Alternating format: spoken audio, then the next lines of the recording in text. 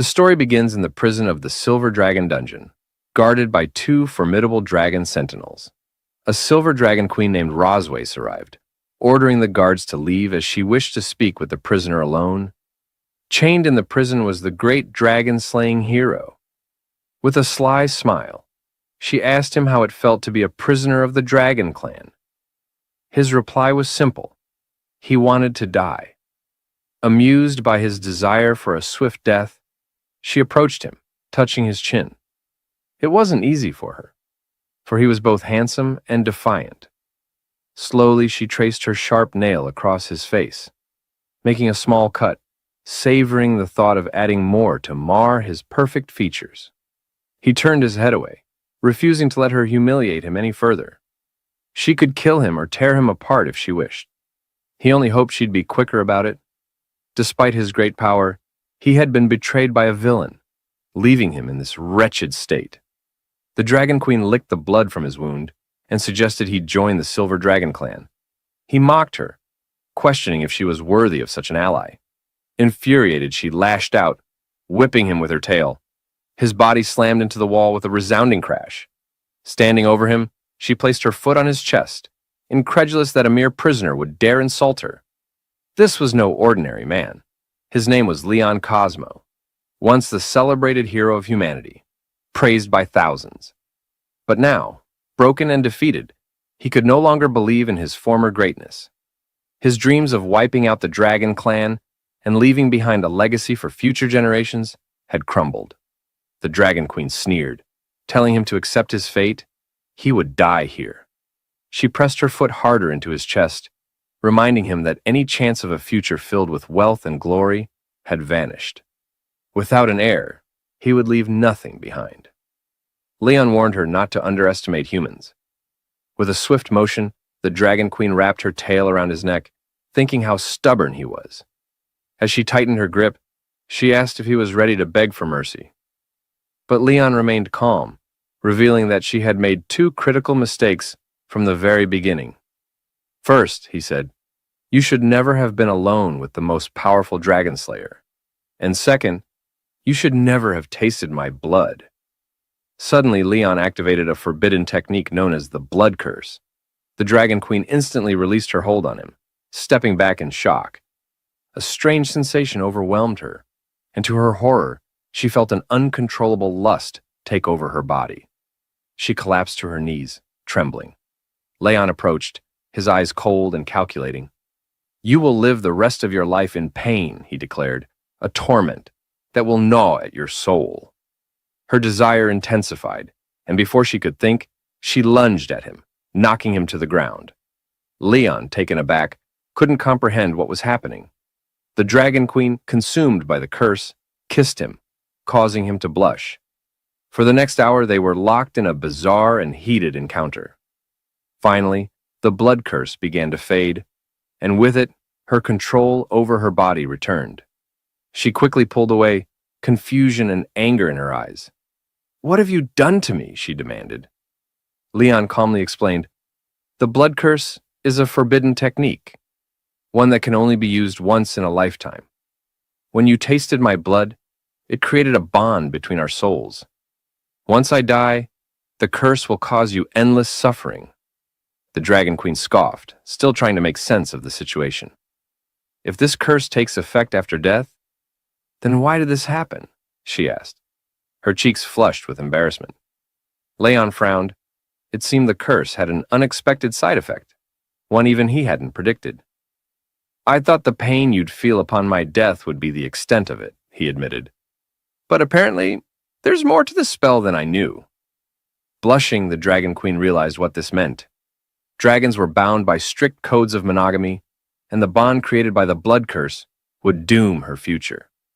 After Leon's death, she would be unable to take another mate, bear offspring, or explain to the Dragon Clan what had happened. Leon was surprised by the unintended consequences of the spell. The irony wasn't lost on him. She had mocked him for not having a successor, but now, neither would she. She launched into the attack, but Leon stopped her, saying, You don't need to do this. I'm going to die soon anyway. As his eyes began to close, he gave one final request, that the Dragon Queen live with hatred for him, and feel pain for the rest of her life. This was his curse as a human, his parting revenge. The Dragon Queen hesitated, holding back from delivering the final blow. Moments later, Leon breathed his last. She couldn't believe it. This mere human had taken his revenge in such a despicable way. But she wasn't about to let him have the last word so easily. Using her power, she marked Leon's chest with the emblem of the silver dragon. Leon Cosmo had once been a legend, a hero revered by all. At the age of 5, he had killed a vicious dog with his bare hands, an act witnessed by a master dragon slayer passing by. Seeing potential in the boy, the slayer took him in as an apprentice. By the age of 10, Leon entered the prestigious Imperial Dragon Slayer Academy, and 4 years later, he graduated as the youngest and most highly evaluated student in its history. At just 15, Leon marched onto the battlefield, slaying dragons and reclaiming territory for the Empire. His name spread across the land as the strongest dragon slayer, the Empire's beacon of hope to end the war. That was until he was captured and enslaved by the Dragon Clan. 2 years had passed since that fateful day. Leon awoke with a scream, his hand instinctively flying to his chest. Gradually, his breathing slowed as he calmed down. Looking around, he found himself in an unfamiliar room. Confused, he wondered where he was, when suddenly the door opened. A small girl entered, and Leon was struck by her innocence and beauty. He blinked, trying to understand what was happening. Rising from the bed, he gazed at the girl. Her presence so pure he thought she must be an angel. Surely he had died and ascended to heaven after his immense service to humanity. But his assumption was wrong. "What's your name?" Leon asked, still in disbelief. The girl smiled sweetly. "Muin." Though her response made him feel strangely happy, something about her was odd. Her hair, black and white, seemed unlike anything he'd ever seen. Muin mentioned that her mother told her the name meant the moon, which left Leon confused. Did angels even have mothers? Introducing himself, Leon was startled when the little girl excitedly responded that Leon meant lion. Surprised, he asked how she knew that. She smiled and said it was what her mother had told her. Feeling a sense of unease, Leon asked, "What's your mother's name?" "Rosweiss," Muin replied cheerfully. Leon froze. Hearing the name, he quickly pieced it together. He was her father. Muin confirmed it with a joyful grin. Panic surged through him. How could this be possible? How could he have a child with Rosweiss? Just then, Muin turned toward the door, where her mother stood, sending a chill down Leon's spine. "Mama! Daddy's awake!" Muin called out, running toward her. Rosweiss's lips curled into a smile, but it wasn't the one her daughter imagined. Muin assumed her mother was happy, since she visited him every day. But as Rosweiss stroked her daughter's head, she wore a wicked grin. "Go outside and play, dear," Rosweiss said sweetly. "Your father and I need to talk." Once Muin left the room, Leon stared at Rosweiss in disbelief. "Is Muin really our daughter?" "Yes," she confirmed, closing the door behind her with her tail. "She's our biological child." Leon's mind raced. "Why did you have the child?" he demanded. "Why did you save me?" Rosweiss revealed that Leon had been asleep for 2 years. She hadn't forgotten what he'd done to her, and she wasn't going to let it go. Leon's anger flared. He hadn't meant for any of that to happen. "We're different," he growled. "We can't coexist. I would have never touched you if things had been different." Seeing the torment in his eyes, Rosweiss's expression darkened. "Oh? It was torture for you, was it?" She wrapped her tail around his leg, yanking him onto the bed. Climbing on top of him, she tore his shirt open and, with a cold gleam in her eyes, activated a spell. She was going to carve her own dragon mark into him, binding him to her forever. Even though Leon begged her not to, Rosweiss touched his chest, and a glowing magic circle appeared. This mark was to become his eternal shame. From this moment on, he would be her prisoner, bound to her forever, unable to leave. When his companions saw the dragon tattoo on his body, they would believe he had betrayed them and surrendered to the Dragon Clan. Leon still couldn't understand why she was doing this. Revenge among the dragon race was a mystery that had baffled human scientists for years. Their vengeance was not just extreme, it was an inhuman, paranoid obsession beyond human comprehension. For the Dragon Queen, it wasn't enough to defeat him. She wanted him to live in shame and suffer humiliation for the rest of his life. As the spell took hold, Leon began to feel an overwhelming desire he couldn't control. For the Silver Dragon Queen, it was a great honor to break Leon, the greatest dragon slayer in human history, and make him her slave, her closest companion. Now that he was fully under the spell, she climbed on top of him, deciding it was time to make him hers in every way. At the Silver Dragon Castle, even the maids noticed the queen was in an unusually good mood. Word spread quickly. The Dragon Queen's husband had finally awakened. Leon, overhearing this from a hidden corner, was shocked. She had publicly declared him her husband. No one knew just how terrifying she truly was. She had spent the entire day and night with him, and poor Leon's body was nearly broken. His waist felt as if it had been shattered. Furious, Leon swore he would not stay here to be her plaything. Stealthily, he slipped out of his room and made his way to the side door of the castle, but 4 dragon guards stood watch. Escape seemed impossible. The castle was eerily quiet, with far fewer guards than there had been 2 years ago. Something was strange about all of this. While Leon was figuring out how to avoid the guards, he stumbled upon a hidden hole in the grass. Silently, he approached it and saw a faint light coming from the other side. Unsure if it was a trap, he decided not to dwell on it. He had to escape no matter what. Even if it was a trap, he would force his way through. Without hesitation, Leon began crawling through the narrow tunnel. He muttered a sarcastic farewell to the perverted Dragon Queen, and as for little Muin, though she was adorable, she would have to stay behind for now. Meanwhile, on the balcony, Muin ran to her mother, excitedly announcing, "Father is digging a hole for the dog." The Dragon Queen, lounging in a bikini and sipping wine, chuckled at Leon's audacity. Muin eagerly asked, "When are you going to fish him back?" Rossweiss scolded her gently, saying that fish was too rude. "Say catch him back instead," she corrected with a smirk. Muin, a bit confused, nodded and agreed. As night fell, Leon finally managed to escape the castle and darted into the nearby forest. He knew if he could climb the mountains ahead, he'd be able to see the border of human territory. After running for hours, Leon felt confident that the Dragon Queen wouldn't be able to catch up to him.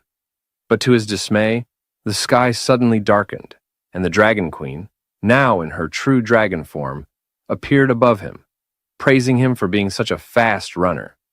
Seeing her, Leon cursed his luck and bolted, but Rossweiss quickly landed in front of him, blocking his path. To his surprise, she wasn't angry. In fact, she seemed quite pleased. "Impressive, Leon," she said with a wicked smile. "I was the one who distracted the guards for you, and I left that little hole for you to find." Although Leon knew it was a trap, he had no other choice. He hadn't expected her to catch up with him so quickly. Returning to human territory now, marked with the Dragon Queen's seal on his chest, no one would recognize him as a dragon slayer. But Leon didn't care anymore. He was determined to start over as an ordinary man, believing it was far better than being tortured by her. Seeing his defiance, the Dragon Queen spread her wings, furious that he didn't appreciate her kindness. She grabbed him with her claw, and together they soared toward human territory. After 3 hours of flight, night fell, and the Dragon Queen released Leon near the border city of the Empire, sending him tumbling through the trees before crashing headfirst onto the ground. Dazed, Leon's headache vanished when he realized he was close to a human village. The Dragon Queen, now in her human form, confirmed they were indeed within the human empire's borders. For most, the sight of a familiar city brought hope, just one step away from returning to the human world. But for Leon, that hope felt unreachable. Suddenly, the mark on his chest began to glow. The Dragon Queen had neglected to mention an important detail. When one of the 2 bearers of the dragon mark desired intimacy, the mark would compel the other. As she touched his chest, Leon felt an overwhelming heat and desire surging through him, impossible to resist. She had brought him here to demonstrate his shame, forcing him to confront it in front of his homeland. But Leon wasn't about to give up. Grabbing her arm, he decided to bide his time, patiently waiting for the right opportunity to strike back. He swore to repay her double for every humiliation she had inflicted on him. The Dragon Queen, surprised but amused, smiled and agreed to his challenge, saying she would wait for him, dead or alive. As the moon rose, the two of them moved to a tree near the border city of the Empire, their twisted fate bound by the mark and their rivalry. They had been clapping for several hours, leaving the Dragon Queen more than satisfied. Meanwhile, poor Leon was exhausted and quietly crying, drained of both energy and pride. As she touched his chest, she casually decided that from now on, she would bring him back every month to his hometown for more sessions. She was lost in her own thoughts, fantasizing about how to further wear down poor Leon. Satisfied for the moment, the Dragon Queen declared it was time to leave. After all, their daughter was waiting at home. But Leon, his spirit still somewhat intact, stopped her. He refused to be dragged back as her prey. As a dragon slayer, he would walk on his own, with what little dignity he had left. She raised an eyebrow, explaining that it would take 3 hours to fly back to the Silver Dragon Castle at her speed, while it would take a human like Leon 10 days, maybe even half a month to walk. Despite this, Leon stubbornly insisted on going on foot, asking her not to underestimate human endurance. Amused, the Dragon Queen smiled, intrigued to see how long he could hold out.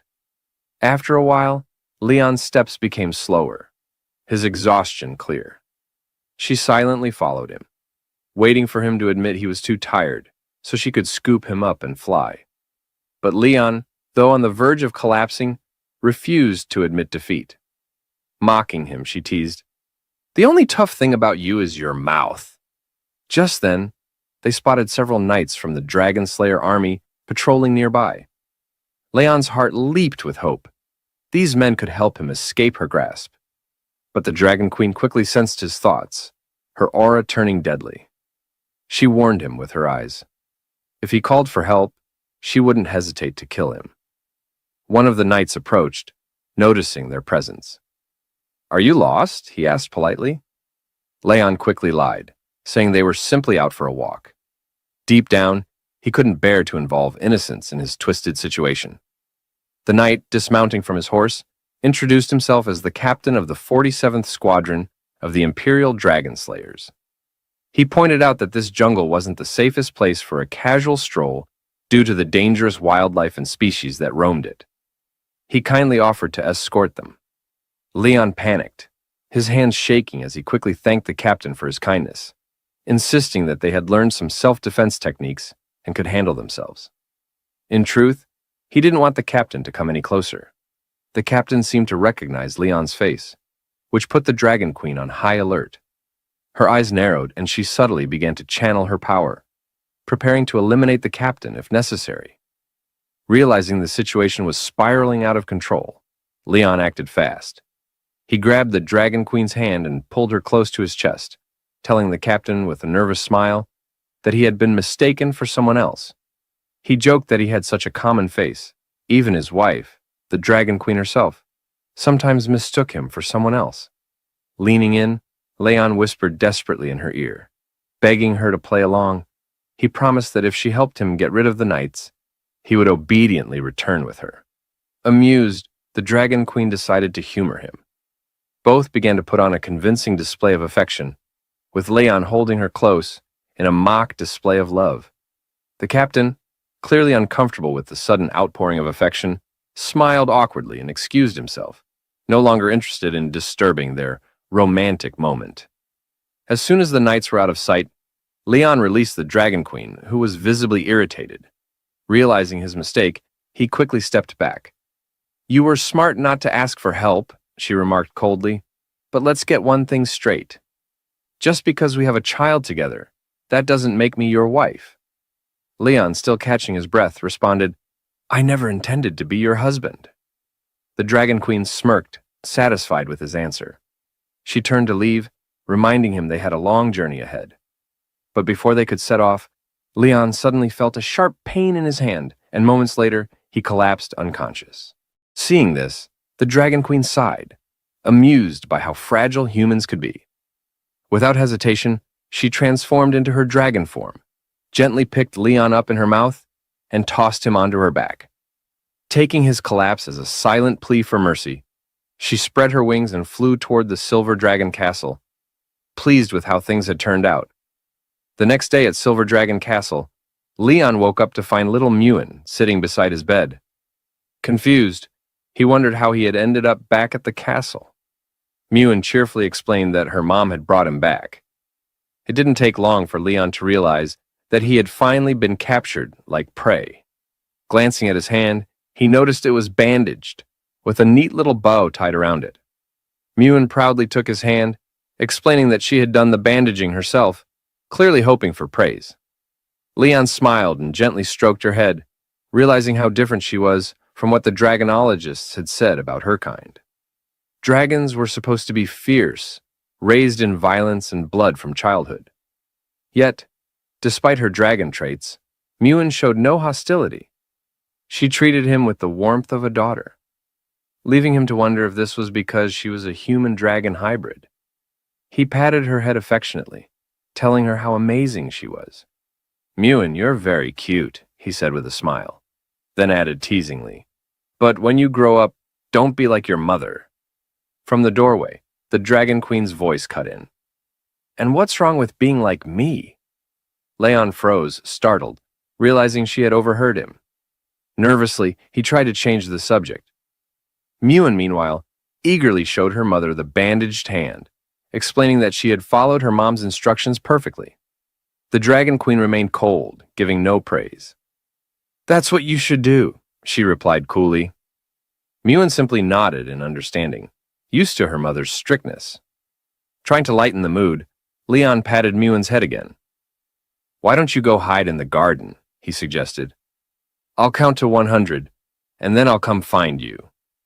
Mewen's eyes lit up with excitement at the thought of playing hide-and-seek. As she ran off to hide, Leon glanced at the Dragon Queen, muttering to himself, "I'm definitely not like her mother." Then, he began to count as Mewen disappeared into the garden. Once Mewen left the room, Leon turned to the Dragon Queen and asked why she was being so hard on her. Sitting on the bed, she explained that all dragons were strict with their children from a young age to cultivate strong warriors. Leon countered that Mewen was not entirely a dragon, and besides, she was very cute. The Dragon Queen scoffed, stating that Mewen was indeed a dragon, and that cute was a derogatory term for one of her kind. Leon thought the Dragon Queen was also quite cute, but his comment only fueled her fury. In a swift motion, she grabbed him by the shirt, reminding him that he was just a slave for her to vent her anger on, and was not allowed to outshine her.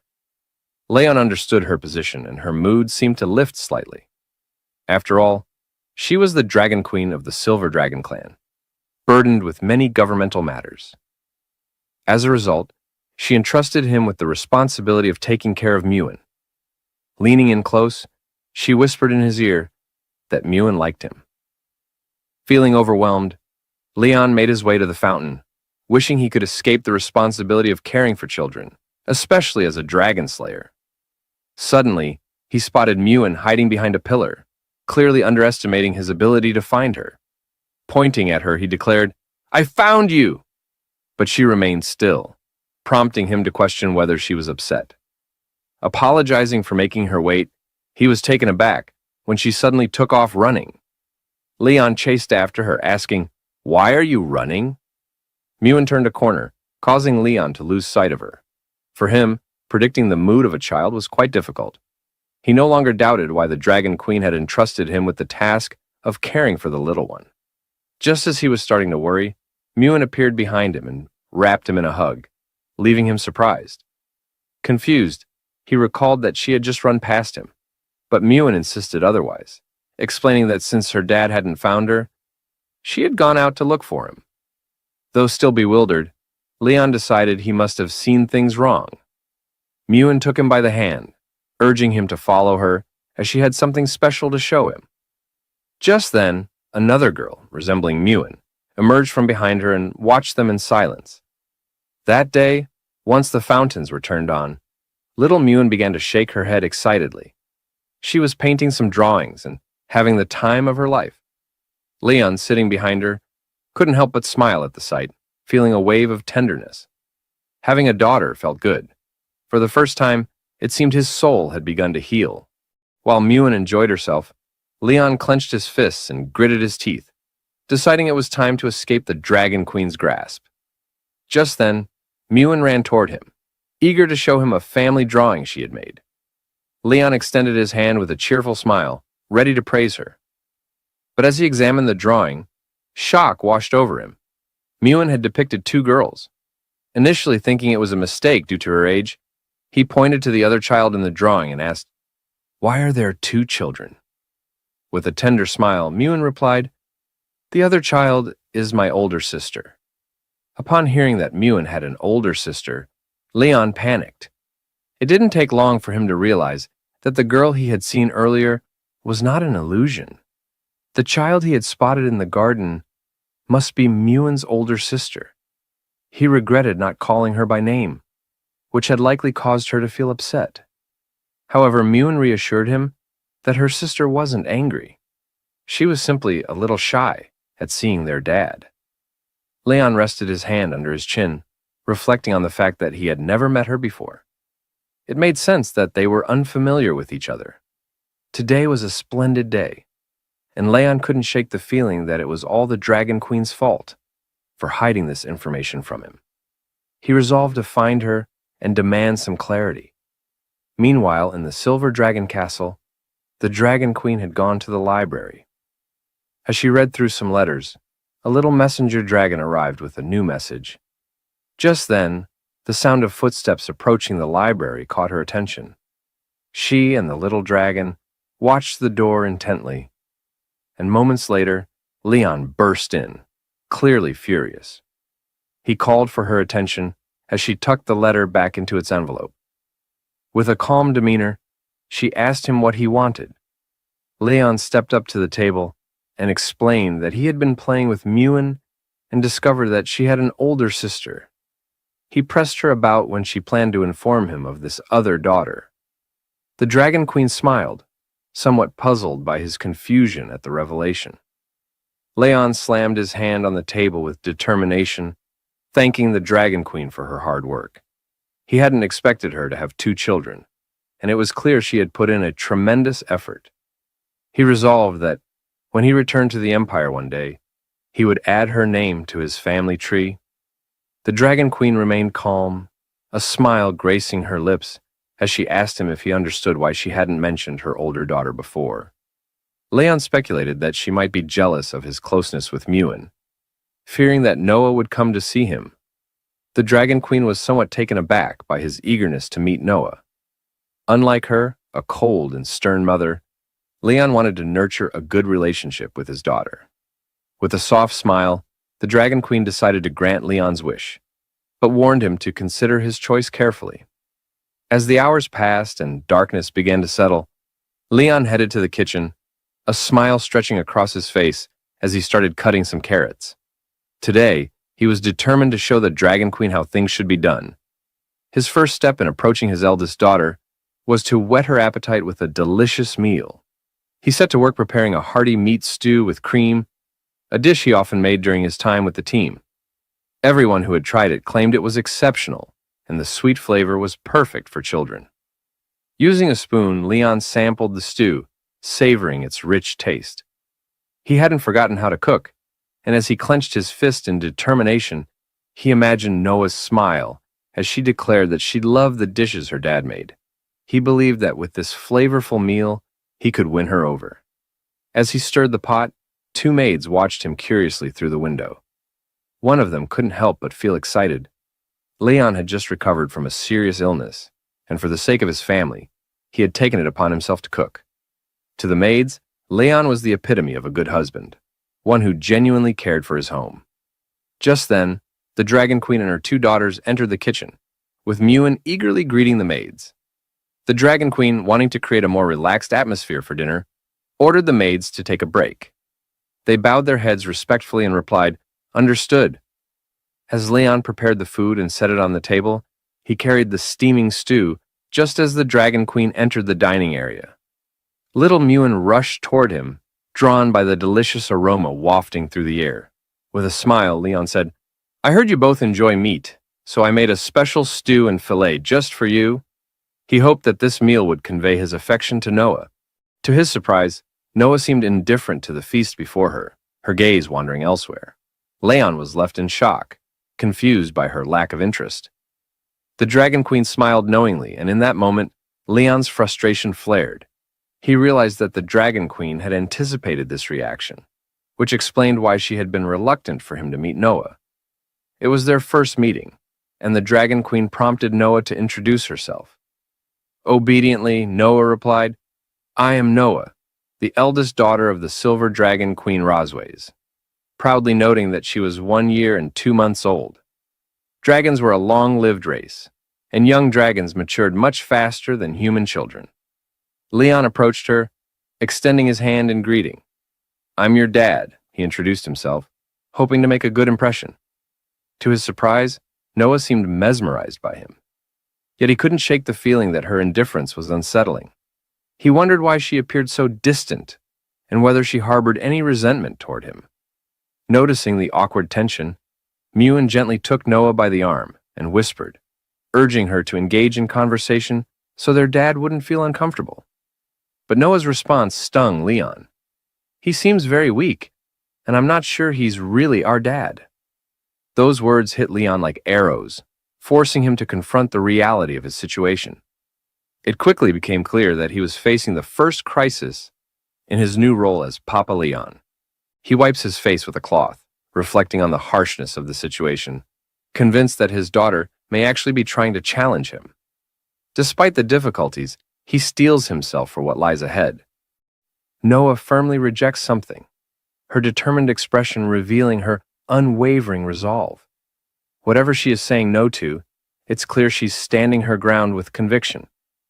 The family sits around a table in an elegant dining room.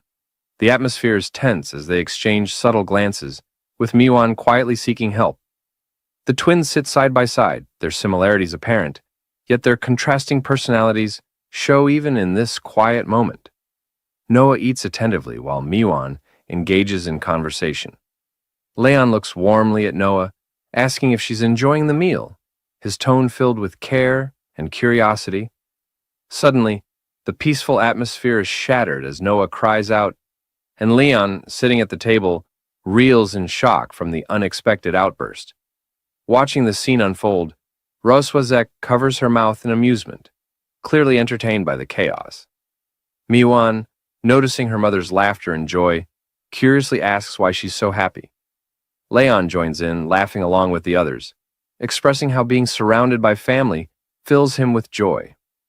Mewan excitedly asks if their father will join them for dinner every day, her face glowing with hope. But Noah, with a serious expression, quickly rejects the idea, making her stance clear. Puzzled, Mewan asks why her sister doesn't want them to eat together daily, struggling to understand her reasoning. Their mother calmly questions the urgency of joining a prestigious academy designed for dragons, wondering why her daughter is in such a rush.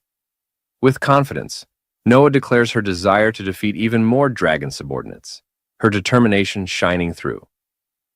Meanwhile, Leon, wiping his face in disbelief, begins to realize she might even be planning to surpass him someday. Gently, he warns her about the dangers of battling fierce dragons, worried for her safety given her young age. Annoyed, Noah crosses her arms and insists she's not a child, much to her father's exasperation. Rosways agrees with her daughter's eagerness to start learning early, believing it will better prepare her to face dragon subordinates in the future. Turning to Leon, she asks if he has a specific reason for wanting to prevent their daughter's education, subtly challenging his concerns. Leon contemplates in frustration, realizing that if he continues to oppose her ambitions, his daughter will only grow more determined to challenge him. Finally, with a resigned sigh, he dismisses his concerns and decides to remain silent for now. Reluctantly, Leon acknowledges that he understands the situation, though he's visibly frustrated. In his mind, he envisions Rosways using the dinner setting as a psychological game, aiming to mentally overwhelm him. With a smirk, Rosways warns Leon to be cautious, as decisions about their daughter's future are made swiftly, leaving him visibly stressed. Noah is informed that the Academy's entrance exam is in a month, and her father will help her prepare during this time, to which she enthusiastically agrees. As the family dinner concludes, they playfully talk about how full they are, teasing each other lightheartedly. Rosways turns, calling out in a serious tone, catching the attention of someone nearby. Leon gestures to the table, pointing out that the dishes haven't been cleared, expecting some action. Rosways calmly replies that such tasks are best left to others, subtly dismissing his concern. Leon suggests that a proper family dinner should end with both husband and wife cleaning up together. He hints at whether Rosways truly wants to uphold a harmonious family image for the children, or if it's merely for show. The child eagerly awaits the elder's approval, her excitement unmistakable, as Rosways reluctantly agrees with a calm expression. The child, brimming with enthusiasm, declares her desire to help, her energy contagious as she eagerly reaches out, determined to be part of the action. Suddenly, Noah finds herself being pulled along in confusion, struggling to keep up with her sister's quick pace as the scene shifts to a quiet kitchen with dishes left in the sink. Rosways confronts Leon, asking pointedly when he plans to lend a hand. Leon crosses his arms and sternly reminds her of something he told her 2 years ago. Rosways, however, firmly asserts her refusal to deal with someone who has undergone rigorous training, her body radiating with power. Leon stands confidently, demanding to know Rosways' intentions, with a sharp tone, reflecting on how he used to be easily manipulated. But things have changed. Rosways launches a powerful attack, warning him not to think he can escape so easily. Leon catches her strike with a firm grip, standing his ground and asking with a smirk, "Who said I was trying to escape?" Rosways groans in pain, struggling to maintain her strength, while Leon taunts her for being unable to fight back, mockingly calling her a fallen queen. He smugly explains how the effects of the dragon's mark have weakened her, comparing her to a helpless kitten, as he reveals newfound knowledge from her tribe's ancient texts. Sensing her shock, he taunts her thirst for control. Rosways, stunned, questions whether he has ever truly been conquered. Breathing heavily, her face flushed with emotion, she demands her tail be released, indicating that she's being restrained. Leon, holding her tail, speaks in a calm yet menacing tone, accusing her of disrespecting his dignity since the day he awoke. His smug expression contrasts sharply with her shocked, vulnerable state, as she glares at him angrily. Rosways responds fiercely, refusing to submit and calling him a bastard, her emotions boiling over as she challenges his dominance. She stares at him, clearly taken aback by his bold actions.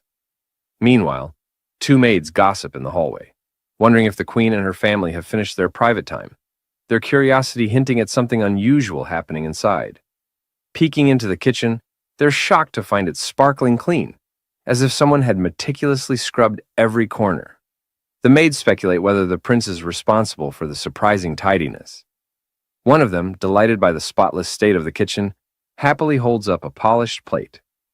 Meanwhile, Leon stands silently, observing the situation with a calm yet focused expression. Holding Rosways tightly, he warns her to stay quiet to avoid discovery by the maids, mocking her fall from grace as she finds herself in a vulnerable position. The door to the room shuts firmly, and Rosways' eyes blaze with anger and determination, betraying her inner struggle against the humiliating circumstances. Leon smirks, tightening his grip on Rosways as he mockingly calls her his wife, and suggests they get started. His expression shifts to a cold, determined gaze, showing his complete control over the moment. Rosways' eyes fill with helplessness and exhaustion, but she barely responds, seeming resigned to her fate. 3 days later, the scene shifts to a bright, majestic castle, standing tall under a clear blue sky. 2 sisters stand by their father's bedside, worried as he hasn't woken up in 3 days. They wonder if he might be dead, but one of them calmly reassures the other to wait and see. Suddenly, Leon reacts as he's kicked in the face, groaning in pain from the unexpected hit. Noah, her foot still on his face, remarks that their father isn't dead yet. Startled and somewhat hurt, Leon questions if any child would treat their parent this way. As Leon regains awareness, He finds himself in bed with Miwan by his side, who eagerly reacts to his movement as if she's been waiting for this moment. With joy, Miwan announces that he's regained consciousness, while Noah sits nearby observing. Confused, Leon wonders when he even fainted. As he slowly sits up in bed, Rosways calmly offers to help Leon recall the events that led to his unconsciousness. A flashback reveals him being struck hard by Rosways. He remembers how the dragon mark on him became powerless after that night, triggering the painful moment when he was struck. Leon reflects on Rosways' ruthlessness, realizing her power is overwhelming and could have easily ended him if he had been any weaker. Still recovering, Leon sits quietly on the bed, watching Rosways, who has turned her back to him. He notes her beauty, despite her intimidating strength, and realizes she is a dragon over 200 years old. Miwan, noticing her father's stillness, wonders why he isn't moving, speculating that he is simply stunned by their mother's appearance, hinting at the awe she inspires. Rosways is caught off guard as someone abruptly strikes a nearby surface, drawing her attention. Her expression shifts in surprise. Leon reaches down to pick up a flower accessory from the floor and gently places it on Rosways, stating that it suits her. Rosways reacts with surprise at Leon's thoughtful gesture, questioning if he's ever done something like this for other women. Leon chuckles and explains that as a child, he used to comb his master's donkey, claiming he has some skill in it. Miwan looks up at Leon and innocently asks what a donkey is, catching him off guard. Smiling, Leon explains that donkeys are similar to dragons, but much smaller, stubborn, and make humming sounds when unhappy. He then imitates a donkey's behavior, amusing Miwan with his antics.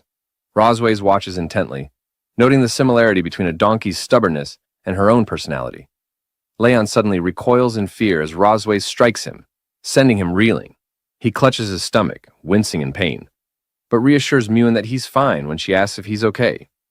Rosways assigns the task of teaching the girls to write, declaring that Leon will handle it. Leon, taken aback, realizes he's been volunteered without any say.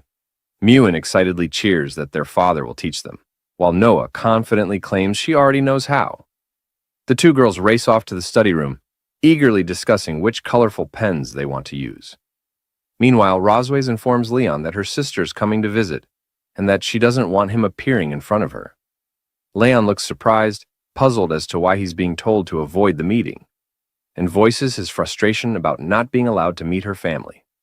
Rosways reminds him that he is now part of the Silver Dragon clan and was in a coma for 2 years due to a mysterious illness. She explains that he has only recently woken up, emphasizing the complexity of his new situation. Rosways warns him that if he is ever forced to meet her sister, he must stick to the false identity she has crafted for him.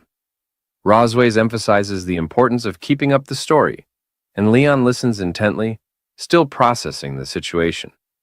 With a serious expression, he acknowledges her instructions, respectfully addressing her as Your Majesty. After Rosways leaves, Leon questions whether he'll truly follow her orders, standing alone as he begins to plot ways to embarrass her in front of her sister. The scene shifts to the children's study room in Silver Dragon Castle, where Leon sits at a table, teaching Noah and Miwan to write their names. He demonstrates patiently, guiding them step by step as they watch attentively. After writing their names as examples, he asks them to practice by copying his writing. Miwan looks excited, while Noah's expression remains more serious. Studying Leon's writing, Noah comments that it isn't as good as her mother's, hinting at her high expectations. Leon feels a twinge of frustration at the comparison, sensing the pressure to meet her standards. When Leon stands to leave, Miwan curiously asks what he's planning. He replies that he forgot to deliver something to their mother, and assures them he'll check on their progress later, though his carefree attitude leaves Noah doubting his seriousness. Miwan teases her sister for seeming happy, which Noah sternly denies, insisting they focus and practice as instructed. She looks down with a soft blush, momentarily thoughtful. The scene transitions to the grand gates of Silver Dragon Castle, where soldiers and prominent figures gather for a formal event. There, Isha Melkvi, the Red Dragon Queen, stands confidently, her striking red hair and royal attire making a powerful impression. Rosways rushes to embrace her sister, their close bond evident in the warm reunion. The reunion is filled with warmth as Aisha and Rosways joyfully greet each other after a long time apart. Isha Melkvi compliments her sister, noting how vibrant she looks since their last meeting. Rosway seems a bit taken aback by the compliment, modestly disagreeing. Curious, Isha inquires about Rosway's husband, having heard that he has finally woken up. She wonders aloud why she hasn't been allowed to see him yet. Rosways explains that her husband is unwell and cannot meet with Isha at the moment. Disappointed, Isha admits she was eager to see what the Dragon King who kidnapped her sister looks like. With a teasing tone, she hints at the dynamics of Rosway's relationship, suggesting that their quick marriage and child imply a strong bond. Rosways becomes defensive, firmly rejecting the notion that marriage and children necessarily signify a good relationship. She firmly denies any attraction to her husband, both in the past and for the future. Aisha smirks, commenting on her sister's toughness, recognizing that her strong personality remains unchanged. Rosways cheerfully suggests they take a walk in the garden to chat, showcasing their strong bond. Aisha agrees, allowing her sister to lead the way.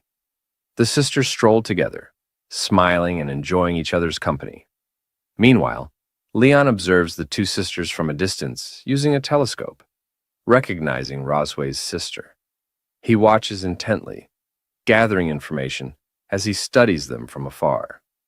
Determined to test the range of the dragon pattern, he seeks to discover how far its power can extend. As Aisha and Rosways wander through a beautiful garden filled with blooming roses, they discuss the recent instability within the Dragon Clan. They note that the Red Flame Dragon King has been particularly active lately, raising concerns among them. Rosways is taken aback when she hears the name Constantine mentioned in connection with the recent turmoil.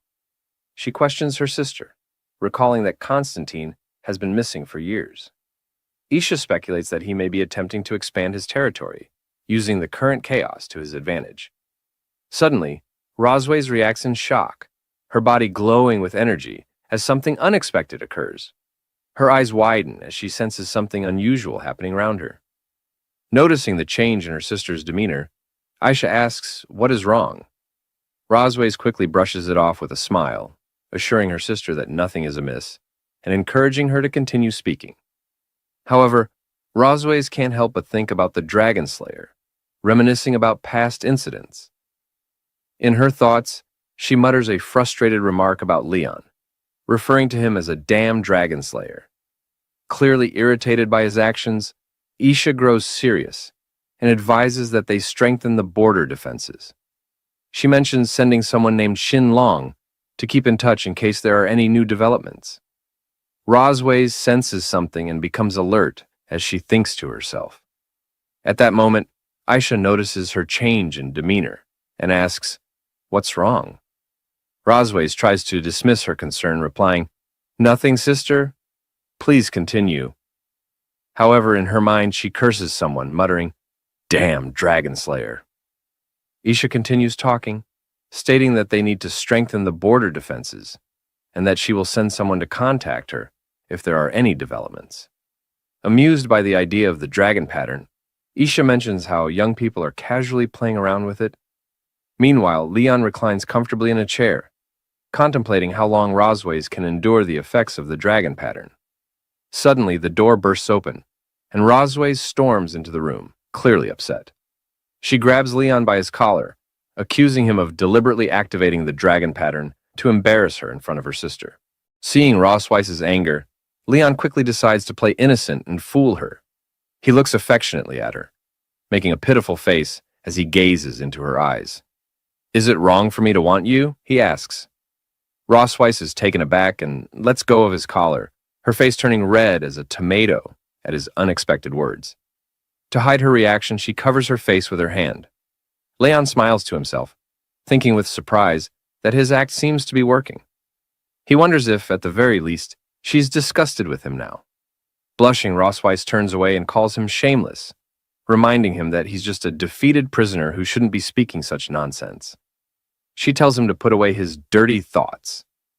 Leon remains silent, smiling calmly, while Rossweiss glances at him with a flushed face, thinking, I came here to confront him, so why did his words throw me off? She leaves with an angry blush, warning him that he got lucky this time. But if he tries something like this again, she won't let it slide. Leon, with a teasing look, thinks to himself how terrified he is, amused that a single word could leave her so flustered. He reflects that the dragon pattern really is powerful. As he ponders, his face warms, and he realizes his heart beats faster whenever he thinks of her. Composing himself, he mutters, Cosmode, wake up. Stop thinking about nonsense. He reminds himself that the kids are still waiting for him to return. But it's clear that he and Rossweiss are beginning to feel something for each other, marking a new turn in the story. In the study room, Noah practices writing diligently, while Muen, slacking off, wonders aloud why Dad hasn't come back yet. The romance between Leon and Rossweiss begins to reach a new stage, adding twists and surprises to the plot. Later that night at Silver Dragon Castle, Aisha waves goodbye to Rossweiss, saying she'll head out tonight. Rossweiss, waving back, reminds her sister to be careful on the road. Aisha transforms into her red dragon form, playfully asking Rossweiss to let her meet her husband next time. Rossweiss agrees, promising they'll have more time to talk. As Aisha, accompanied by her knights, flies back to her own castle, Rossweiss watches her sister's departure with a pensive look. I thought there'd be some trouble in this chapter, she thinks. But it seems Aisha's departure wasn't quite what I expected. Who knows what the future holds for this family's mischief? With a serious expression, Rossweiss grits her teeth, staring ahead with determination. Damn, Dragon Slayer, she thinks. He still hasn't learned his lesson. She decides tonight will be different. Meanwhile, Leon, on the other side of the castle, sneezes repeatedly, wondering if someone's talking about him. He settles down to read the story of the young dragon as a bedtime story for Noah and Muen. As he reads, the girls drift off to sleep, looking absolutely adorable. Smiling, he quietly closes the book, gently tucking them in and whispering, "Don't catch a cold." Leon slowly exits the room, taking care not to disturb his sleeping daughters. Just as he shuts the door, Rossweiss suddenly slams her hand against it with a loud thud, startling him. Her serious expression catches him off guard as she asks, "Where are you planning to go?" With an awkward look, Leon glances at her. "Is your sister gone?" he asks. With a sly smile, Rossweiss replies, "We still have things to settle tonight." She grabs his collar, dragging him forward with determination. Leon protests, but she pulls him along, ignoring his resistance. In the Silver Dragon Queen's bedroom, Leon places a tub of hot water down with a loud clatter in front of her. "The hot water's ready," he says, looking at her with a hint of exasperation. "What do you need it for?" Rossweiss stretches her legs out in front of Leon, looking at him with an air of superiority. "I'm exhausted from walking all day," she says. "Wash my feet." Leon stares at her, stunned. His expression shifts to serious disbelief as he takes in her request. Rossweiss, with a commanding look, adds, "Enough with the nonsense, just do it. This is your punishment for today." Sighing in frustration, Leon removes her heels, thinking to himself, "I'm a dragon slayer, and now I'm reduced to being a foot-washing servant for a dragon." As he looks down at her feet, he can't help but wonder just how many dragon slayers have fallen under them. Rossweiss notices him staring and frowns. What is he thinking, she wonders. A blush creeps onto her face as she begins to suspect he might have a strange fascination. Before she can say anything, Leon grins mischievously and plunges her feet into the hot water. "Get down here," he says half playfully. The water is scalding, and Rossweiss immediately recoils, her expression shocked. She kicks him under the chin, shouting, "It's too hot, you fool!" Her kick sends him flying back, and Leon hits the ground, coughing up blood. With a cold, piercing look, Rossweiss steps onto his chest, pinning him down. "You did this on purpose, didn't you?" she asks icily. "Trying to get back at me?" Leon, his defiance undiminished, gives her an arrogant smile. "Well, you're the one who demanded I wash your feet." Rossweiss's cheeks flush as she looks down at him. "Seems you still haven't learned your lesson," she says, slowly dragging her foot down his chest. Her tone drops to a mocking whisper. I bet you never thought you'd end up beneath a dragon. As Rosweiss presses her foot down on his lower body, Leon feels a wave of conflicting emotions. His face flushes from her touch, and in a strained voice, he tells her to stop. He's torn between the humiliation of the situation and an odd sense of comfort. Rosweiss, smirking with a touch of arrogance, leans in. I'm curious, she says coolly. Just how long can you endure this? Leon, still flushed, glances up at her defiantly. I won't give in to this dragon's games, he thinks, steadying himself. With a sudden move, he catches her leg, and as he stands, he grins confidently. I've had pigs' trotters, cows' trotters, goats' trotters, but dragons' trotters. Now that's something new. Rosweiss's eyes widen, her face turning red as she asks, What are you doing? Without missing a beat, Leon playfully bites her leg, exclaiming, Tonight's snack, raw dragon claws. As Leon bites her leg, Rosweiss screams angrily, threatening to kill him. The next morning, Moon and Noah wake up. Noah is fully alert, while Moon is still half asleep. When Rosweiss enters the room, her leg wrapped in bandages, Moon notices and asks, Mom, why are you limping? Rosweiss brushes it off, replying, It's nothing. Meanwhile, Leon sports a bandage on his cheek. Noticing it, Moon turns to him, asking, Dad, why do you have bruises on your face? Mirroring Rosweiss's posture, Leon folds his arms and says, It's nothing. Moon, puzzled and curious, places her hands on her hips, staring at both Leon and Rosweiss with a questioning expression. Suddenly, an idea pops into her head, and her face lights up with excitement. You must have been playing some fun game without me, she exclaims, raising her hand. I want to play too. Noah, arms folded, watches her sister with a blank expression, silently observing the scene. Later, Leon and Rosweiss walk in the garden outside the Silver Dragon Castle. Both look away from each other, each lost in their own thoughts. One maid nudges another, pointing and saying, Look, the queen and the prince are on a date. The blue-haired maid giggles, adding, What a lovely couple they are. However, she then remarks that they seem a bit distant. The other maid watches them contentedly. Rosweiss and Leon continue walking in silence, the quiet between them stretching. Leon, watching Rosweiss from behind, wonders how things ended up this way. He thinks back, recalling how she had earlier suggested they take a walk together. Shocked, he'd asked why he should walk with her. Rosweiss had replied that it was his duty to keep up the appearance of family harmony for the sake of outsiders. In the garden, Leon glances at Rosweiss, sensing something unusual about her today. She's not typically this proactive, and he wonders what she might be planning. Meanwhile, Moon and Noah, hiding behind a nearby tree, observe their mom and dad. Moon mutters to herself that Dad is so clueless. He can't even hold hands. Suddenly, an idea pops into her mind.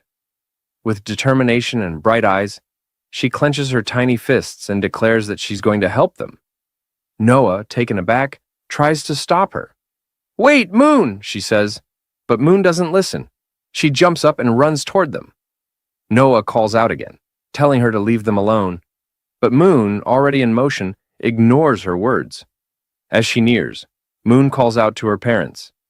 Hearing her voice, Leon and Rosweiss turn, surprised to see her racing toward them. Leon asks why Moon followed him, but before he can finish, Moon grabs both his and Rosweiss's hands, quickly linking them together. Both Leon and Rosweiss are startled by her sudden action. With a cheerful smile, Moon says, When you take a walk, you're supposed to hold hands. Then, with a quick spin, she runs back, saying she's going to play with her sister. Leon watches her leave, wondering where this child learned such things. Back at the tree, Noah pinches Moon's cheeks, scolding her for not listening. Moon, tearing up cutely, admits she was wrong, promises not to do it again, and asks her sister to let go. Leon and Rosweiss stand in silence, still holding hands, wearing blank, confused expressions. Blushing, Leon looks away and says that this is a bit unexpected, asking what he should do. Rosweiss, also blushing, replies softly that it's okay. They can just hold hands for now. As Leon and Rosweiss continue walking, Leon remarks that she seems unusually calm today, which makes him feel a bit uneasy. Rossweiss responds with a smirk, saying it seems like she's finally tamed him, and now that they're getting along, he's the one who feels unsettled. While they chat and stroll, Moon and Noah watch them from behind a tree, curious and observant. Leon glances at Rossweiss and reflects on how she has always presented herself as a dignified queen before others. Yet, he didn't expect her to be so flustered by something as simple as holding hands. He wonders if her strictness as a mother might stem from not knowing how to connect with her children. Leon then brings up the way Moon and Noah address her, noting that they always call her mother in front of others. He gently suggests that the usual way of addressing parents is mom and dad. He points out that while Moon calls him dad, she calls Rossweiss mother, and wonders if it makes her seem more distant to them. Rossweiss looks away and after a pause, asks if there's really that much of a difference between mother and mom. Leon, looking at Rossweiss with a bright smile, suggests that there is a difference and encourages her to have the kids call her mom instead. He bets they'll feel closer to her that way. Rossweiss's face flushes red, caught off guard by Leon's cheerfulness. After composing herself, she nods and says she'll try it next time. Leon, surprised by her sudden enthusiasm, asks why she's speeding up. As they continue walking in the garden, Rossweiss suddenly asks if Leon feels homesick. He raises an eyebrow and questions why she's bringing it up, since she won't let him go back anyway. Rossweiss admits that she can't send him home, but mentions there's something that might help ease his homesickness a bit. Leon, curious but silent, follows her until they arrive at the castle's large warehouse doors.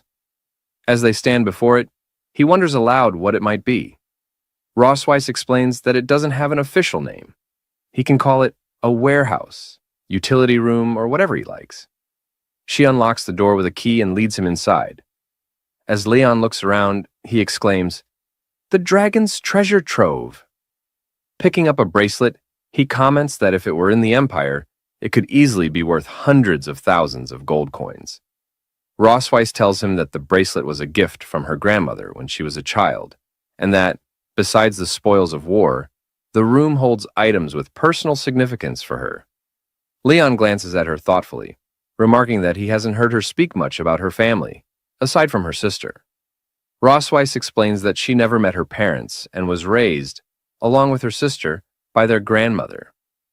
Leon, surprised, shares that his own story is similar. He grew up in an orphanage, not knowing his parents, until he was later adopted by his master and his wife. Leon looks at Rossweiss and asks why she brought him here. Opening a treasure chest, she replies that she has something that might temporarily help him forget his troubles. Leon, still confused, remains silent. When Rossweiss opens the chest, Leon's eyes widen with surprise, and he exclaims, "It's the black gold armor!" Rossweiss smirks and asks if he hasn't always wanted to reclaim this armor. Leon, in disbelief, asks if he's dreaming, and if she's truly going to give it back to him. With a cunning smile and a dark glint in her eyes, Rossweiss confirms it. As Leon reaches out and touches the chest plate of the black armor, a blue light begins to glow. Shocked, he realizes it's enchanted with a dragon mark. Internally, he thinks, "Black gold armor, my faithful friend, how did you fall into her hands?" Rossweiss, still smirking, tells Leon he has finally fallen into her trap. Now furious, Leon clenches his teeth and glares at her. It seems we're about to witness yet another heated encounter between Leon and Rossweiss. Now, Leon seems shocked and confused as he asks Rossweiss what she's planning to do. We can see an activating spell beneath his feet, a dragon pattern sign, indicating that if he touches it, the armor will be automatically activated. Rossweiss, with a confident tone, tells him that she has attached a dragon pattern to the surface of his armor to enhance its properties. After hearing this, Leon feels uneasy and collapses, clutching his chest as if in pain, while cursing Rossweiss in his mind, calling her a despicable dragon woman. He blames himself, thinking he was careless for letting his guard down. While Leon trembles, Rossweiss laughs wickedly, telling him that the enhanced dragon pattern has doubled its effect. She touches his chain, addressing him as her "dear dragon slayer," and tauntingly asks if he can endure it, clearly mocking him. Leon, rendered helpless by the effect, softly calls her name Rosweiss, before suddenly collapsing. As he lies there, unable to move, he realizes with growing frustration that he's been completely tricked by Rosweiss. Desperately, he thinks, "Damn it, my body won't move," while an undeniable urge surges through him, stronger than ever. Seeing him in this vulnerable state, Rosweiss takes advantage of the situation, approaching him with both kindness and devilish intent. With a sly smile, she tells him, "Did you really think I wouldn't hold a grudge after what you did?" She goes on to say that she has been waiting for her chance to take revenge, and the past few days have only fueled her determination. Now, with his guard down, she has seized the perfect opportunity to fool him. She adds that she didn't expect it would be so easy to trick him, and Leon, still unable to resist, silently curses her. Rosweiss, unable to hold back any longer, seduces him while teasingly asking if her performance has been convincing. Leon, angry and conflicted, shouts, demanding to know if everything she said and did up until now was a lie. Rosweiss simply smiles, correcting him. His doubts are unfounded. She admits that she hasn't lied, that her feelings were real, and she too has begun to fall for him. Smiling warmly, she finally confesses her affection, removing her clothes and all that covers her body. Laughing, she declares that she actually likes being conquered by him, and with a sense of finality, she officially addresses Leon as her husband. Leon lay there helpless, almost like a bedridden patient, feeling as though this might be the end. But this intensified moment soon transformed into a joyful one, as the two began to admit their true feelings, finally acknowledging that they truly loved each other. After a while, Leon, our lucky protagonist, happily sighed, relieved that it was over. Dramatically, he looked up, while Rosweiss watched him with a content expression. Seeing her look, Leon grew annoyed and demanded, in his usual blunt manner, to know why she was staring at him like that. In response, Rosweiss leaned in, grabbed his mouth, and whispered in his ear, "Compared to 2 years ago, the scars on your face have faded a little, but you look more worn by the vicissitudes of life, a little more like a mature man."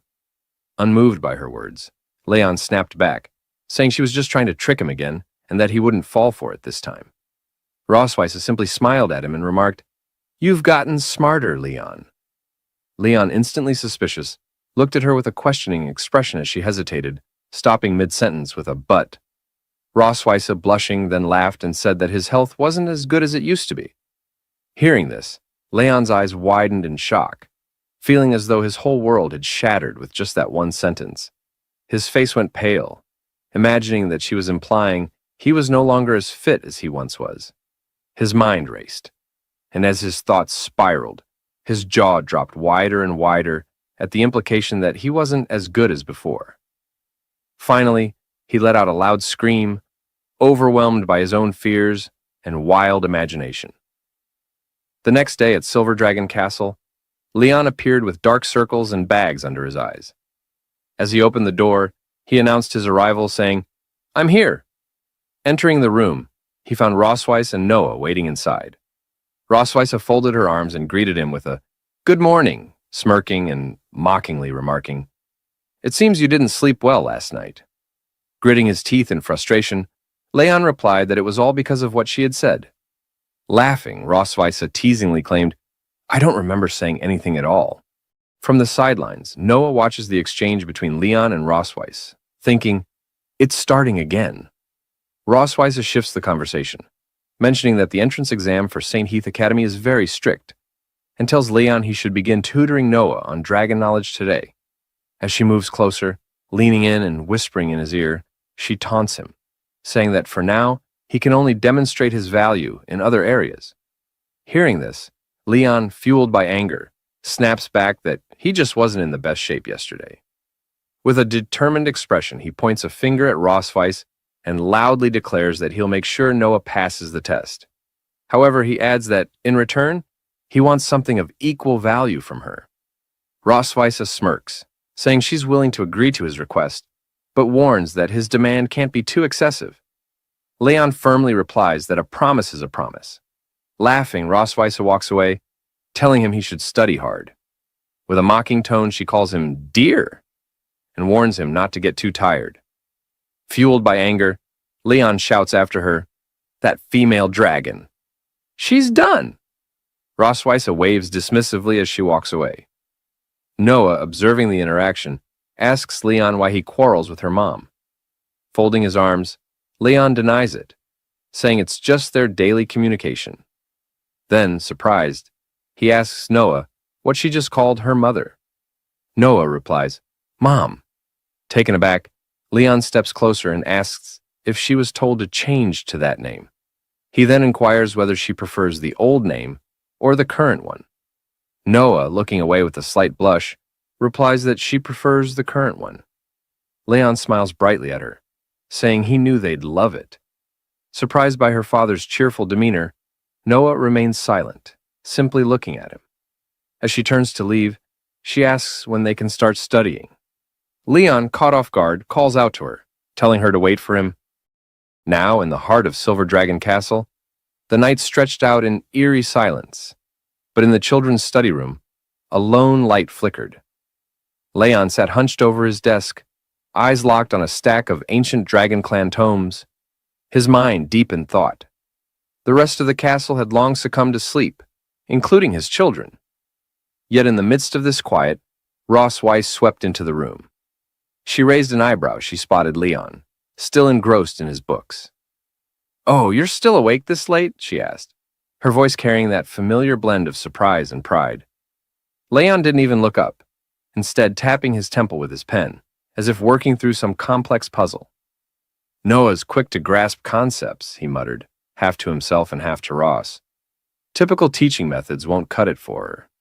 I need to design an entire curriculum. Key concepts, test questions. Looks like I'll be pulling an all-nighter." Ross's lips curled with pride as she stole a glance at their daughter, sleeping peacefully nearby. "Of course," she said, lifting her head and naturally her chest in an almost regal motion. "After all, Noah is like me." Leon smirked, finally looking up from his books to meet her gaze. "Is she, though?" he challenged, a glint of mischief in his eye. He stood up, stretching his tall frame with a flourish, folding his arms with dramatic flair. "I was the top dragon-slaying genius every year, you know," he declared, sounding almost as proud as Ross. "Top of my class in exams, undefeated in field training, awarded every scholarship they had. The school pretty much ran out of ways to praise me," Leon boasted, tossing her a smirk over his shoulder, as if daring her to top that. He leaned forward, eyes gleaming with a playful taunt. "So, Your Majesty, what were your accomplishments?"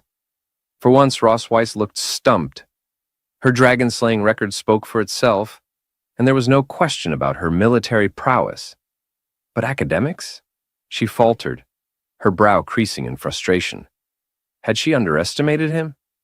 This was Leon, after all, the same man she'd always assumed was all brawn and no brain. Her pride took a hit as she realized he might be sharper than she'd given him credit for. With a disdainful smirk, she countered, "So powerful, yet still my captive, aren't you?"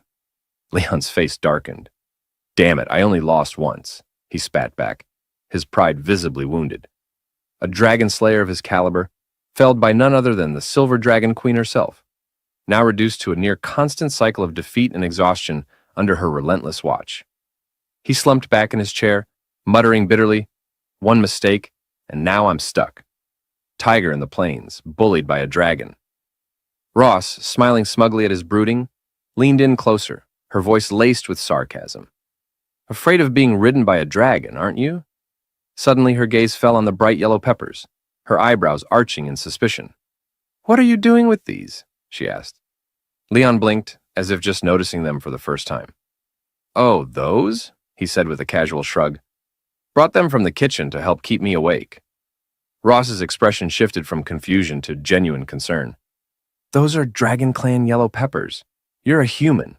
There's no way you can—" But it was too late.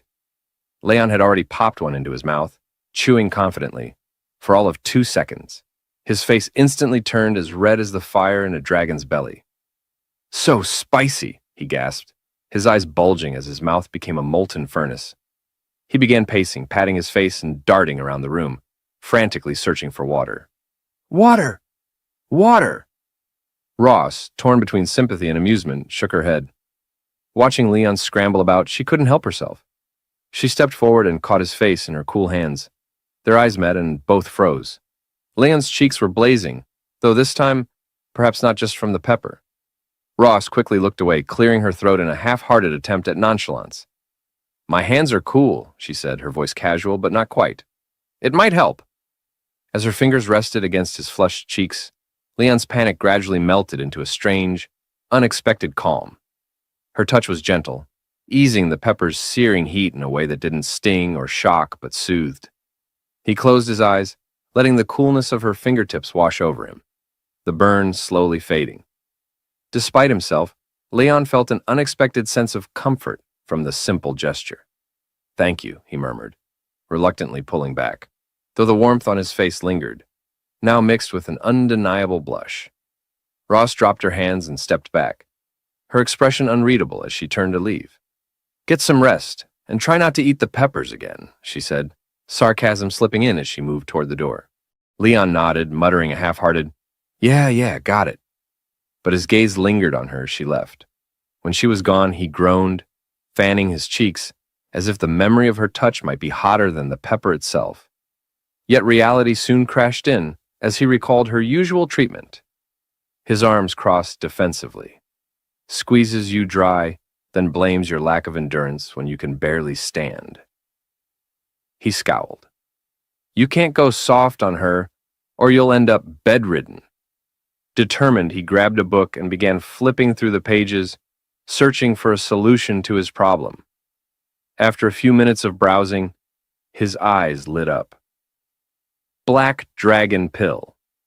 A highly effective body-strengthening elixir, nourishing and stabilizing the core.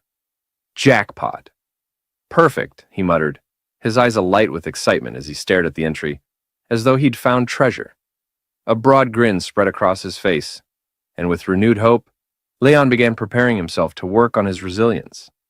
The next morning was unusually bright and sunny. Outside the window, a pair of birds, one small and yellow, the other large and white, sat on a branch, chirping back and forth like they were deep in conversation. Inside, however, the atmosphere between Leon and his daughter Noah was far less harmonious. He sat across from her, grading her test with a carefully suppressed grin. "Noah," he began, trying to keep a straight face, "I just finished grading the test you took.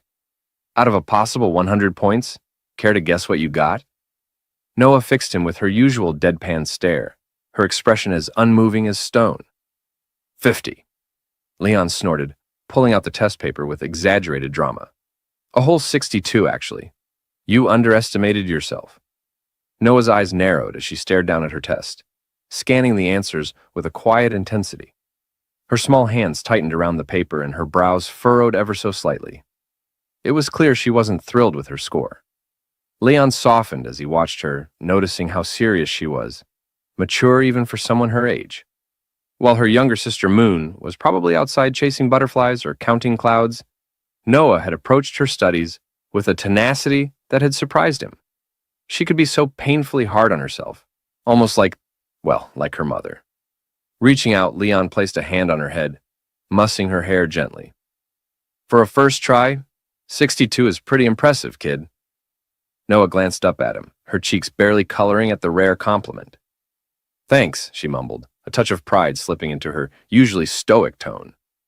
But just as Leon leaned in to offer more encouragement, he was struck by an unexpected coughing fit. He quickly turned away, wincing as he rubbed his throat. "Sorry about that," he managed to croak, his voice rasping. His eyes watered slightly as the irritation settled in, and he immediately remembered the pile of yellow Dragon Clan peppers he had munched on the night before. Why, he wondered, did I think wake-up peppers were a smart idea? Just then, Noah's expression shifted, as though something had dawned on her. She reached into her pocket, rummaged around, and produced a small, round tin with dragon throat lozenges, elegantly scrawled across it. She held it out to him, her usual reserve still intact. Leon blinked, surprised. "Is this for me?" Noah's face didn't change, but there was a barely perceptible flicker of embarrassment in her eyes. "Mom said to give it to you," she said, her voice just a little colder than usual, as if distancing herself from the kindness. A grin spread across Leon's face as he popped one of the lozenges into his mouth. The soothing mint cut through the scratchiness in his throat almost immediately. "Well, tell your mom thanks from me," he said, giving Noah a meaningful look. Like mother, like daughter, he thought, amused. Cold on the outside, but with small gestures of warmth that slip through when they think no one is watching. The lozenge melted away in his mouth, bringing welcome relief to his pepper-ravaged throat. Leon turned back to Noah, feeling his energy restored. "Now, where were we?" Noah's gaze grew sharp again, her serious side kicking back in. "You said we'd go over the questions I got wrong." Leon laughed, feeling a surge of pride as he watched her. "Right you are, Noah." In the Silver Dragon Castle kitchen, Leon is up to something intriguing. Let's find out what it is. The maids dutifully bring the items he requested, their movements precise and efficient. One of them, addressing him as Lord Prince, politely informs him that all the herbs he asked for have been delivered. Acknowledging her words with a nod, Leon gestures toward a specific spot on the table. "Place everything there," he instructs. The maids comply and, after arranging the ingredients as directed, quietly exit the room. With a subtle, knowing smile, Leon muses to himself that he intentionally requested extra herbs to keep the maids from guessing his true intentions. Turning his attention to the herbs, Leon examines them closely. He notes that the medicinal materials needed to prepare Dragon Great Force are fairly common, and at first glance, the refining process seems straightforward. Yet, as he recalls the text from the ancient manual, he frowns. The manual emphasizes that even the most skilled pharmacists of the Dragon Clan struggle with a low success rate when concocting Dragon Great Force. Undeterred, Leon sets to work. He meticulously recites the steps from memory. First, grind and mix the required herbs, then add them to the pot in a precise sequence and bring the mixture to a boil. His movements are methodical, his focus unwavering as he works tirelessly for several hours. But as time passes, frustration begins to mount. Finally, Leon throws his head back and lets out a loud, anguished scream. "It failed again!" he exclaims, his voice echoing through the kitchen. Staring at the ruined concoction before him, his shoulders sag. "I followed the instructions from the book perfectly," he mutters under his breath, his gaze fixed on the charred remnants of his latest attempt. "Every time, I get to the final step, drug purification and separation, and it all falls apart." Leon presses on, refusing to let frustration take hold. He mutters to himself that the high-temperature separation method described in the book is a delicate balancing act. Too high a temperature destroys the drug, while too low a temperature fails to purify it. Shaking the drug jar in his hand, he grumbles that achieving the precise separation effect manually is nearly impossible without professional instruments. As he continues, Leon remembers his master's words. If one way doesn't work, look for another. Inspired, he begins to consider alternative methods for separating the medicinal residue. Suddenly, the sky outside roars with thunder, a reminder of the storm brewing overhead. Glancing up, Leon notices the dark, turbulent clouds and comments, "Looks like it's gonna rain soon." Rising to close the windows, he pauses, captivated by the echo of thunder rumbling through the air. The sound stirs something in his memory. As Leon ponders the concepts of lightning and thunder, his thoughts take a sharp turn. His eyes widen as a memory surfaces. His teacher once mentioned, during an alchemy lesson, that electrolysis of impurities could sometimes yield better results than fire-based methods. Energized by this revelation, Leon feels a spark of inspiration ignite within him. He wonders if the thunder element could be harnessed for separation, a method that isn't mentioned in the manual. With his mind racing, he resolves to test this unconventional theory. Determined, Leon reminds himself that lightning magic has always been his forte. Though his magical powers are still recovering after the forbidden technique he used on Rosweiss, he believes the small portion he has regained will suffice for the precision required. Setting aside the traditional method, he decides to use his lightning magic to refine the dragon great force. Carefully, Leon channels the faint but steady flow of lightning energy within him, guiding it to interact with the concoction. Sparks crackle faintly in the air as he meticulously manipulates the separation process. His concentration is absolute, his movements calculated and precise.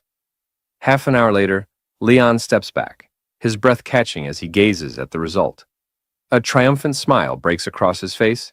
It worked. He succeeded. The storm outside rages on, but within the castle kitchen, Leon has found a breakthrough. Holding the finished dragon force in his hand, Leon finally feels a wave of accomplishment wash over him.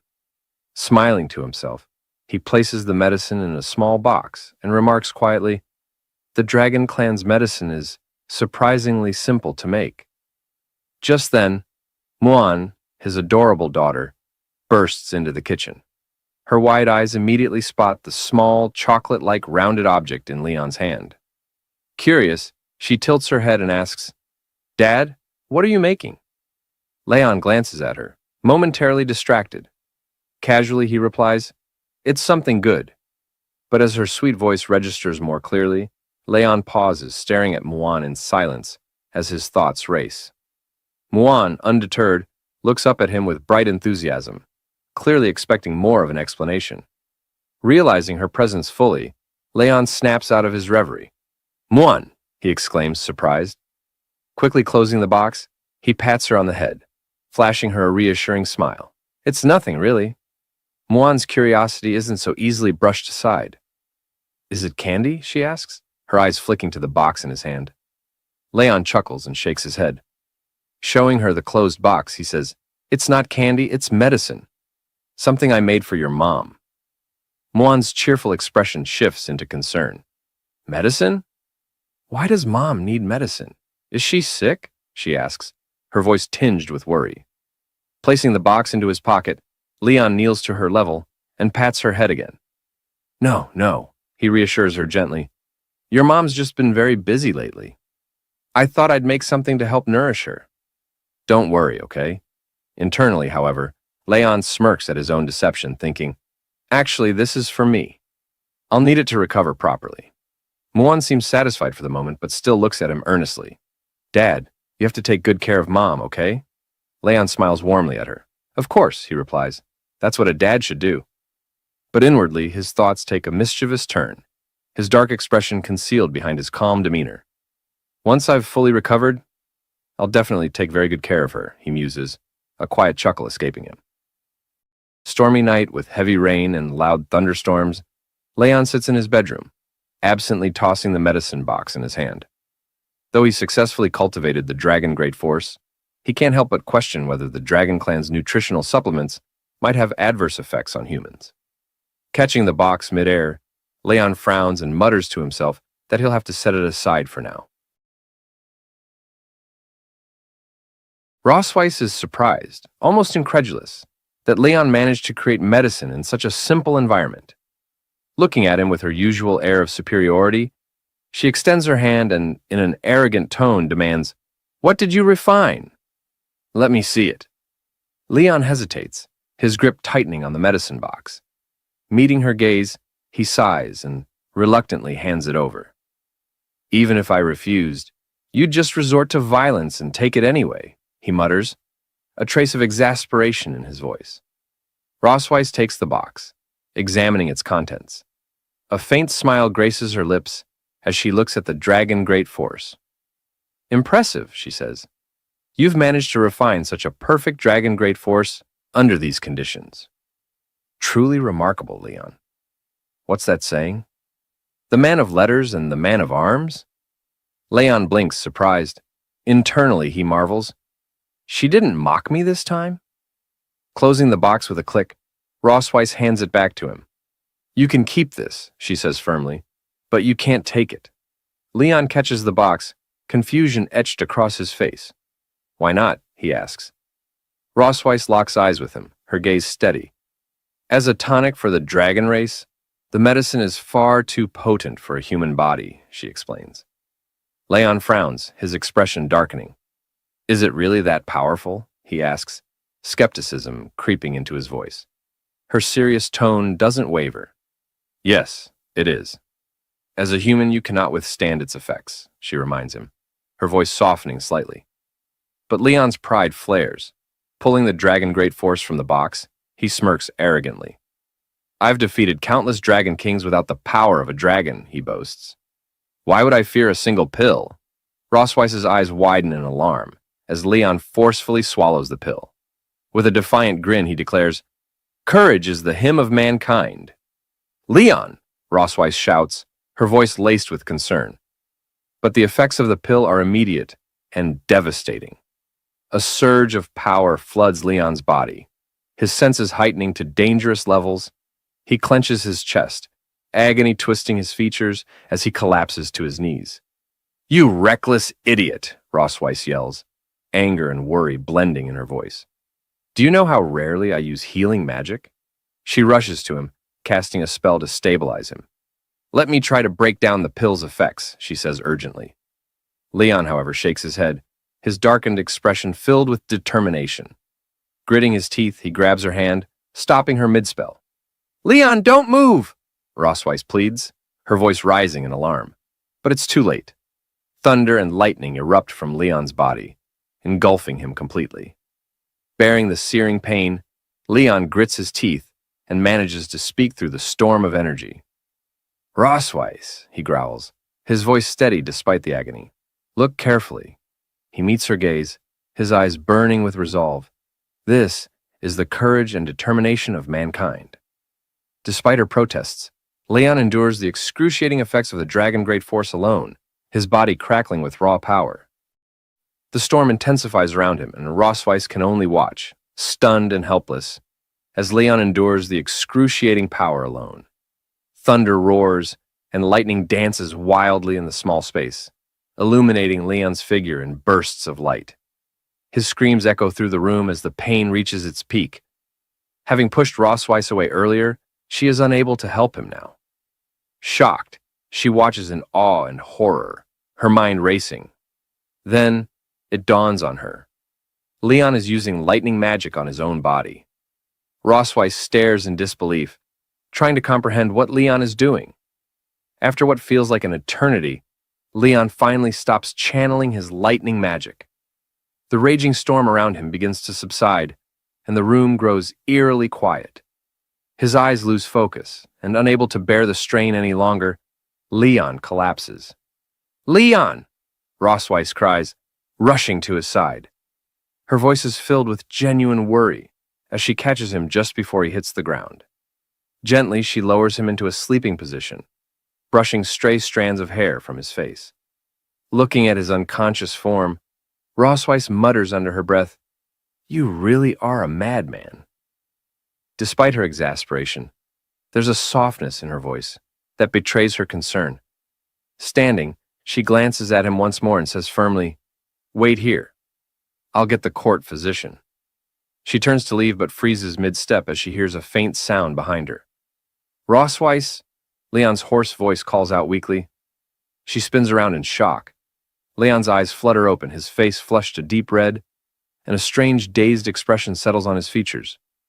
Just as she's about to ask him how he's feeling, he raises his hand toward her, startling her. Before Rossweiss can react, Leon's hand darts out and grabs her tail. What? She gasps, caught completely off guard. Still holding her tail, Leon smiles. A goofy, childlike grin. Rossweiss stares at him, utterly baffled. How on earth are you even awake? She demands, her voice filled with both confusion and embarrassment. Leon sits up suddenly, his movements clumsy but determined. Blushing furiously, he rubs his cheek against her tail, a soft giggle escaping his lips. My wife. Where are you going? He murmurs, his voice hazy and affectionate. Rossweiss's face turns scarlet. Wife? Who do you think you're calling your wife? She stammers, trying to maintain her composure. She attempts to pull away, but Leon's grip on her tail tightens. Let go of my tail, you idiot, she demands, her voice cracking under the mix of frustration and embarrassment. Leon, however, refuses to comply. His smile widens and he rubs his cheek against her tail again, sighing contentedly. I don't want to, he says softly. I won't let go. I won't let my wife go. Leon happily presses his cheek to Rossweiss's tail, his grip firm and unyielding. Despite her earlier struggles, it becomes clear she can't overpower him in his current state. Rossweiss exhales in frustration and stops resisting, her patience wearing thin. Meanwhile, Leon continues gleefully, singing an improvised wife, wife song as he rubs his cheek against her tail like a delighted child. Rossweiss's face twists into an expression of pure exasperation. She makes a long face, silently admitting her defeat. Turning her gaze away, Rossweiss begins to piece together the situation. The dragon's great force is meant to enhance physical strength and endurance, she thinks. It shouldn't cause unconsciousness, or whatever this ridiculous behavior is. Her mind drifts to Leon's earlier use of lightning magic. She wonders if his manipulation of the lightning element might have interfered with or intensified the effects of the medicine. When she glances back at him, her cheeks flush as she takes in the sight of Leon, humming happily with his face buried in her tail. Idiot, she mutters under her breath, her voice tinged with embarrassment. Still, she reassures herself that despite his bizarre behavior, he doesn't seem to be in any immediate danger. Leon continues his antics, unabated, cheerfully singing his wife, wife song. Rossweiss sighs deeply, realizing there's no reasoning with him in this state. Resigning herself to the situation, she looks down at him and says, All right, I'm here. What's wrong? Just tell me already. Leon stops singing and looks up at her with a bright, flushed expression. His eyes shine with childlike excitement, and he boldly calls her wife again. Then, without hesitation, Leon smiles mischievously and declares, I want a second child. Rossweiss's face flushes a deep red, and she stumbles over her thoughts, the shock of Leon's sudden declaration sending a chill down her spine. Struggling to keep her composure, she glares at him, her blush intensifying. You haven't even properly taken care of the 2 children from my first pregnancy, she snaps, crossing her arms. And now you're already asking for another one? Forget it. But Leon is undeterred. Still gripping her tail like a stubborn child, he rolls around on the bed, his voice filled with exaggerated whines. I want a second child, he insists, his tone almost pleading. Come on, Rossweiss, is it really such a bad idea? Rossweiss groans, pinching the bridge of her nose in frustration. What did I do to deserve this, she wonders, weighing her options. Reluctantly, she realizes that trying to reason with him might only make the situation worse. Finally, she exhales a long sigh and mutters, Fine. Not just a second child. We'll have a third and a fourth, too, if it'll shut you up. Leon's eyes light up like a child being promised candy. With a triumphant grin, he exclaims, Really? Then you have to come back to my hometown with me. Yeah, Rossweiss replies, waving him off with a tired look. We'll go back once everything is settled here. Finally releasing her tail, Leon jumps to his feet and cheers, shouting, That's amazing! You're the best, Rossweiss! Watching him, Rossweiss shakes her head in disbelief, a mix of exasperation and amusement playing on her face. He's even more irritating than usual today, she thinks, though she can't help but smile faintly. Leon suddenly leans in close, his grin widening as he declares, My wife is the best!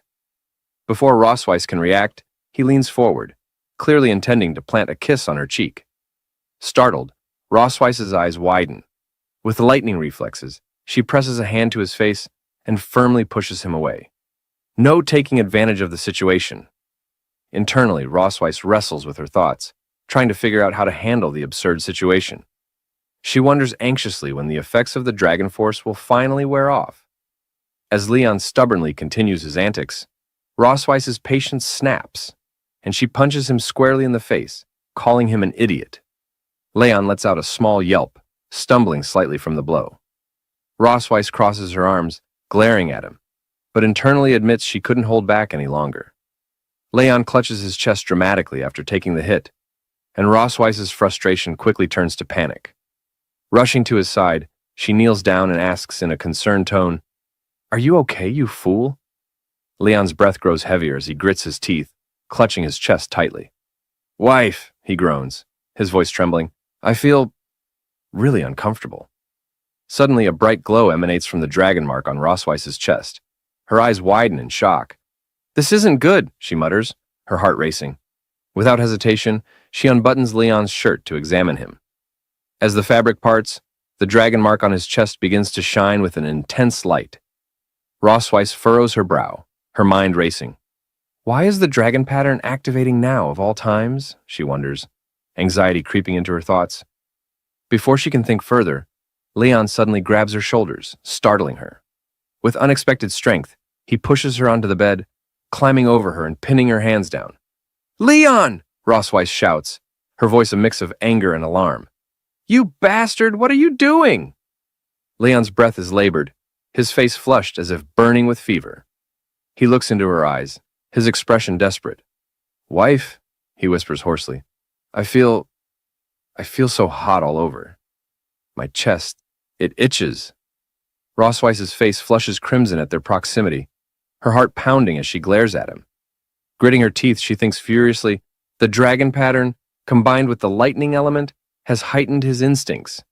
It's fueling his desire to reproduce.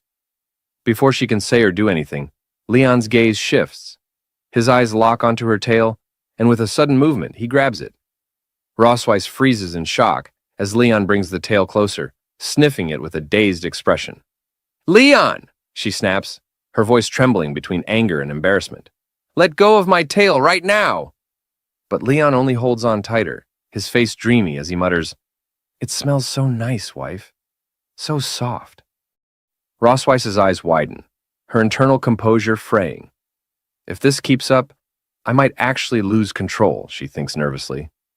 Determined to put an end to his antics, she pushes against his face, attempting to stop him from sniffing her tail any further.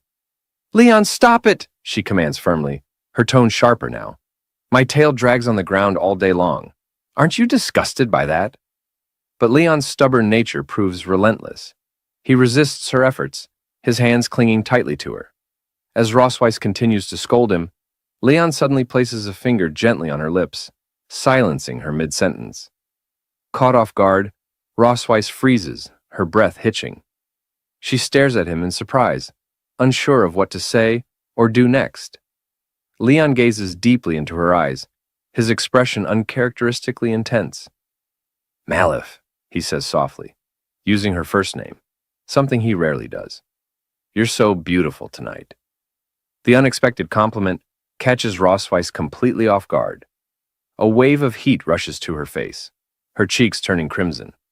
Looking away to avoid his piercing gaze, she stammers, "Even if you say that, I'm still mad at you." "What's going on?" Rosweiss wonders, her heart pounding erratically. This man. His attitude is completely different. There's something wild and intense about him tonight. Something I can't seem to reject. Despite her resistance, Rosweiss feels her resolve wavering. She steals a glance at him, only to find him still staring at her with a burning intensity. Against her better judgment, a small part of her begins to feel anticipation. Leon, sensing her hesitation, leans closer, his voice low and persuasive. "Wife," he whispers, "can you help me? Please?" Rosweiss bites her lip, her mind a whirlwind of conflicting emotions. Finally, with her face still flushed, she mutters, "Fine, but tonight only." Leon's eyes light up with triumph as he pulls her into his arms, and the night stretches on, filled with the echoes of their fiery connection. At the Silver Dragon Castle the next morning, Leon slowly opens his eyes, the lingering effects of the dragon force finally subsiding. As his vision clears, he notices Rosweiss lying beside him in bed, her smirking expression aimed directly at him. "Awake, are we?" she asks with a teasing tone, her piercing gaze locked onto his. Hearing her voice so close, Leon bolts upright, his eyes wide with panic. "What? Rosweiss?" he shouts, staring at her in shock. "Why are you in my bed?" As the sudden movement sends a wave of pain through his body, Leon winces, clutching his aching muscles. "Ugh, everything hurts," he groans, then mutters, "My memory is fragmented. What the hell happened last night?" Rosweiss stretches casually before sliding out of bed. With a smirk, she turns to face him. "You don't remember anything?" she asks innocently. though the glint in her eyes says otherwise. Pointing to the visible bruises and marks on her arms and neck, she tilts her head and adds, "Dragon Slayer, surely you didn't forget, right?" Leon's eyes widen further as he spots the marks on her skin. Hickeys? So many. His mind races as a cold sweat breaks out on his forehead. Did I really do that? Suddenly, fragments of his memory from the previous night begin to surface. One by one, the missing pieces click into place, each recollection more vivid than the last. He grips his head as the memories come flooding back, and when the full picture finally forms, Leon lets out a horrified scream. No! Rossweiss, still smirking, leans against the bed frame and folds her arms. So, you do remember, she says, her tone dripping with amusement. You begged me last night, Leon. Said things like, "Honey, just one more time, okay? Wife, I feel so bad. Please help me. Just this once, and the last time." Leon's face burns with embarrassment as she mimics his pleading voice. "Stop it," he shouts, covering his ears in a desperate attempt to block her teasing. "I remember everything. There's no need to repeat it." Rossweiss's smirk widens as she watches Leon squirm, clearly enjoying his discomfort. Meanwhile, Leon pulls on his shirt, sneaking a sideways glance at her. Internally, he laments, "All I wanted was to refine the dragon force for my health, and maybe teach her a small lesson. How did it turn into this?" As Rossweiss finishes dressing, Leon lets out a resigned sigh. Looking at her briefly, he admits under his breath, "Maybe I went a little too far last night." Leon hesitantly asks Rossweiss, "Did I hurt you?" Rossweiss shakes her head with a calm demeanor. "It's fine," she replies, brushing off his concern. Folding his arms and adopting a smug expression, Leon looks at her and comments, "Well, now you should know whether I'm in good health or not. Next time, don't go doubting my abilities." Rossweiss's eyes narrow as she fixes an intense gaze on Leon. Her serious expression makes him shift uncomfortably. What's with that look?" Leon stammers, stepping back slightly. Without a word, Rossweiss closes the distance between them, her gaze unrelenting. Before Leon can react, she grabs his chin, leans in close, and, in a commanding tone, declares, "Dragon Slayer, I must say, I'm very satisfied with your performance last night. I hope you can keep it up in the future." Leon freezes, his face burning red as her words sink in.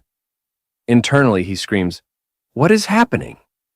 Have I somehow become her personal servant now?" Rossweiss steps back, her usual smirk returning, and changes the subject. "Now, about that bet," she says casually. The mention of the bet snaps Leon back to reality. His eyes narrow with suspicion as he studies her. "The bet?" he echoes, trying to mask his nervousness. A faint blush creeps onto Rossweiss's cheeks as she glances away. "Yes, the one where you insisted that the children should call me Mom. You said it would improve their affection for me. And, well, you won." Leon raises an eyebrow, a hint of pride flickering across his face. Rossweiss continues, her tone softer now. "So, have you thought about the request you'd like to make?" Scratching the back of his head, Leon hesitates before responding. With a rare, genuine expression, he says, "Actually, I have. I'd like you to send someone to the Empire to check on my master and his wife. I need to know if they're doing okay." Rossweiss's playful demeanor shifts as she considers his words, her expression growing thoughtful. Silver dragons aren't exactly known for stealth, but visiting someone isn't an issue," she replies. Hearing her response, Leon is overjoyed.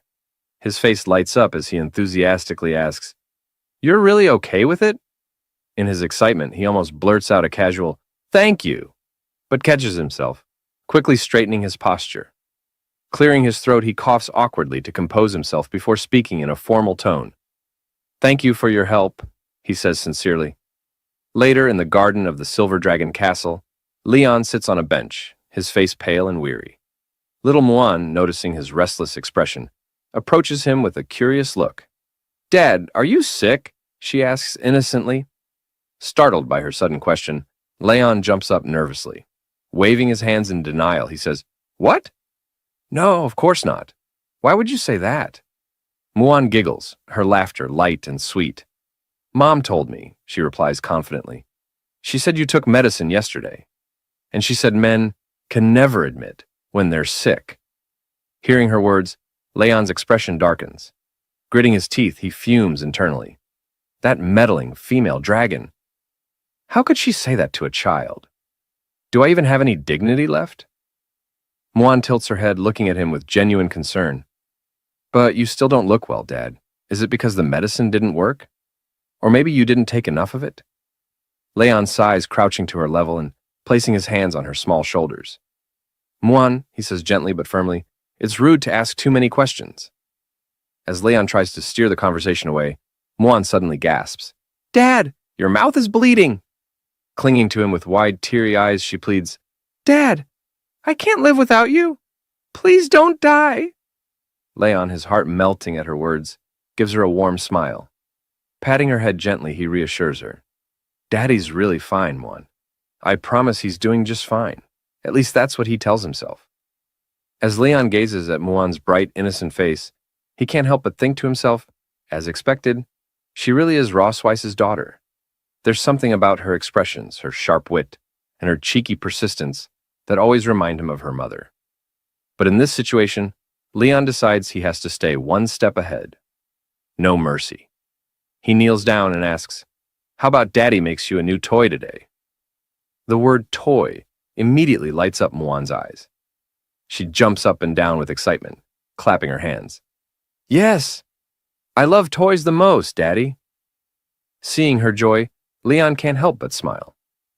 All right then, he says. I'll make you something special. After some thought, he decides to create a Rubik's Cube, a toy he remembers from his own childhood. Sitting down with determination, Leon gets to work. Using his alchemical skills and a bit of mechanical ingenuity, he carefully crafts the cube. Once it's assembled, he takes his time painting each face with bright, vibrant colors. When the paint finally dries, Leon holds up the finished cube, his face glowing with pride. Here you go, Mon, he says, showing it to her. This little toy is called a Rubik's Cube. You can twist it however you like. Want to give it a try? Mon's eyes widen with amazement as she eagerly takes the cube into her hands. Turning it over, she examines it curiously before starting to twist the sides. Her face lights up with delight as she figures out how it works. Leon watches her with a soft smile, feeling a warm sense of satisfaction. Who would have thought those alchemy mechanics lessons would come in handy for babysitting? He muses. Maybe I was born to be a babysitter after all. As this thought amuses him, a sudden flash of unease passes through him. Leon's smile fades, and his expression grows serious. He quickly turns, scanning his surroundings with sharp eyes. Noticing his sudden shift, Muan tilts her head curiously. Daddy, what's wrong? She asks, still holding the Rubik's Cube. Leon hesitates for a moment, his eyes lingering on the distance. Then, shaking off the tension, he replies with a calm smile, It's nothing, sweetheart. Just thought I saw something. Leon returns to his thoughts, his brow furrowing in contemplation. Just moments ago, he felt something, a faint but unmistakable sensation of the dragon's gaze. His instincts tell him it's coming from the direction where Noah does her physical training. He wonders if Noah, as stubborn as she is, will ever choose to join them. Deciding to extend a gesture of connection, Leon resolves to make a Rubik's Cube for Noah as well. That night, as Muan sleeps peacefully in her room, the Silver Dragon Castle is enveloped in silence. Meanwhile, Noah quietly opens the door to her own room, stepping inside with her usual composure. Her sharp eyes immediately catch sight of the Rubik's Cube and the note resting on top of it, left behind by Leon. Curious, Noah picks up the note and reads it. In Leon's familiar handwriting, it says, This is a toy for you, Noah. Your task is to figure out how to solve it. Think of it as a little challenge. Scoffing, Noah takes the Rubik's Cube into her hands and mutters, What an idiot. I don't have time for children's toys.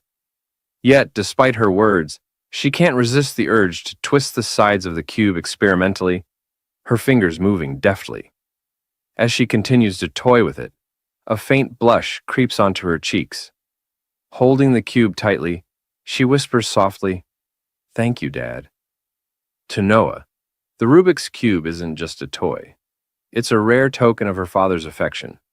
something she instinctively treasures.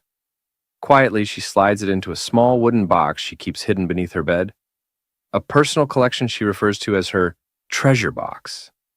Unbeknownst to Noah, her younger sister Muan has been watching her secretly from the doorway.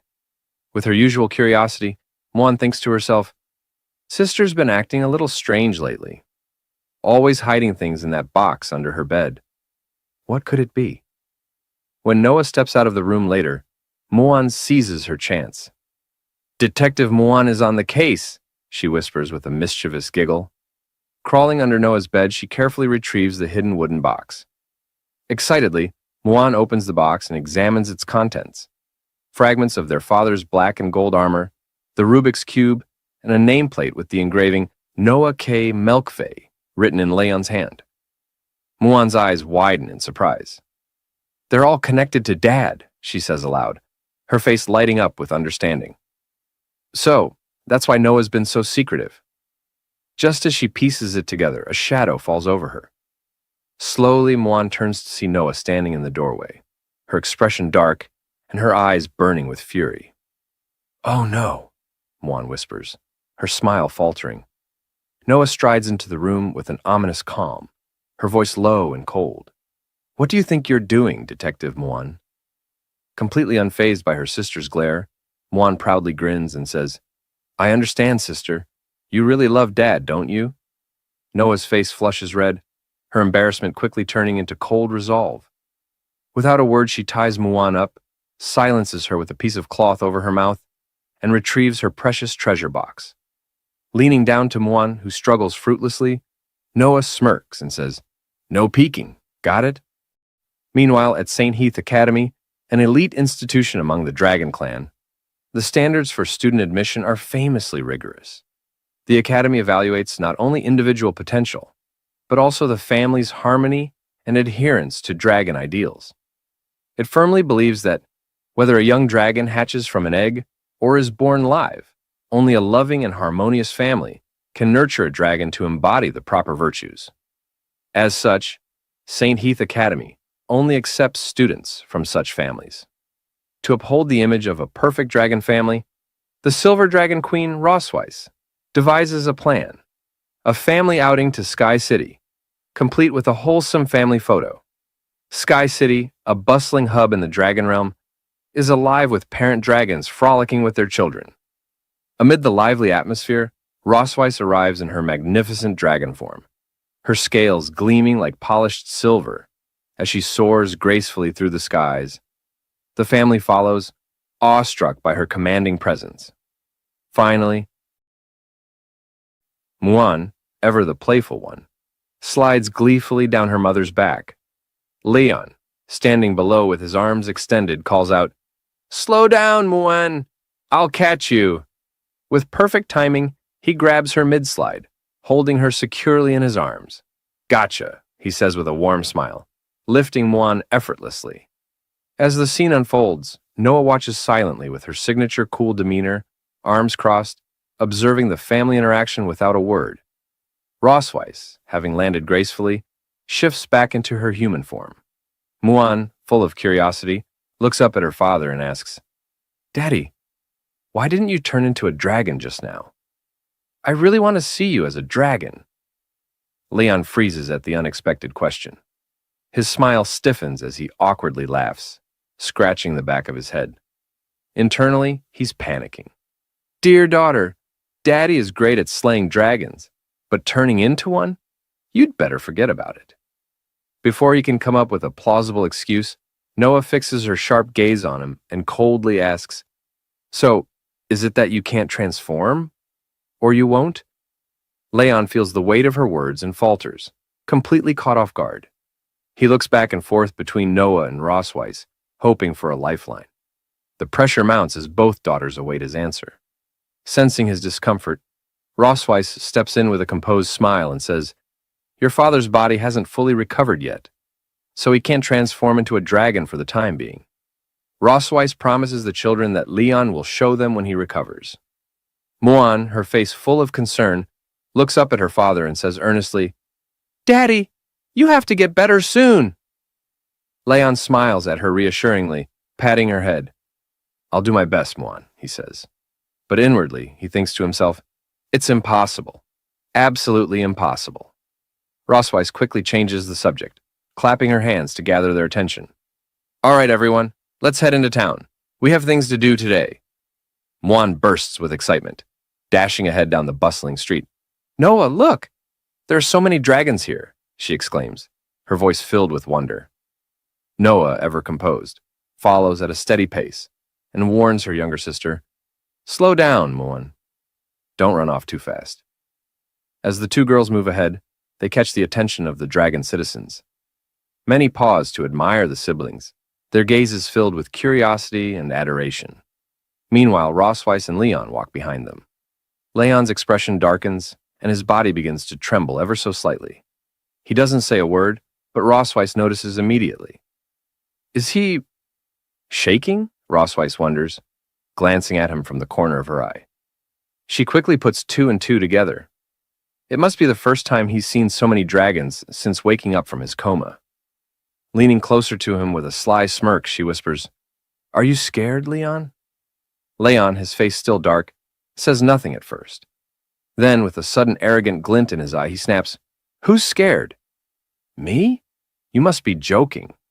Rosweiss raises an eyebrow as Leon points dramatically at the dragon citizens around them. I'm excited, Rosweiss. Can't you tell? He declares, puffing out his chest. Do you know what I see? First-class merits, second-class merits, third-class merits. Merits everywhere. The streets are practically paved with gold. I'm going to get rich. The dragon citizens stop in their tracks, staring at Leon in confusion and disbelief as he points at them with his finger, his eyes practically glowing with greedy excitement. Then, as if oblivious to the bewildered stares, Leon whistles nonchalantly and strolls off with a self-satisfied grin.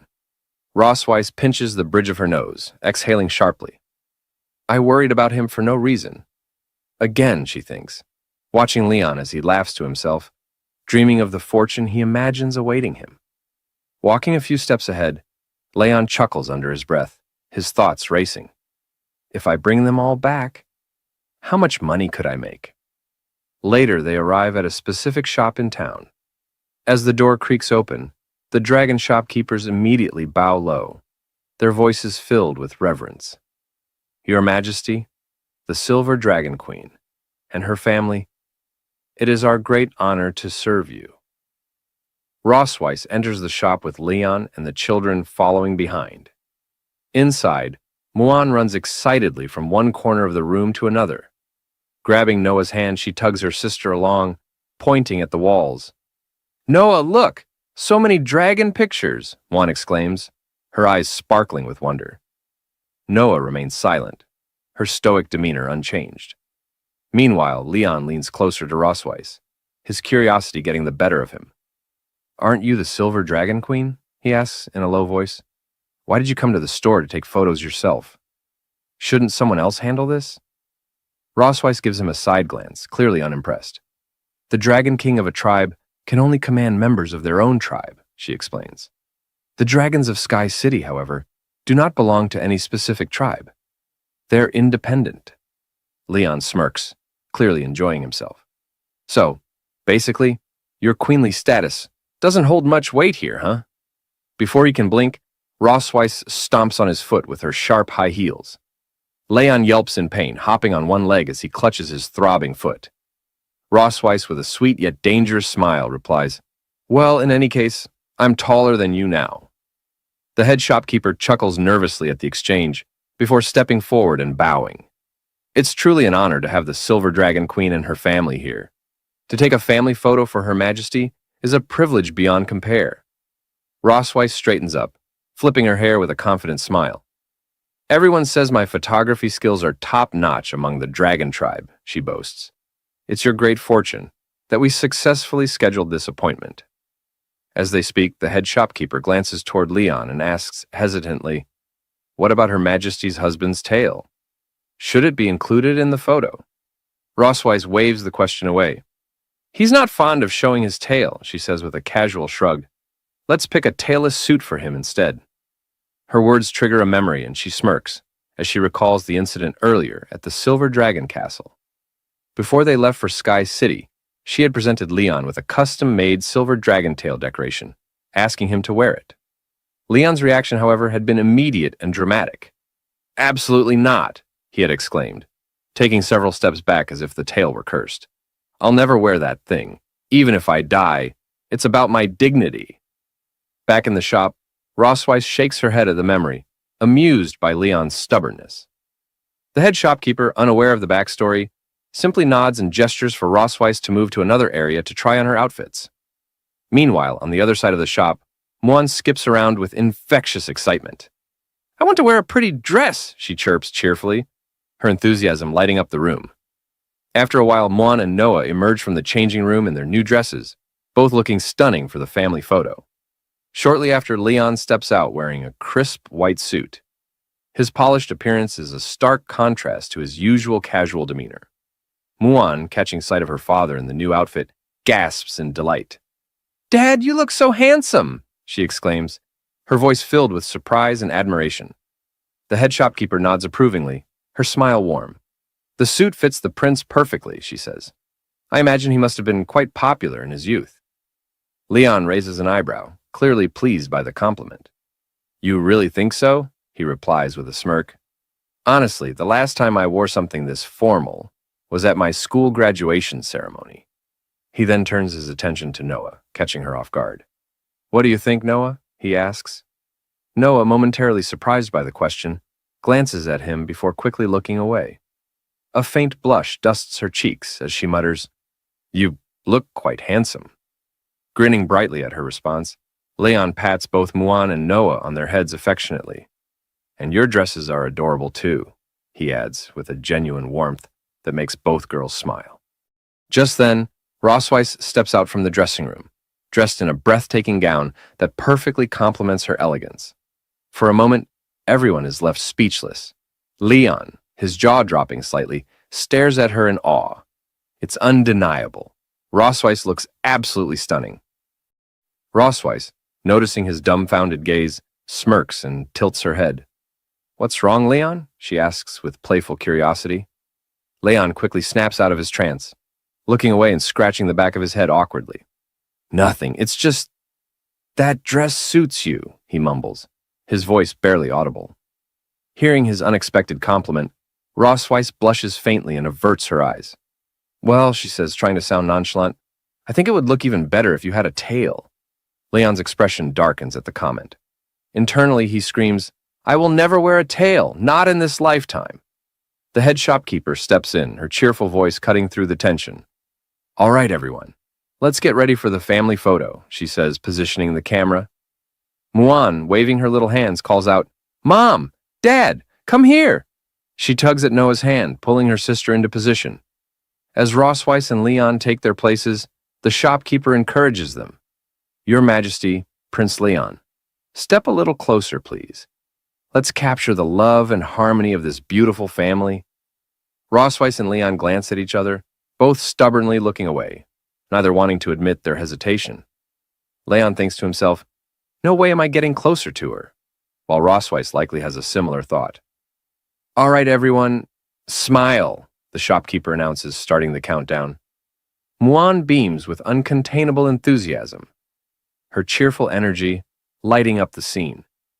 Meanwhile, Noah maintains her cool, aloof demeanor, and Leon and Rossweiss look as though they're barely tolerating the moment. With a click, the family photo is taken. Predictably, Muan's bright smile steals the show, while everyone else looks composed, if not slightly cold. Afterward, another photo is arranged with just Muan and Noah, the sisters hugging each other in a rare moment of affection. For the final shot, the shopkeeper suggests something unique. Rossweiss and Leon creating a love-shaped symbol. Rossweiss coils her tail into half a heart, and Leon reluctantly completes the other half with his hand. The resulting photo is equal parts adorable and awkward, with Rossweiss's playful smirk contrasting Leon's begrudging expression. In the end, even Leon has to admit the photos turned out well, though he silently vows never to speak of the heart symbol again. In another photo, Rossweiss and Leon face each other, their gazes locked in a fiery stare. Though their flushed faces betray a hint of embarrassment, the rivalry in their eyes is unmistakable. The head shopkeeper, observing this dynamic, chuckles and comments. "You two really look like a couple." This photo is definitely one for the books, a special edition, if you will. Speaking of special editions, let's revisit Leon's graduation ceremony. On the day of Leon's graduation, a crowd of his female juniors surrounds him, each vying for his attention. One girl shyly asks, "Senior Leon, can we take a photo together?" Another pipes up, "Will you have dinner with us later?" A third girl, handing him a carefully wrapped gift, pleads, "Please accept this, Senior Leon." Leon, caught in the middle of the overwhelming attention, looks flustered and unsure of how to extricate himself. His face twists into a mix of hesitation and mild panic as he struggles to reject their advances without seeming rude. Finally, composing himself, Leon adopts a stern expression and declares, "I'm sorry, but I can't. I have to head back and nail hooves for my master's donkey. Maybe next time." His abrupt excuse leaves the girls stunned, their hopeful expressions quickly turning to disappointment. One by one, they retreat, their hearts visibly breaking as they walk away. Leon sighs in relief, waving them off with a quick, "Goodbye!" His tone is cheerful, but the girls' crushed spirits linger in the air. From a distance, Leon's master watches the entire scene unfold. With a long, exasperated sigh, he mutters to himself, "Did this guy get kicked in the head by a donkey? What is wrong with him?" Now in the Sky City, after taking their photos at the shop, the head shopkeeper informs them it will take about 6 hours for the photos to be developed. During this time, she suggests Her Majesty take a leisurely stroll around the city. As they leave, Muen waves her hand cheerfully to the shopkeeper, while Noah and Leon exchange a glance, silent but telling, as if suspecting something unusual. Without warning, Muen grabs Noah's hand and dashes through the bustling streets, her excitement bubbling over as she urges him to look over there. Leon and Rossweiss follow at a steadier pace, their children's energy impossible to match. As they walk, Leon glances at Rossweiss, a faint smile playing on his lips. "I never thought I'd get the chance to go shopping with you. This feels different," he remarks. Rossweiss responds with her usual calm demeanor, reminding him, "This is just to maintain our family image." Then, softening a little, she adds, "Besides, Noah has been preparing for her entrance exam so seriously. She's worked hard for nearly a month. It's good for her to relax once in a while." As the parents continue their conversation, Muen and Noah stop abruptly at a lively stall featuring a balloon shooting game. Their attention is immediately captured by a cute teddy bear among the prizes. Muen's eyes sparkle like stars, and Noah looks equally enchanted by the fluffy bear. When Leon and Rossweiss catch up, they pause, surprised to find the kids utterly absorbed in the game. Noah steps forward first, picking up the toy gun with an air of determination. She takes aim carefully at a balloon, but the result is less than ideal. She either misses entirely or hits a balloon that stubbornly refuses to pop. Her failure leads to a tense silence, and Noah's face twists into the most adorable pout of frustration. Muen's excitement dims as well, her expression mirroring Noah's disappointment. The shopkeeper, noticing their dejected faces, offers an encouraging smile. "If you try a few more times, I'm sure you'll hit it." At that moment, Leon steps forward, shaking his head with a chuckle. "So, they've got this kind of game here too, huh?" Muen beams at him, calling out enthusiastically, "Dad!" While Noah, still pouting, mutters that she just can't seem to win. Leon laughs awkwardly, his instincts telling him these games are rigged to make winning difficult. Seeing her father as the last hope, Noah shoves the toy gun into his hands with an almost commanding pout. Leon takes it, examining the toy intently, as memories surface of similar games he'd seen in human markets. Rossweiss observes Leon closely and comments, "The bullets of this toy gun are made of magical energy. It requires precise control to handle the magic properly. No wonder it's a bit difficult for Noah." The shopkeeper, sensing an opportunity, turns to Leon and Rossweiss with a sly smile. "Would you two like to give it a try? If you manage to hit all the balloons within 10 shots, you can win the pair of teddy bears your daughters seem to have their eyes on." Internally, the shopkeeper chuckles, Proud of his ploy, he had intentionally let the kids try first to lure their parents into spending more money. Leon glances down at Noah and Muen, his voice gentle as he asks, "Do you two want the teddy bears?" Noah crosses her arms and turns away, huffing indignantly. "I'm not interested," she declares, though her tone betrays her. Beside her, Muen's shoulders droop, her voice soft and wistful. Muen doesn't want them either. The girls' attempts to hide their true feelings don't fool Leon. He sighs inwardly, knowing full well they both want the bears, but are too stubborn to admit it. Turning to Rosweiss with a mischievous grin, Leon points a finger at her and confidently announces to the shopkeeper, "Give me 10 shots!" She'll pay for it. Rosweiss, caught off guard, gasps in surprise. "What? Me?" The shopkeeper, laughing at the unexpected dynamic, rubs his hands together. "That's the spirit." Leon picks up the gun, his expression shifting to one of focus as he aims at the balloons. Memories of his training days at the Dragon Slayer Academy flash through his mind.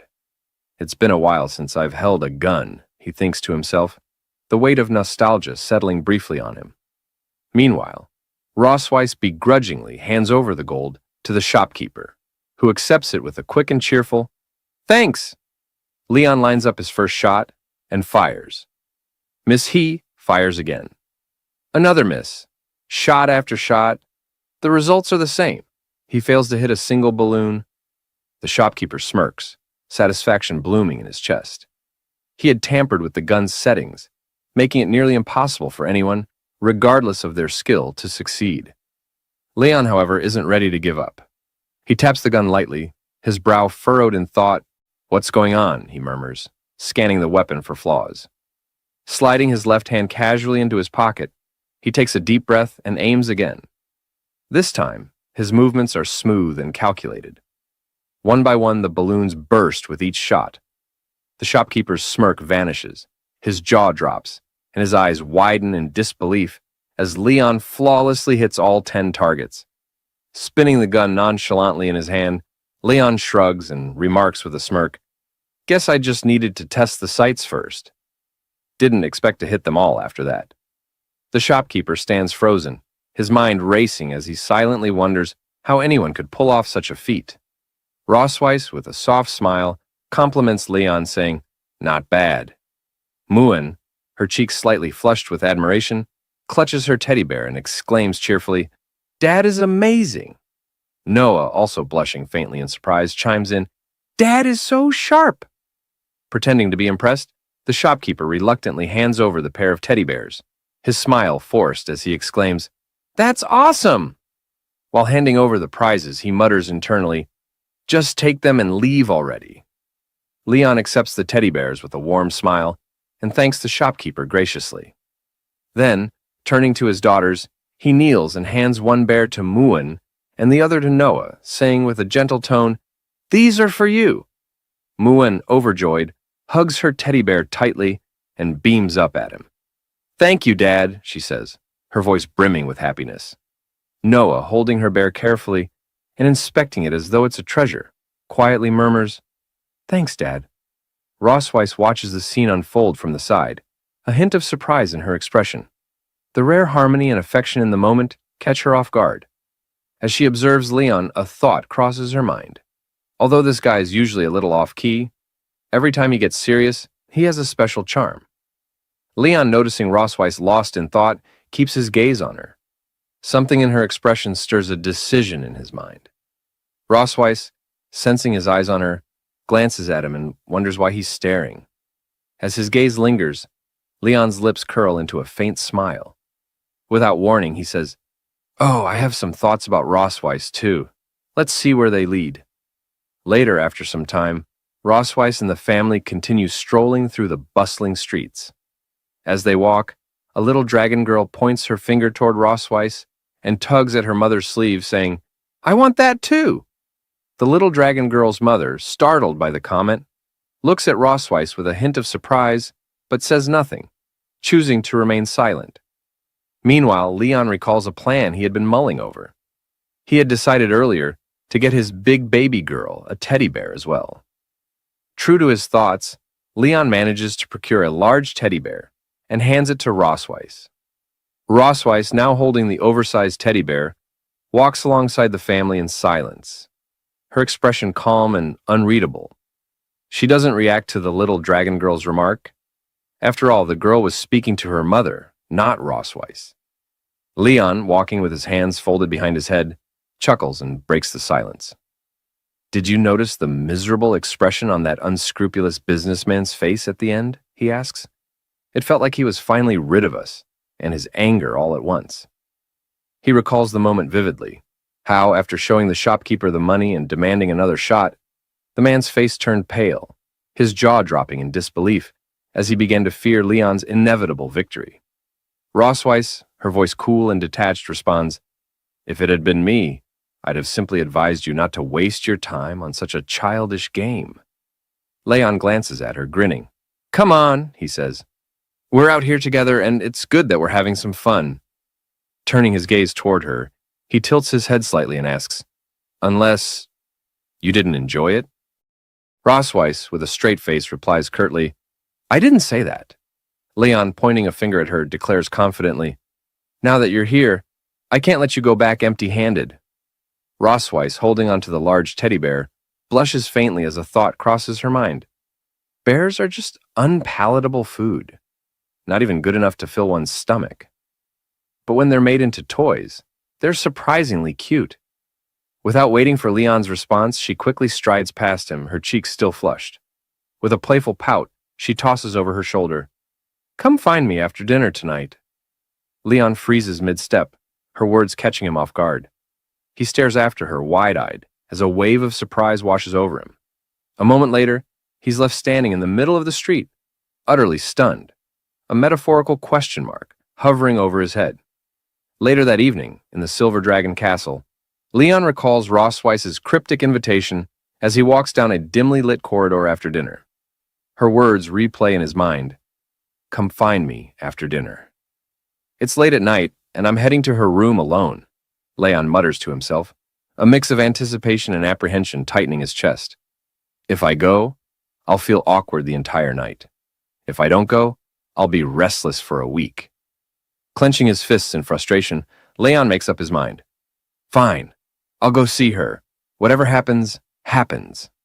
He storms down the hall, his footsteps echoing in determination. When Leon reaches Rosweiss's door, he stops and takes a deep breath, readying himself to knock. But before his knuckles meet the wood, he notices the door is slightly ajar. Curious, he pushes it open and steps inside, his gaze sweeping across the room in search of her. The sound of running water reaches his ears, and realization dawns on him. She's still in the shower. Leon's eyes wander toward the bathroom, where the faint outline of Rosweiss is visible through the glass shower door. He frowns, noting the transparency.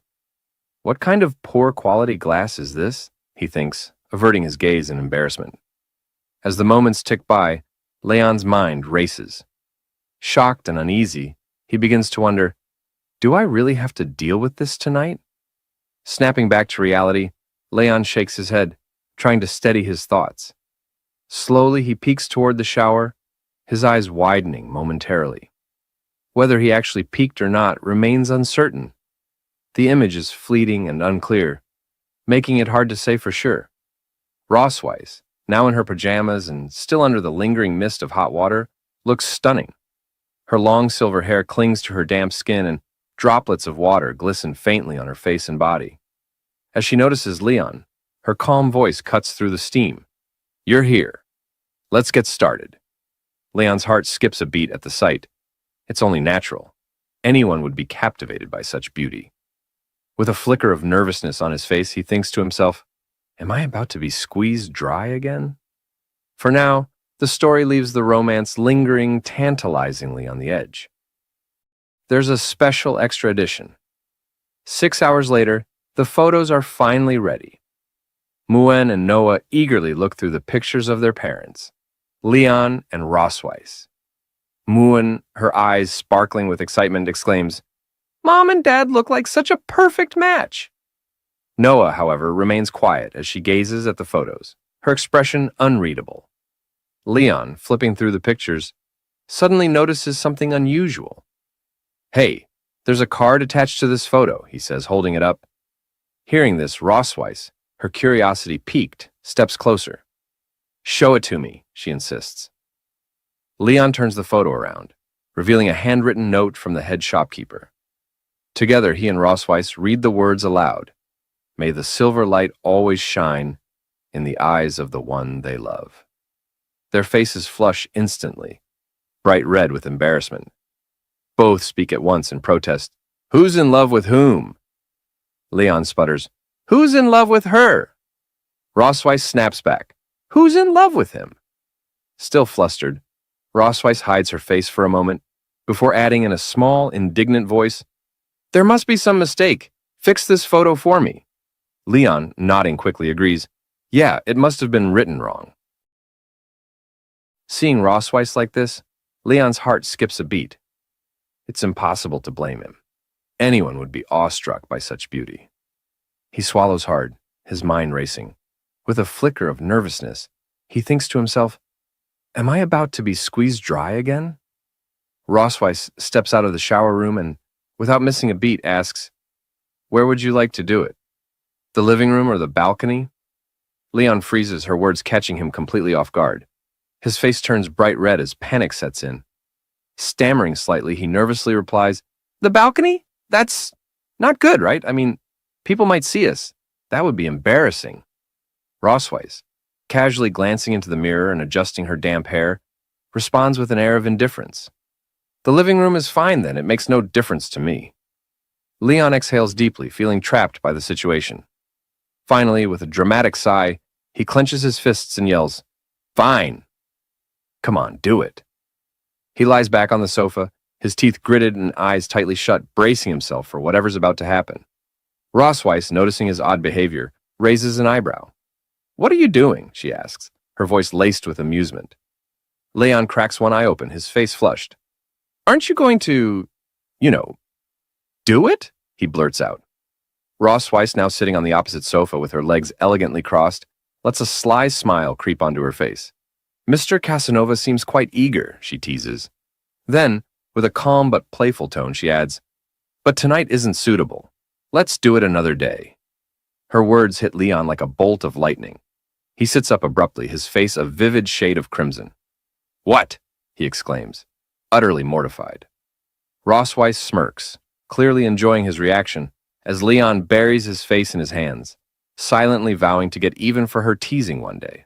Rosweiss places a paper on the table that she had been holding earlier. Leon, quickly sitting up on the sofa and coughing awkwardly, asks, What's this? Rosweiss adjusts her posture and explains, These are test questions from St. Heath Academy, used to evaluate viviparous families in the past. The questions focus on the partner's living habits, personalities, and shared experiences. She sets down more papers and continues, We need to get these answers right in advance. If we can't respond properly later, it could affect Noah's admission evaluation. Leon picks up the paper, skimming through the questions. With a skeptical look, he comments, These are like questions from one of those cheesy couples' tacit understanding games. Rosweiss raises an eyebrow. Cheesy or not, they're important. Leon shrugs and continues, They're asking about stuff like your partner's favorite color, a phrase they often say, where you went on your first date, or which book they like to read. Really? Looking up from the paper, he calls out, All right then, Rosweiss. What's your favorite color? Black, she replies with a calm expression, then asks, What about you? Silver, Leon answers without hesitation. Their eyes lock for a moment, an unspoken realization hanging between them. The intensity of their gaze grows, and suddenly both of them become self-conscious. Their faces flush red as they quickly turn away, awkwardly brushing off the moment. It's just a coincidence, Rosweiss mutters, glancing to the side. Yeah, just a coincidence, Leon agrees, scratching the back of his head and looking in the opposite direction. Snapping back to the task at hand, Rosweiss clears her throat. In any case, we need to test how well we know each other. Fine by me, Leon replies, grabbing a pen. The two begin filling in the answers, their focus shifting entirely to the task. A short while later, Leon leans back and declares, I'm done. Rosweiss finishes moments after and nods. Let's check the scores. They swap papers to review each other's answers. When the tally's complete, Rossweiss scores 45 points, while Leon scores 58. Leon smirks, leaning back smugly. Looks like I scored higher than you. Seems like I know the queen better than she knows me.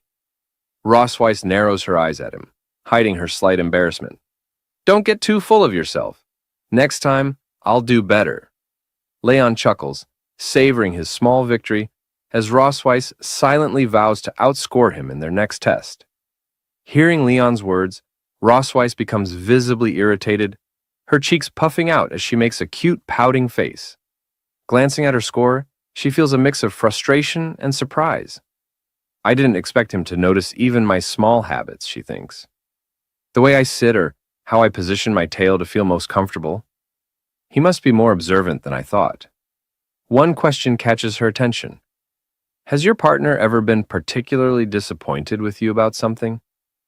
Leon had marked yes. However, Rossweiss herself answered no. Looking at his response, she sighs inwardly. The truth is, the only mistakes he's ever made are in guessing my thoughts. Folding her arms and closing her eyes briefly, Rossweiss reflects, I've always kept things to myself, never sharing openly with others. It's no wonder he guessed wrong. Her gaze shifts back to Leon, who is completely engrossed in reviewing the question paper, his brows furrowed in concentration. Watching him, a soft thought crosses her mind. Maybe, if it's him, I could rely on him. I could open up to him someday. Leon suddenly notices her staring. Her eyes haven't left him, their gaze steady, intense, and somehow adorable. For a moment, he wonders, is she mad about the score? The thought makes him chuckle inwardly. Still holding a grudge over the score, huh? He teases lightly, placing a hand on her shoulder. Rossweiss blinks, startled, as if snapped out of a trance. Her eyes dart to his hand, then back to his face. Smiling warmly, Leon says, Hey, it's no big deal. We haven't spent that much time together yet. It's only natural that you wouldn't score high this time. Give it a little more time, and you'll know me better than I know myself. His words are lighthearted, but the sincerity in his voice catches her off guard. Rossweiss feels her heart skip a beat, then begin pounding so hard she's certain it's audible. She clutches the question paper, trying to steady herself as an unfamiliar warmth spreads through her chest. What's wrong with me, she wonders, her face flushing as she struggles to meet his eyes. Embarrassed, she quickly slams the question paper into Leon's face and, blushing fiercely, demands that he stop talking nonsense and write down his correct answers. Leon, still staring at her, asks with a teasing smile if she really got this question wrong. He points out that she had previously said she'd never been disappointed in him. Rossweiss, flustered, denies it, but then adds, If I must point out something, it would be the lack of dragon great forces last time. Leon smirks and teases, From now on, I'll make dragon great force pills my meals. Don't regret it later. With a sly smile, Rossweiss replies, I'm looking forward to it. The scene shifts to the night before the entrance exam. Leon reviews the question paper and nods in satisfaction. After a week of hard work, our average score on the test questions is over 80. If we perform normally, there shouldn't be any problem with the family assessment. Rossweiss, utterly exhausted, collapses onto the bed without responding. Leon, getting up to leave, says, If there's nothing else, I'll head back first. Still, Rossweiss remains silent. As Leon reaches the door, she suddenly grabs his shirt sleeve, stopping him. Wait, she says softly, her tone catching his attention. Leon turns with a questioning look, and Rossweiss points toward the shower room. There's a bathtub in my bathroom. Go take a bath and then come back. Leon, stunned, blinks in surprise. What do you mean by telling me to take a shower in your room? Rossweiss, without hesitation, starts pushing him toward the shower room. Just go and wash when I tell you to. Hurry up. Rossweiss, Leon protests, calling her name as she continues to push him. But she doesn't listen. After pushing Leon into the shower room, Rossweiss quickly closes the door. Leon, looking toward the door and taking off his shirt, wonders why she wants him to take a shower in her bathroom for no reason. He questions if she's planning something bad. Leon, sighing, reasons that she's probably just been very nervous these days because of the entrance exam. So, it should be fine. Deciding to stop worrying, Leon steps into the bathtub and resolves to enjoy it regardless of the reason. Immersed in the hot water, Leon relaxes and says to himself that it feels so good. As Leon is enjoying the bath, Rossweiss slowly opens the bathroom door, wrapped in a towel. Noticing her, Leon is taken aback and loudly calls out Rossweiss's name. Rossweiss, with a smirking smile, looks at him, flicking her hair behind her ear, and the dragon mark on her chest activating starts to glow. Looking at Leon, Rossweiss says that she has been feeling a lot of pressure these days and that she wants to do it now. Leon, shocked by her words, with a pale face, internally thinks that what he had been fearing has finally come true. The dragon mark on Rossweiss's chest now resonates with the dragon mark on his chest. Leon, alarmed, stands up and loudly asks why. If she's under pressure, she's putting pressure on him. Rossweiss, smiling and winking at him, says that by transferring the pressure to him, she can feel relieved, and asks if she isn't right. Rossweiss removes the towel wrapped around her, and standing in front of him naked, asks if he didn't come here with this mentality a few days ago. Leon, unable to deny the truth, looks away and thinks in silence, realizing he can't refuse her. Rossweiss then steps into the bathtub nakedly with Leon, leaning on his chest and looking into his eyes. She tells Leon that he can't run away and urges him to just surrender. Leon doesn't resist and complies with her. The dragon marks on their chests begin glowing brightly, the intensity increasing.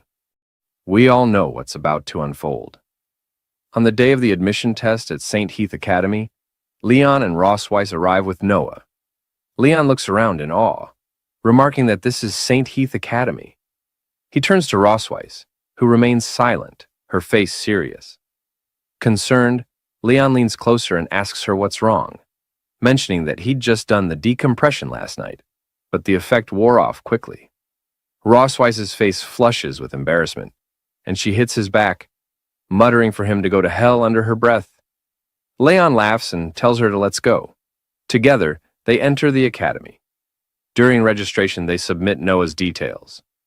The receptionist reads aloud, Noah K. Melkve, Silver Dragon Clan. Age, 1 year and 3 months. Seeing the receptionist's skeptical expression, Leon asks if there's a problem. The receptionist replies there's no issue, just a little surprise. She explains that while the Academy's minimum age for young dragons to enroll is 1 year, most of the young dragons are around 4 to 6 years old. Then, with a slight smirk, she asks if Noah is the princess, suggesting she might be a bit too young. Rossweiss, her face serious, responds that Noah is very smart and that her age is no issue. They respect her decision. The receptionist nods and tells them to proceed. She informs them that a special staff member will escort Noah to the written test, while the accompanying parents will need to go to the 4th floor for a home assessment. On the 4th floor in the meeting room, Leon and Rossweiss sit with the academy staff. Rossweiss, holding Leon's hand and leaning close with a smile, whispers and asks, based on his experience, if he thinks the 3 people there are easy to deal with. Leon, looking at them with a straight, uninterested face, whispers back that they look easy to kill. He reflects that the person he was before being captured by her would have easily taken their heads in 50 rounds. Leon, his face twisted in anger and radiating killing intent, grits his teeth and tightens his fist, whispering to Rossweiss that if they dare prevent Noah from attending the academy, he will meet them with a sword. The 3 academy staff, sensing the intensity of his killing intent, think to themselves that he must be an imposing parent. One of them, an older man, introduces himself as Walter Wilson, the vice principal of St. Heath Academy, and explains that he will be responsible for their assessment today. With a calm demeanor, the vice principal reassures them not to be nervous, urging them to simply relax and answer their questions. Rossweiss, forcing a polite smile, nods in agreement. Leon, also wearing a strained smile, silently notes that this old man doesn't seem as simple as he appears. wondering if something strange might be about to unfold. The vice principal then asks if they remember when their wedding anniversary is. Rosweiss and Leon exchange a glance, realizing that this question was anticipated. Back in the Silver Dragon Castle bedroom, Rosweiss had once told Leon that if anyone ever asked about their wedding anniversary, they needed to have a prepared response.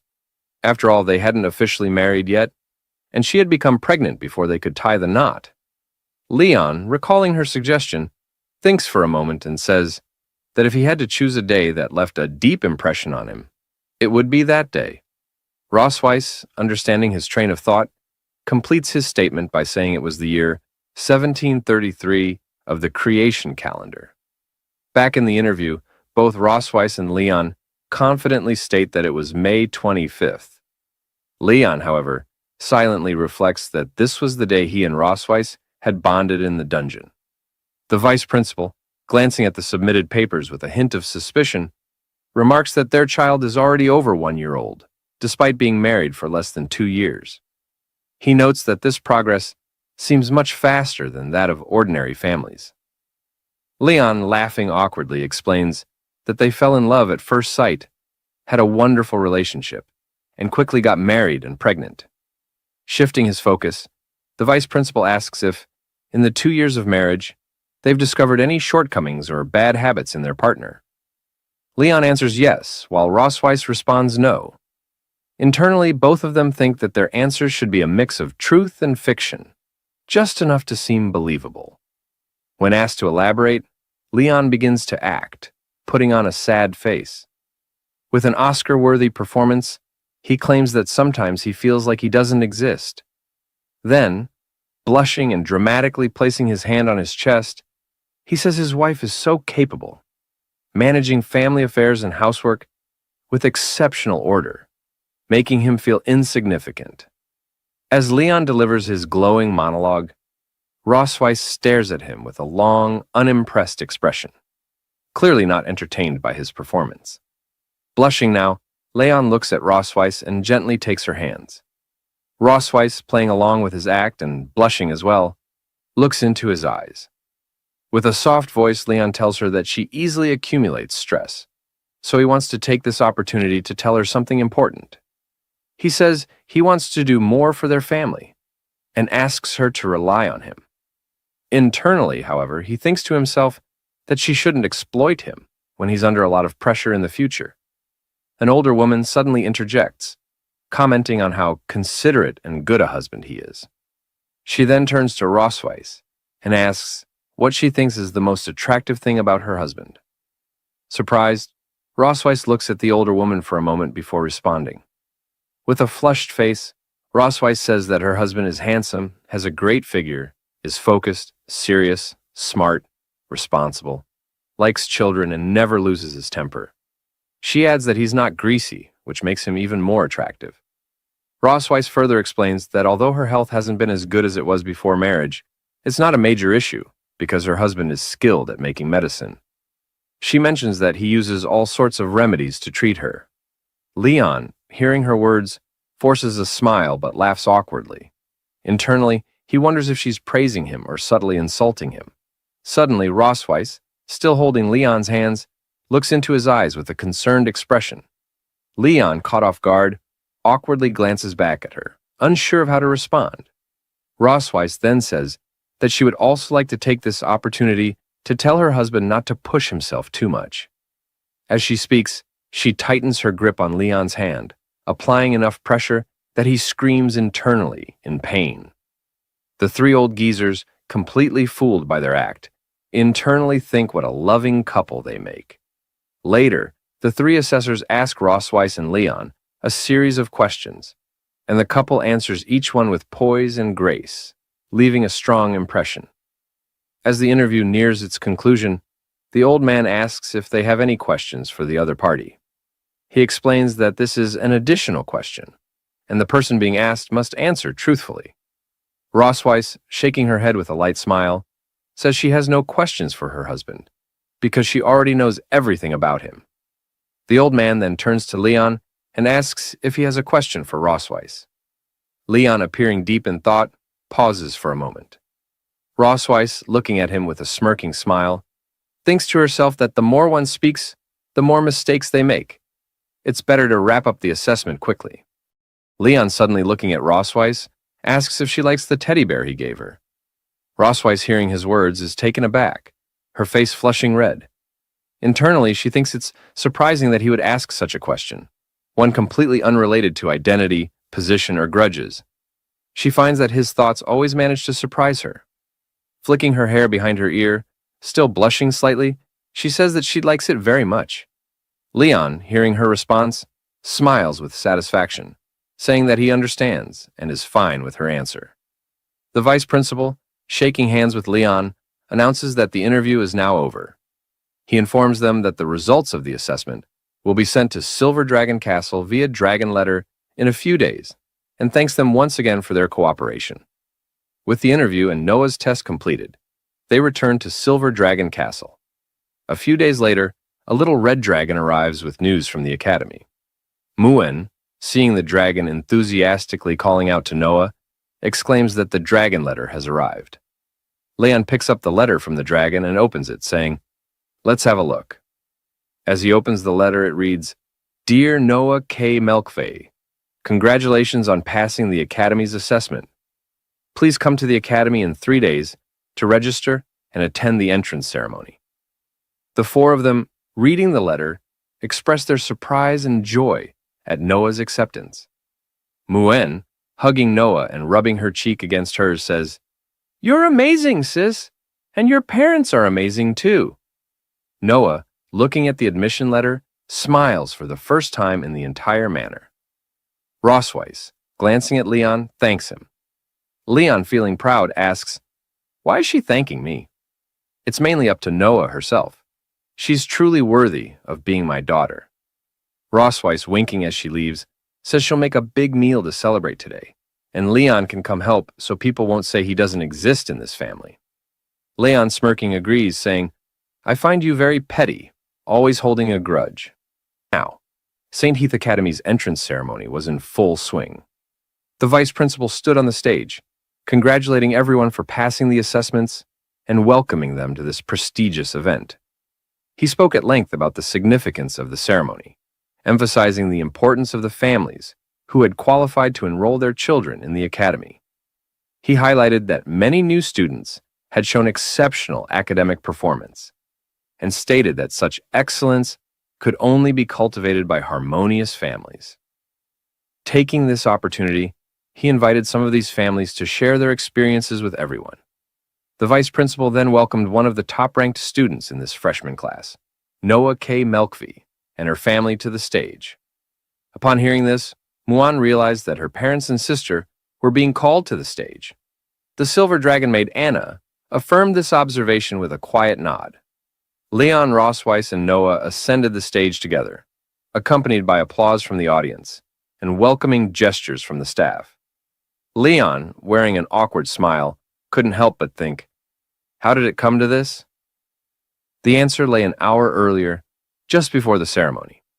The principal had informed them that Noah had achieved the highest score in the entrance exam, and their family had secured first place in the family assessment. The vice principal had then requested them to represent the freshmen and deliver a speech during the ceremony.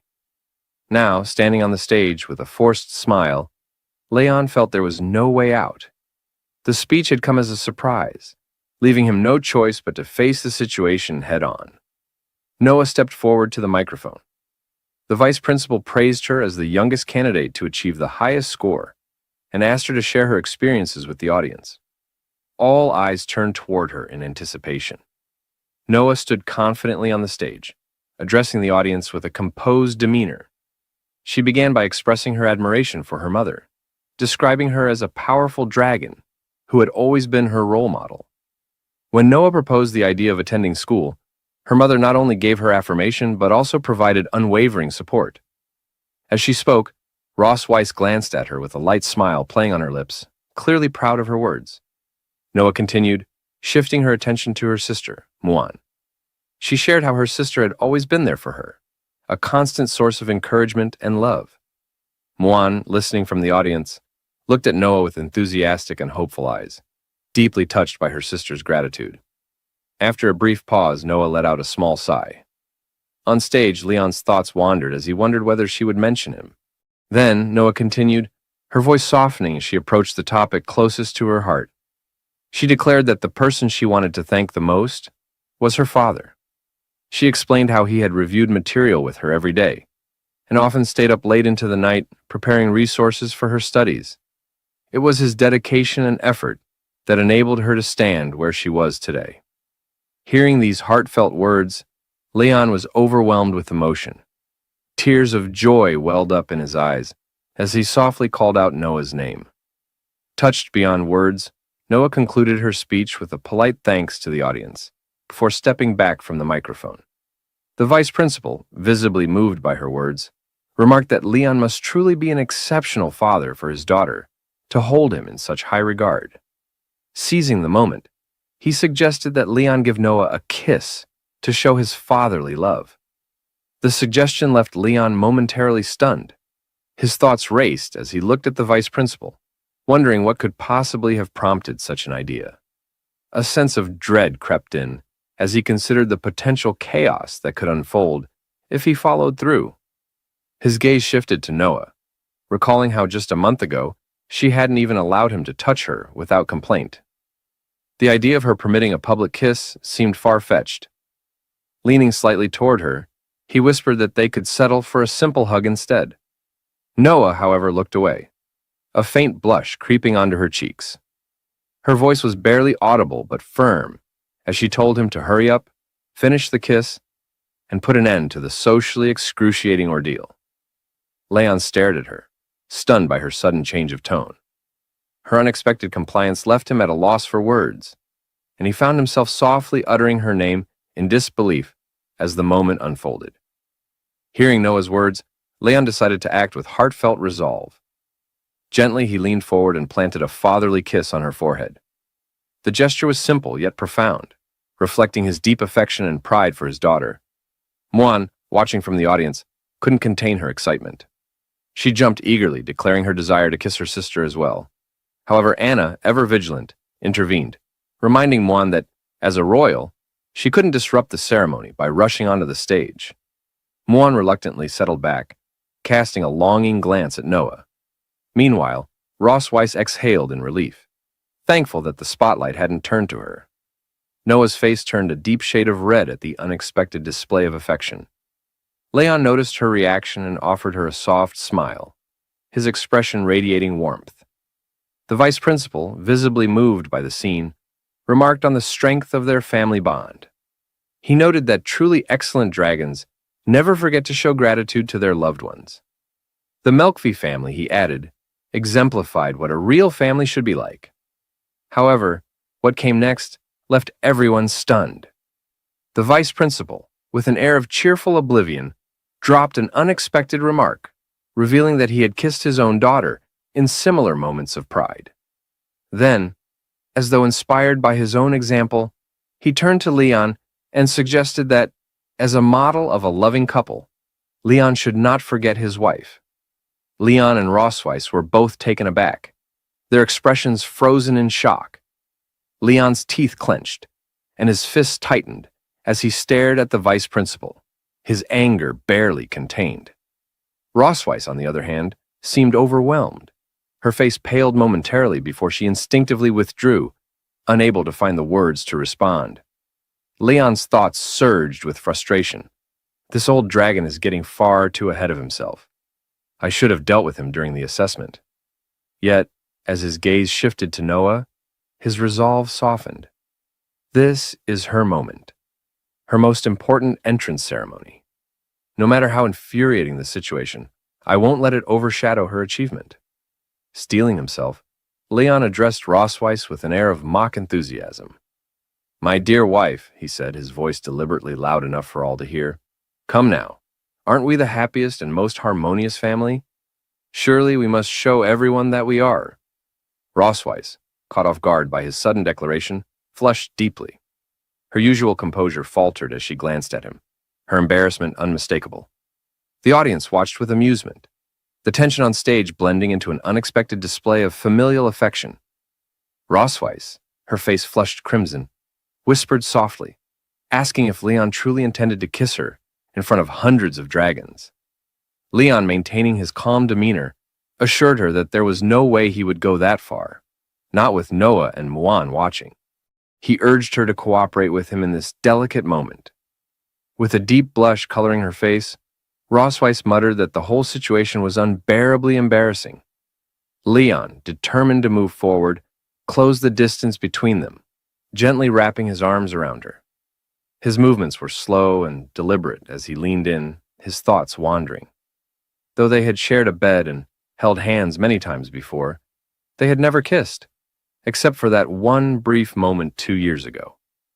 Rosweiss, her heart racing, could only wonder why Leon appeared so calm, as though the weight of the moment didn't affect him at all. She told herself not to mind it and, accepting her fate, closed her eyes, bracing for the kiss she expected on her lips. But as she waited, Leon's lips never found hers. Instead, he kissed her gently on the cheek. Rosweiss's eyes opened in confusion, her expression a mixture of surprise and curiosity. She touched her cheek, still warm from the kiss, unable to hide the blush spreading across her face. Leon, with a respectful bow to the audience, declared that this was all he could do for them. A voice from the crowd asked why he hadn't kissed her on the lips, and others quickly chimed in, chanting for one more kiss. As the whispers filled the air, Leon leaned toward Rosweiss, his smirk evident as he whispered to her. His voice was low but teasing, stating that the kiss had been a good way to relieve some stress. Rosweiss, her anger rising, gritted her teeth and clenched her fists. She glared at him, her mind seething with frustration. How dare he use me to relieve his stress?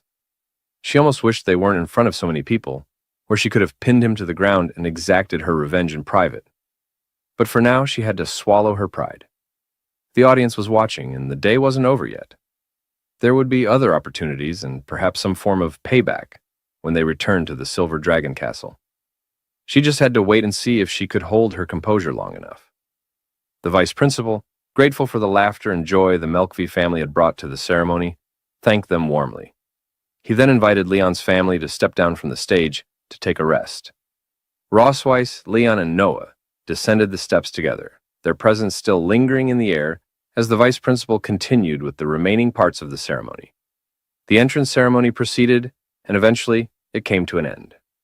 As they exited the academy grounds, Rosweiss turned to Noah, her voice soft but firm.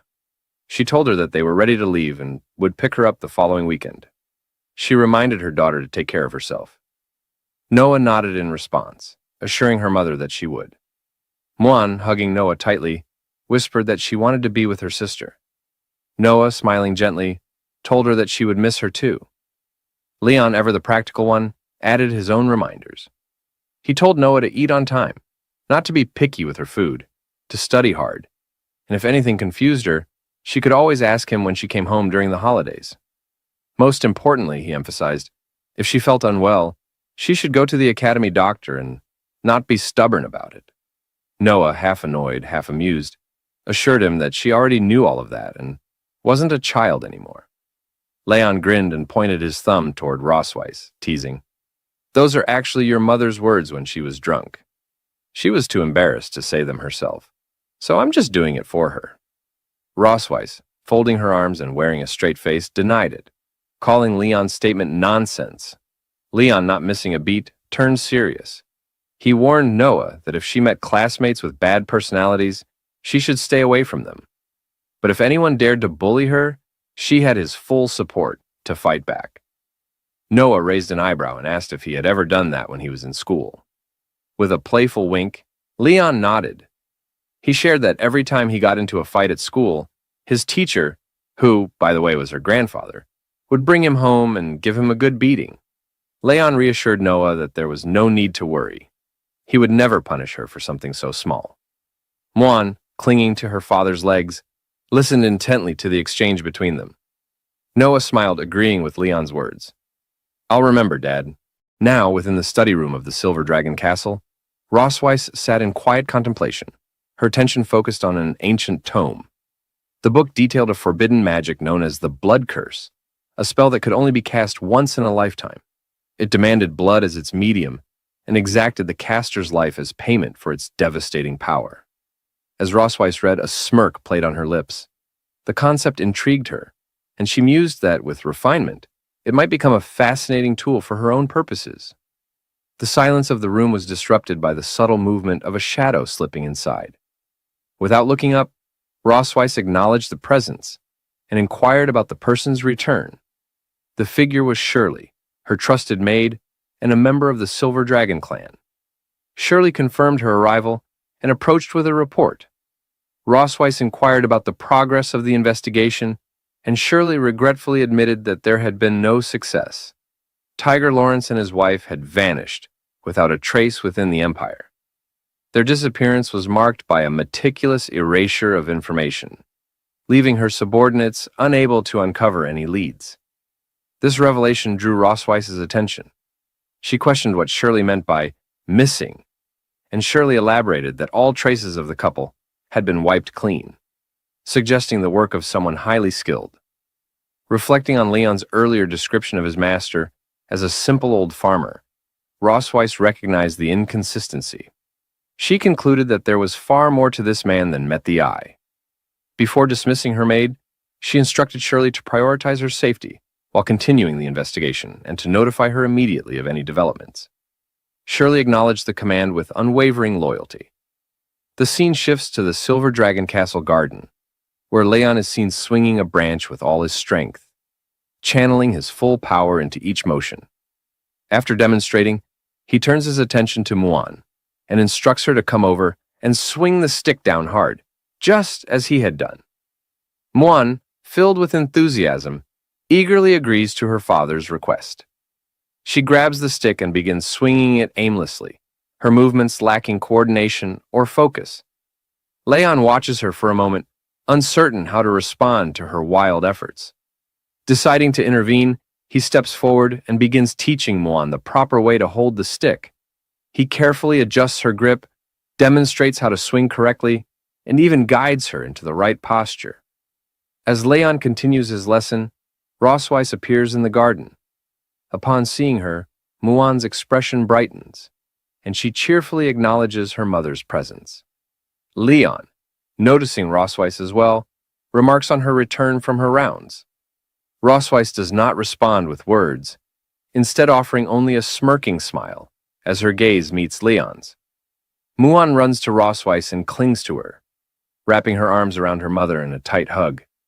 Rosweiss gently pats her daughter's head and asks if she had listened to her father today. Muan eagerly confirms that she has been obedient, proudly stating that her father even taught her how to hold a sword. Rosweiss responds with a warm, affectionate smile and acknowledges that it isn't bad. She then informs Muan that dinner will be ready soon, mentioning that she had requested the chef to prepare steak. She instructs Muan to go and change her clothes before dinner. The mention of steak causes Muan's eyes to sparkle with excitement. She exclaims her love for steak and skips away joyfully, singing a song about steak as she leaves. Anna, who had been nearby, follows her little highness and guides her toward the castle. Leon and Rosweiss stand together, watching Muan until she disappears from view.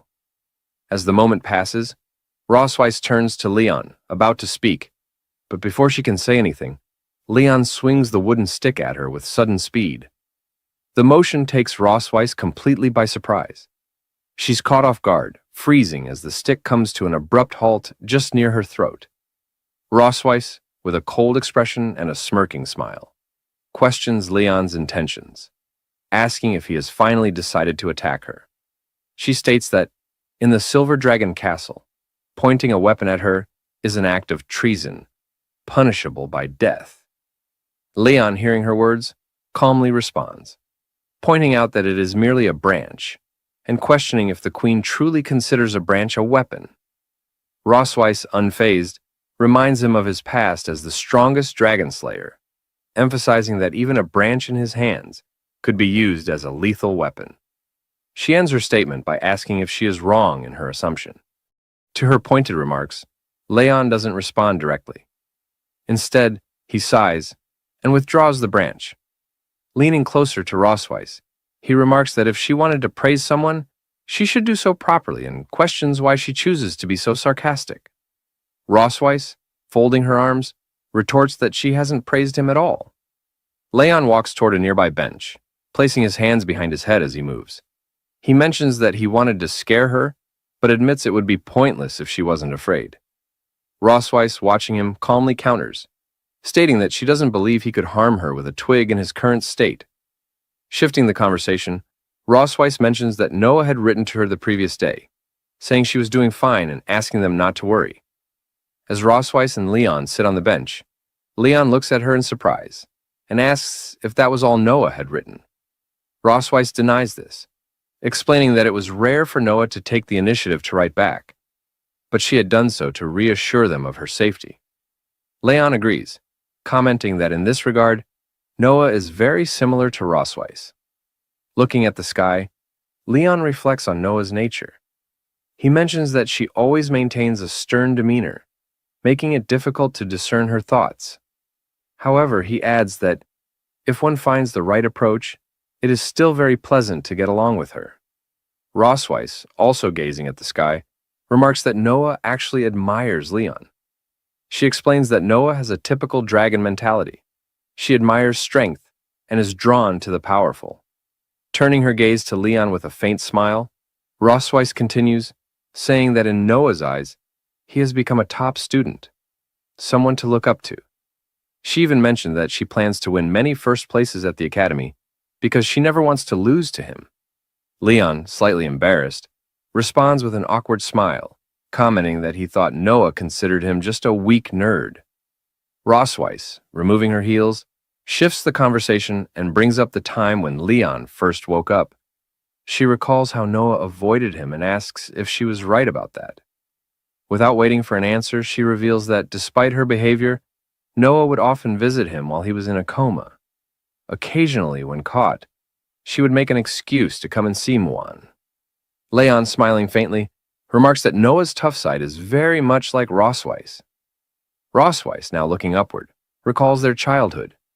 She shares how, as little ones, Noah and Muan would cry inconsolably, but the moment they were placed next to Leon, they would instantly calm down. She reflects that perhaps, even before anyone realized it, the bond of blood had already tied them together. Leon lowers his gaze, looking at his hands with a tinge of sadness in his expression. Quietly, he murmurs about the strangeness of blood relationships. His thoughts drift to his past. He remembers his childhood as an orphan, a time when he never experienced the love of parents.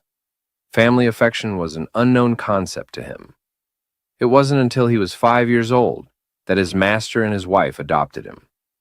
Though they weren't connected by blood, they treated him as their own son, introducing him to the concept of home for the first time. Yet, even amidst this warmth, he occasionally felt a sense of loss, a quiet void lingering in his heart. Leon, sitting in silence, reflects on his past with a sad expression, longing for a time when his master and his wife had been his real parents. His mother, sensing his sorrow, gently patted his head and reassured him, telling him that one day he would become a father to someone else. Leon, uncertain and with a hint of doubt, asked if he would truly become a father. His mother smiled warmly and confirmed, saying that his future children would be his blood, the family he would love, protect, and give everything for. Pulled back to the present, Leon clenched his fist, the words his mother had spoken echoing in his mind. He affirmed to himself that they were indeed his most cherished family members now. As Leon pondered, Rosweiss watched him closely and asked what he was daydreaming about. She then suggested they should head back. Leon snapped out of his thoughts, quickly stood and nervously reassured her that it was nothing. Thanking her for her words, he invited her to return together. Instead of slipping her heels back on, Rosweiss subtly slid toward Leon. Noticing her movement, Leon asked in confusion what she was doing now. With a smirking smile, Rosweiss replied that since Leon wanted to thank her, he should help her put on her shoes. Leon, staring at her with a long, resigned expression, hesitated, clearly unsure but also a little exasperated. Their bond seemed to grow stronger and stronger with each interaction. Rossweiss, still smirking, repeated that if Leon truly wanted to thank her, he should help her put on her shoes. Leon, shocked and taken aback, repeated her request in disbelief, asking if she seriously expected him to help her put on her shoes. He declared there was no way he would do such a thing. Pointing his finger at her angrily, he reminded her that washing her feet last time had been humiliating enough, and now she wanted him to do even more. He questioned whether he had any dignity left. In response, Rossweiss kicked him in the face with her foot, silencing his complaints. She coldly reminded him that she still hadn't settled the score with him for kissing her at the entrance ceremony, and now he couldn't even help her put on her shoes. She stared at him with an arrogant expression, commanding him to stop talking nonsense and finish the task so they could leave. Leon, grumbling under his breath, finally agreed. He crouched down and placed her shoes on her feet. As he did so, Rossweiss smirked, commenting that despite his earlier reluctance, his movements were surprisingly quick. Leon retorted that it was true. Putting shoes on her was far easier than putting shoes on a donkey. The moment the words left his mouth, Rossweiss's expression darkened. She gritted her teeth in anger and glared at him. Without hesitation, she attempted to kick his head again. This time, however, Leon anticipated her move. Smiling, he bent backward, swiftly dodging her kick as her leg flew past his face. He immediately stood up and darted off, mocking her as he ran. He shouted back that as long as he ran fast enough, she wouldn't be able to catch him. Rossweiss stood there, clenching her fists and glaring at his retreating figure. Her thoughts simmered with fury as she resolved that no matter how fast he ran, it wouldn't save him from what awaited him that night. We don't exactly know how things unfolded that night, but we can imagine what might have happened. A few days later, Leon, Rossweiss, and Muan waited outside. Rossweiss and Leon noticed something and turned their gaze to the sky. Muan, filled with excitement, pointed upward and signaled for them to come closer. A massive dragon flew over them with great speed. Its immense size caught Leon's attention, and he observed it in surprise, noting that it was several times larger than Rossweiss's transformed form. The dragon approaching them was the Leviathan, a giant dragon renowned for its size and endurance. Rossweiss, watching the Leviathan, remarked that despite its massive size, it was not particularly powerful. Its exceptional endurance and stable emotions made it an ideal transporter for the Dragon Clan. Leon then asked what she meant by emotionally stable. Rossweiss explained that a Leviathan, due to its calm temperament, would never lose its temper, even once, throughout its thousands of years of life. For this reason, the Academy often employed them to transport baby dragons. As they continued observing, the Leviathan released Noah onto the ground. She landed gracefully and turned to Rossweiss to announce her return. Rossweiss welcomed Noah warmly, her gaze softening at the sight of her daughter. Muan quickly rushed to Noah and hugged her tightly, expressing how much she had missed her. Noah, with a slight blush on her face, looked at Leon and tried to speak to him, but her words faltered, breaking mid-sentence. Leon noticed her hesitation and thought to himself that she still wasn't accustomed to calling him Dad. Leon and Rossweiss, holding their daughter's hands, walked inside together.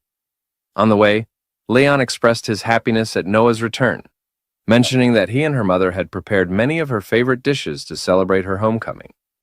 After heading inside the Silver Dragon Castle, Noah presented her test papers to Leon and Rossweiss. She began listing her achievements one by one.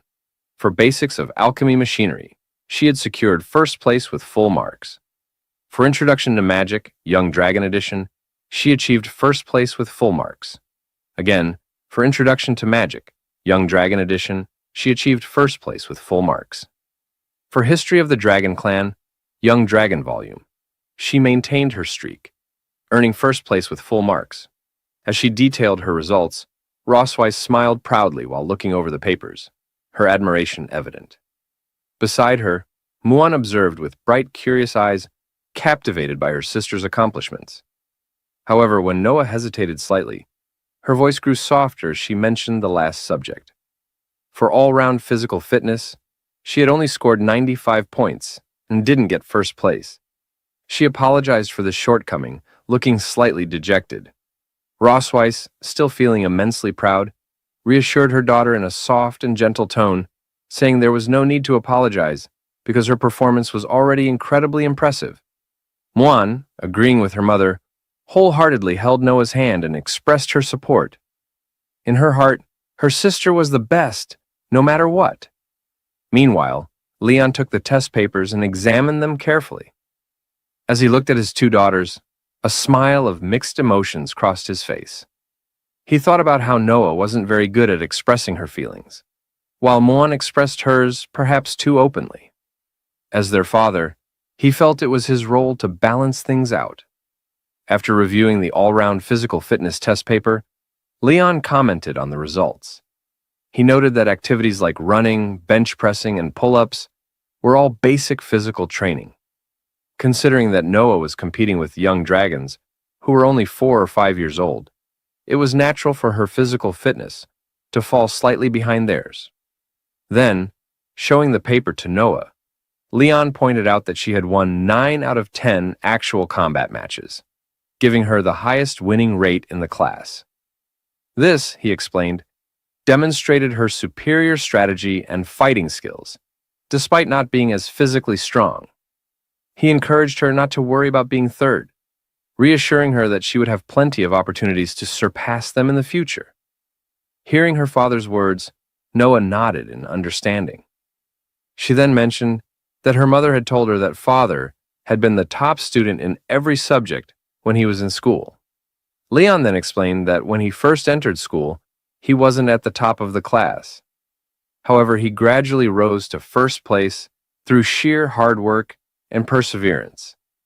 With a reassuring smile, Leon told Noah that she still had plenty of time and shouldn't let one mistake get her down. He believed she could do better. Determined, Noah clenched her tiny fists and nodded, understanding his words. Muan, full of enthusiasm and curiosity, asked her parents who would win if Dad fought Mom, given how powerful Dad is. In response, Leon and Rosweiss placed their hands on their chests, each confident in their own answer. Leon, with certainty, said it would be him, while Rosweiss declared it would be her. The two of them exchanged glares, the tension between them rising as their rivalry sparked. Leon, chuckling, recalled his combat training, boasting that no one could match him in hand-to-hand, weapon, or magic combat. He insisted, of course, that he was the better fighter. Rosweiss, folding her arms and narrowing her eyes, responded with a smirk.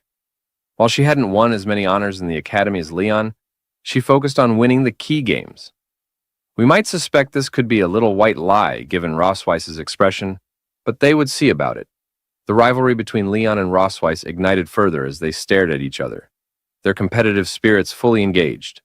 As Rosweiss teased Leon, asking if it was because he had never managed to beat her that he married her, she implied that he had been captured by her.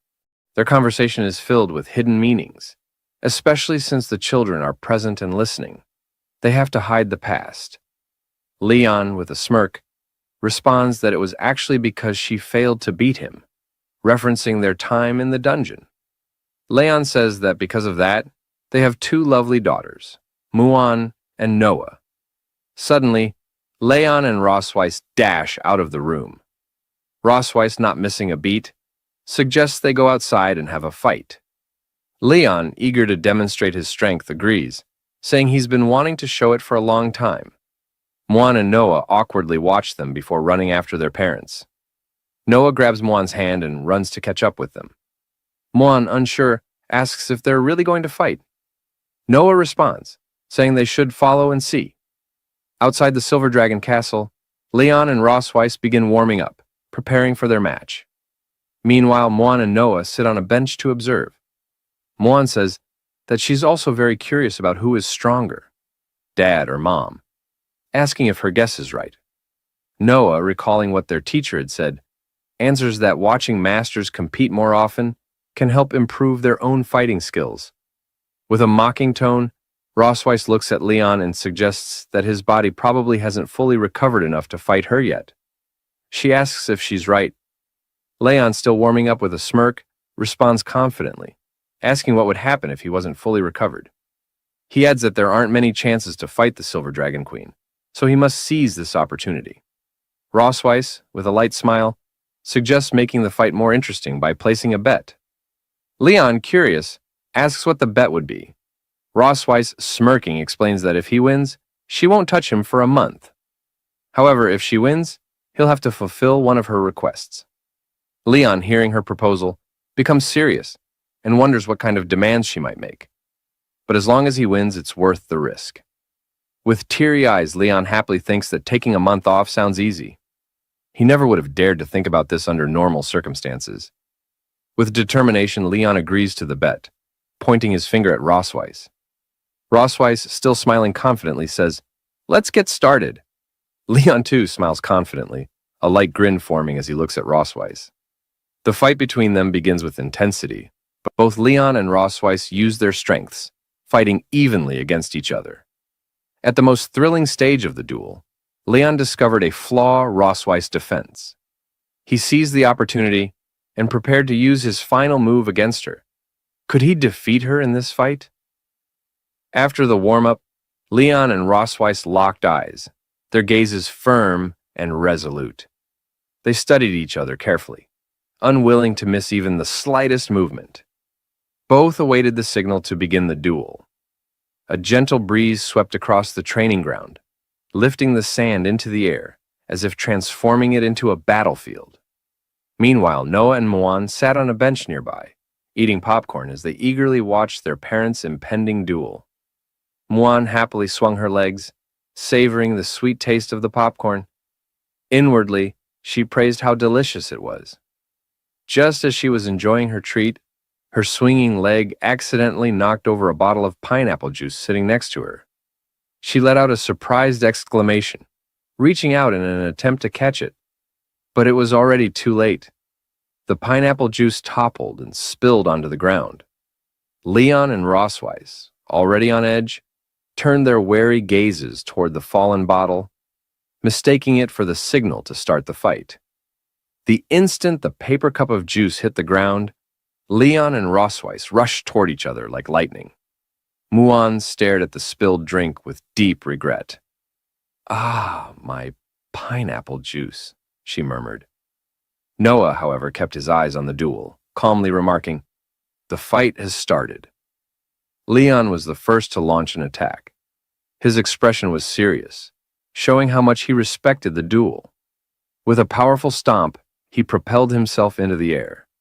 Clenching his right fist, he gathered energy before swinging a charged punch toward Rossweiss. Rossweiss quickly noticed Leon's move. She crossed her arms in front of her chest to defend herself, planting her feet firmly to stabilize her stance. Leon's punch, charged with immense energy, slammed into her crossed arms. Though Rossweiss successfully blocked the blow, the impact cracked the ground beneath her feet, revealing the sheer power of Leon's attack. Rossweiss seized the moment when Leon left an opening. With precision, she extended her tail from below, aiming to sweep it toward his chin. Leon, sensing the danger from below, braced himself, gritted his teeth, and leaned back with all his strength, narrowly dodging Rossweiss's attack. When she saw that her strike had missed, she immediately swung her tail again, launching another attack at him. Leon leaned back further, supporting himself on the ground with both hands. With a swift motion, he performed a backflip, once again evading her attack. As Rossweiss's assault ended and before she could react, Leon shifted his position. He transitioned from supporting himself with both hands to balancing on one hand and quickly changed his direction. In one fluid motion, he extended his left foot, channeling magic into it, and kicked Rossweiss with all his might. Rossweiss reacted quickly, raising her arms to block his attack. However, this strike was much more forceful than Leon's initial assault. Although she managed to block it, the sheer force of the kick sent her flying backward. Her feet left deep marks in the sand as she skidded across the ground. She extended one leg behind her and gently placed a hand on the ground. barely managing to stabilize her balance. Rosweiss furrowed her brow, her gaze fixed cautiously on Leon. As she replayed the strength and precision of his recent attack in her mind, she realized she was at a disadvantage in terms of physical combat. I don't have an edge over him in physical skills, she thought. I need to create some distance. Rosweiss decided to shift her approach. She resolved to use her dragon flame to gain the space she needed to turn the fight in her favor. Rosweiss brought her left hand closer to her right, channeling powerful purple magic. The energy swirled around her hands, lifting the surrounding sand and radiating immense power. Leon chuckled softly as he observed her preparation. It seems the queen doesn't want to fight me up close anymore, he remarked. Rosweiss ignored his comment, her focus unwavering. As long as I can beat you, nothing else matters. She divided the gathered dragon flame into several smaller portions, then waved her hands outward, sending all the flames hurtling toward Leon. Leon noticed the approaching flames and quickly sprinted to his right, doing his best to avoid it. But when Rosweiss's dragon flame struck the ground, it erupted with a deafening roar, creating several deep craters in the training field. The force of the impact lifted sand into the air, scattering it violently. Rosweiss kept a sharp eye on the direction Leon was moving, quickly waving several dragon flames toward him to block his path. Meanwhile, Noah and Mwan sat nearby, watching intently. They could tell that the current situation seemed unfavorable for their father. Mwan stopped eating her popcorn, worry evident on her face as she stared at Leon. Is Dad going to lose? He's been running away this whole time, she asked, her voice filled with concern. Noah picked up a piece of popcorn, her expression calm. Using what she had learned in school, she began to analyze the combat methods their parents were using. Not necessarily, she replied. Dad is using simple physical techniques to attack and evade Mom's attacks, while Mom is relying on dragon flames to keep her distance and create sudden opportunities. This shows that, in close combat, Mom doesn't seem confident in defeating him. She popped the popcorn into her mouth, finishing her analysis while chewing. Hearing Noah's explanation, Mwan's worry shifted to admiration. A bright smile spread across her face as she leaned closer to Noah, looking at her with sparkling eyes. Noah, you know so much! Noah's cheeks turned slightly red at the praise, and she looked away shyly. These are just things the teacher taught us in class, she mumbled. Back in the training ground, Rosweiss continued to pursue Leon. She extended her right hand, sending more dragon flames flying toward him with practiced precision. It seemed she had already realized that Leon couldn't fully unleash his strength while dodging her magical attacks. A sly smile played on her lips. Leon, aren't you supposed to be so fast? Show me, Rosweiss taunted, her tone light yet challenging. She continued launching the dragon flames, each one flying toward Leon with incredible speed. The flames exploded behind him as he narrowly dodged them. A few even came dangerously close, grazing him as they passed. The explosion sent sand and debris flying, some of which hit Leon's back. Leon continued dodging the dragon flames, occasionally glancing back. Not only am I fast, but I'm also tough, he said with confidence. Rosweiss responded with a disdainful smile, clearly unimpressed. She knew his words were nothing more than empty bravado. Let's see how tough you really are, she muttered under her breath. A new strategy quickly formed in her mind as she prepared to strike again. Gathering the dragon flames in her hands, she pressed them together, focusing her energy as if condensing the flames into something more powerful.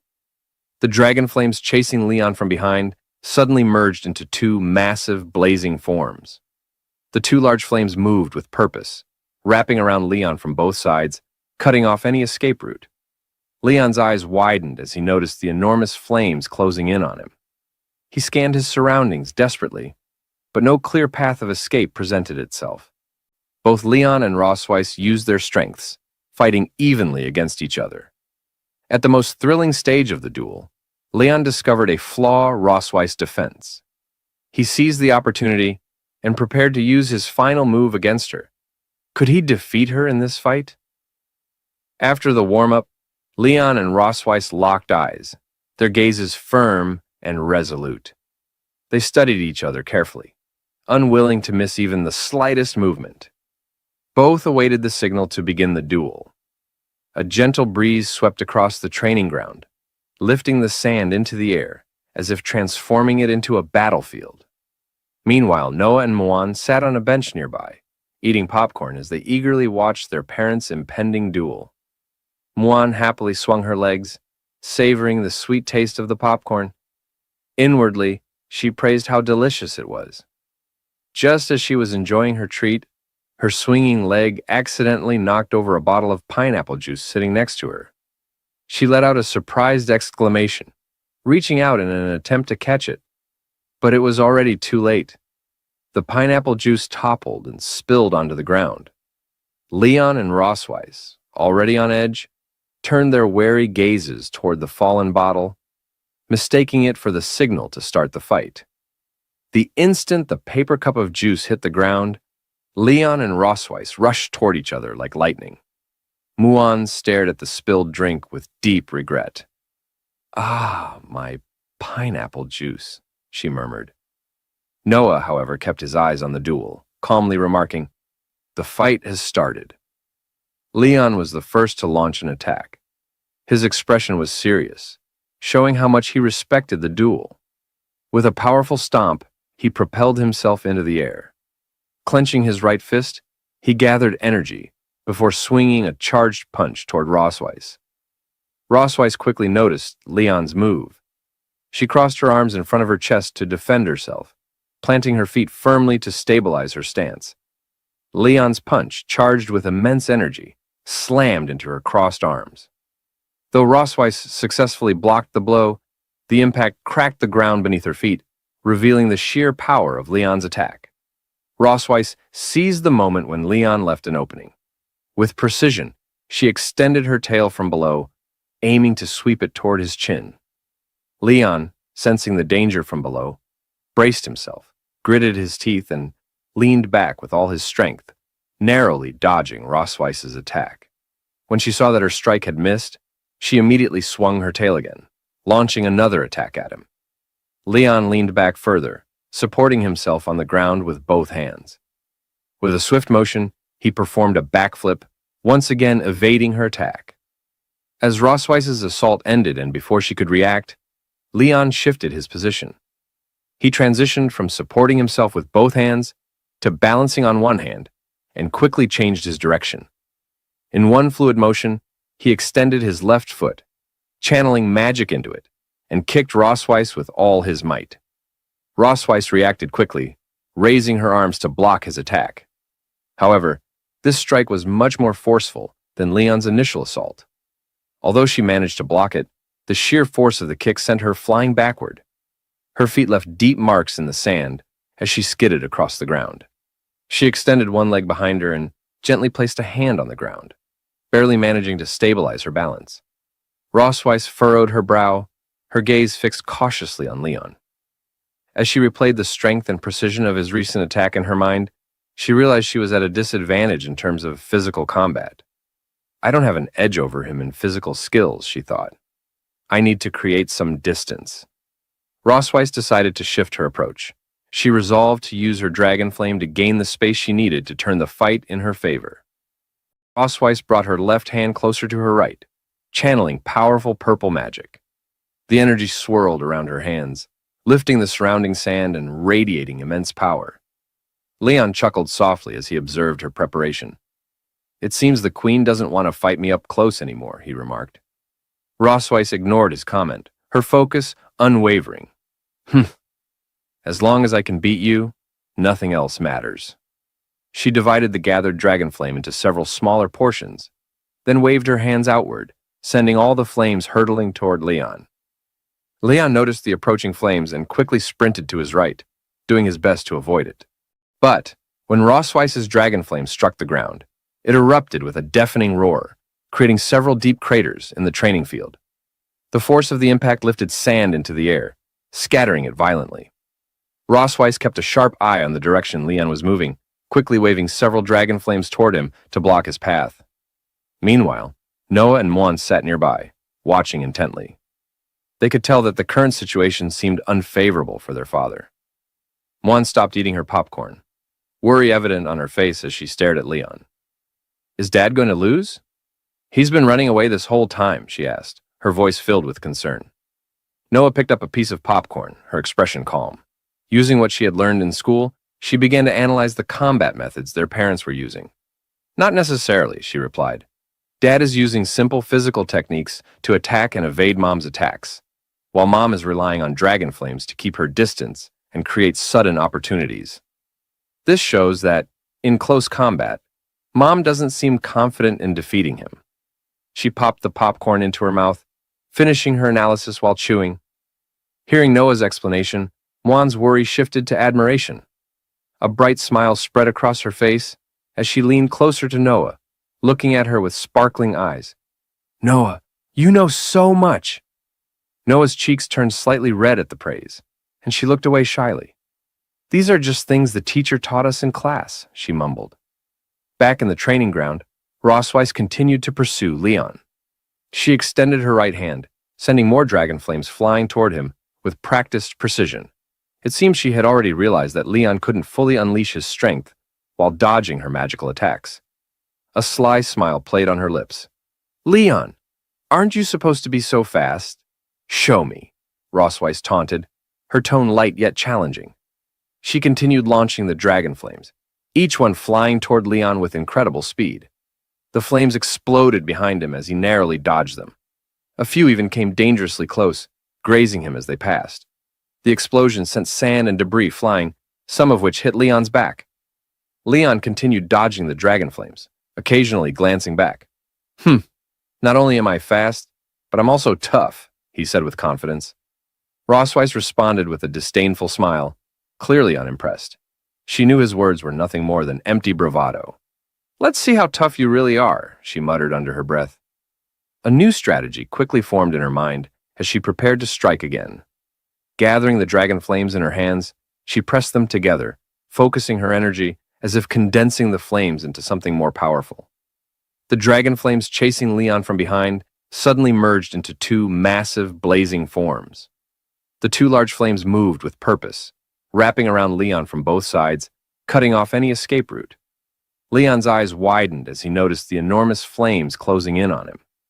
He scanned his surroundings desperately, but no clear path of escape presented itself. Soon, there was a huge explosion from the place where Leon was just now. Emitting a particularly bright purple light, the immense power of dragon flame also blew up a huge deep pit on the ground. The flying dust combined with sand to form thick smoke. This made it difficult to see what happened to Leon. Suddenly, a blue lightning bolt appeared in the thick smoke. Immediately afterwards, Leon rushed out from the thick smoke. He leaped high and left the smoke behind. He was wrapped in many blue lightning bolts. He gave a confident smile to Rossweiss. Isn't it too slow? Rossweiss. The strong wind brought by Leon when he rushed out scattered Rossweiss's hair. She noticed the electric current on Leon's body and couldn't help but be surprised by him. She knew Leon was using magic to force himself to get stronger again. This guy strengthened his body with thunder magic. Leon stomped heavily on the ground with his right foot, adjusted his direction, and prepared to attack in the direction of her. No one can. Take away my 1-month holiday.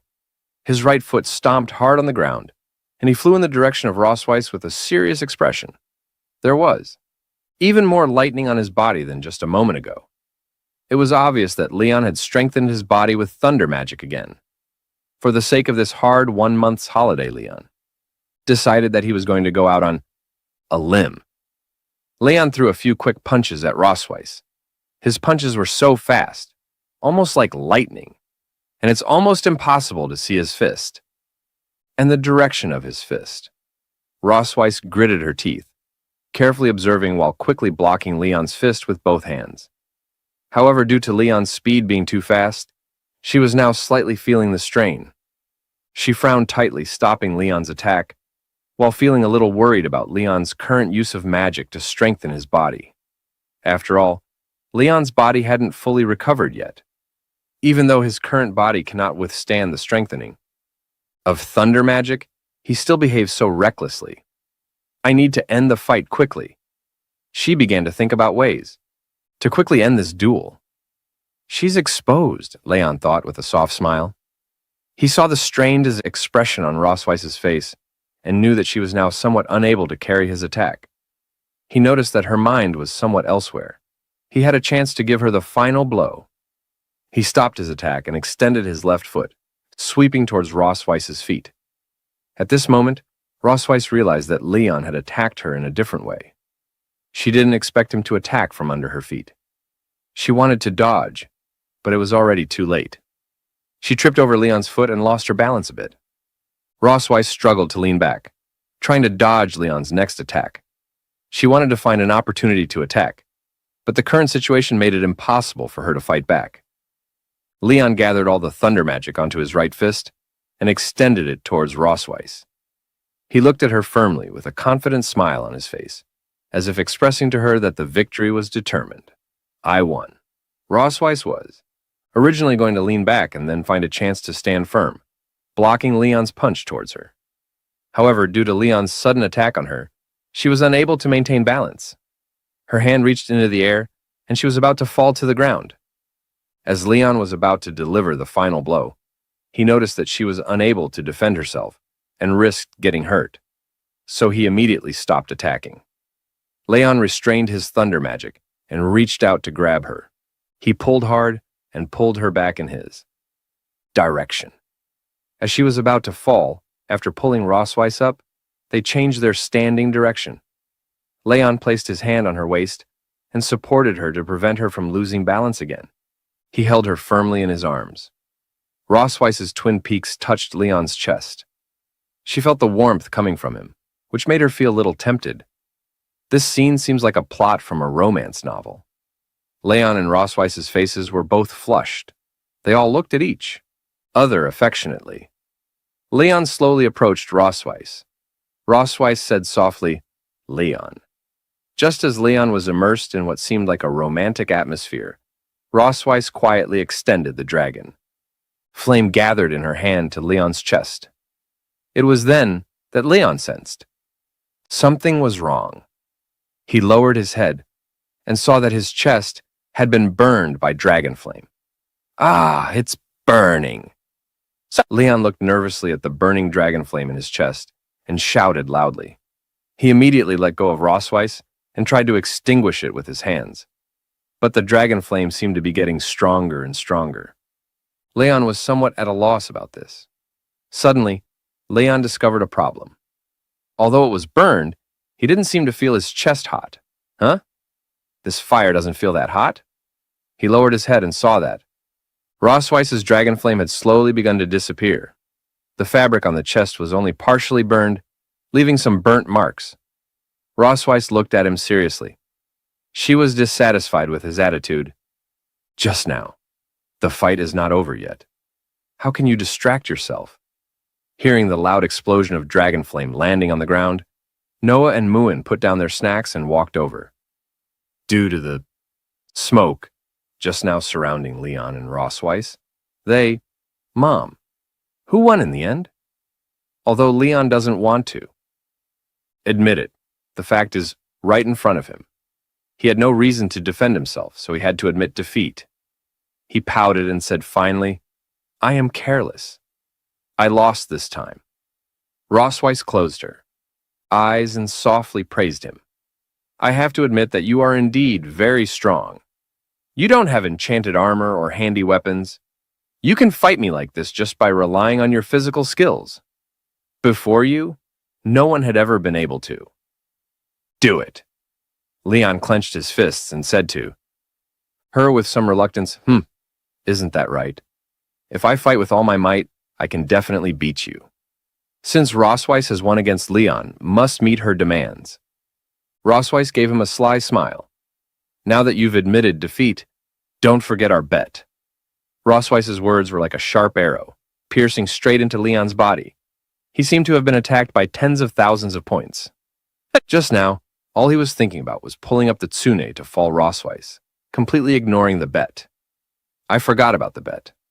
As soon as Leon thought of being manipulated by Rossweiss, he felt that his body was about to be at risk again. He lay on the ground, feeling like his soul was about to leave him. Noah and Muin crouched beside them, curiously looking at their father on the ground. Muin raised a question to Rossweiss. "Mom, did Dad die?" Rosweiss stood beside them, smiling at them, and replied, "Don't worry. He just used his strength too much and fainted due to exhaustion. He will recover soon." Since Leon lost to her in the duel, he had to agree to her demands. So, that night in the children's room of the Silver Dragon Temple, Leon sat with his daughters, his voice soft but firm. He told Noah that after he left, she would need to take good care of Muan. Since Muan was still young and far less aware than her older sister, it was up to Noah to watch over her. Then, turning to Muan, he gently reminded her to listen to her sister and not make things difficult for her. Both girls listened quietly to their father's instructions, their expressions calm and attentive. Leon sighed deeply, his heart heavy, his eyes glistening with unshed tears. What troubled him most about this departure wasn't the journey ahead. It was leaving behind his daughters, both barely over a year old. He couldn't fathom how their mother could bear to pull him away from them. Noah pouted, crossing her arms. "You're just going to Mom's house for one night. Why are you acting like it's the end of the world?" Leon gave a slight shudder, his voice dropping as he replied, "In a way, being at your mother's mercy for an entire night is far more terrifying than anything else." At that, Muan piped up, her eyes wide with excitement. "I know what Mommy wants to do," she exclaimed. "She wants to eat Daddy." She beamed, proud of her knowledge. "I read in a book that when a lady mantis marries a boy mantis, she eats him after." Leon chuckled, though his smile was tight. "Well, that's not exactly what's happening," he said, ruffling her hair. "But Daddy might still be getting consumed in some way." He squinted at Muan, pretending to be suspicious. "Why do you look so happy about that?" At that moment, Rosweiss, who had been standing just outside the door, swept into the room with a sharp glare aimed at Leon. "Stop filling their heads with nonsense," she snapped, "as if I'm some kind of monster." She pulled the blanket up over the girls, her tone softening. "You two should go to bed early and not worry about anything. I just need to talk to your father about some important matters." Leon flinched slightly at her words. "Important matters?" he muttered under his breath. What kind of important matters could she mean? Rosweiss, catching his tone, raised an eyebrow. "Probably the mysteries of the universe," she said dryly. Leon grumbled, "The origins of life?" Rosweiss rolled her eyes.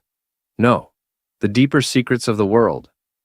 Grinding his teeth, Leon muttered under his breath, "You mean the intricacies of the human body?" With an exasperated sigh, Rosweiss grabbed his arm and tugged him toward the door. "I've had enough of your rambling. Hurry up and follow me." Leon hesitated in the doorway, glancing back at his daughters. "I still have some final words for them." He turned to Noah and Muan, his eyes softening. "Remember, I will always love you, no matter what."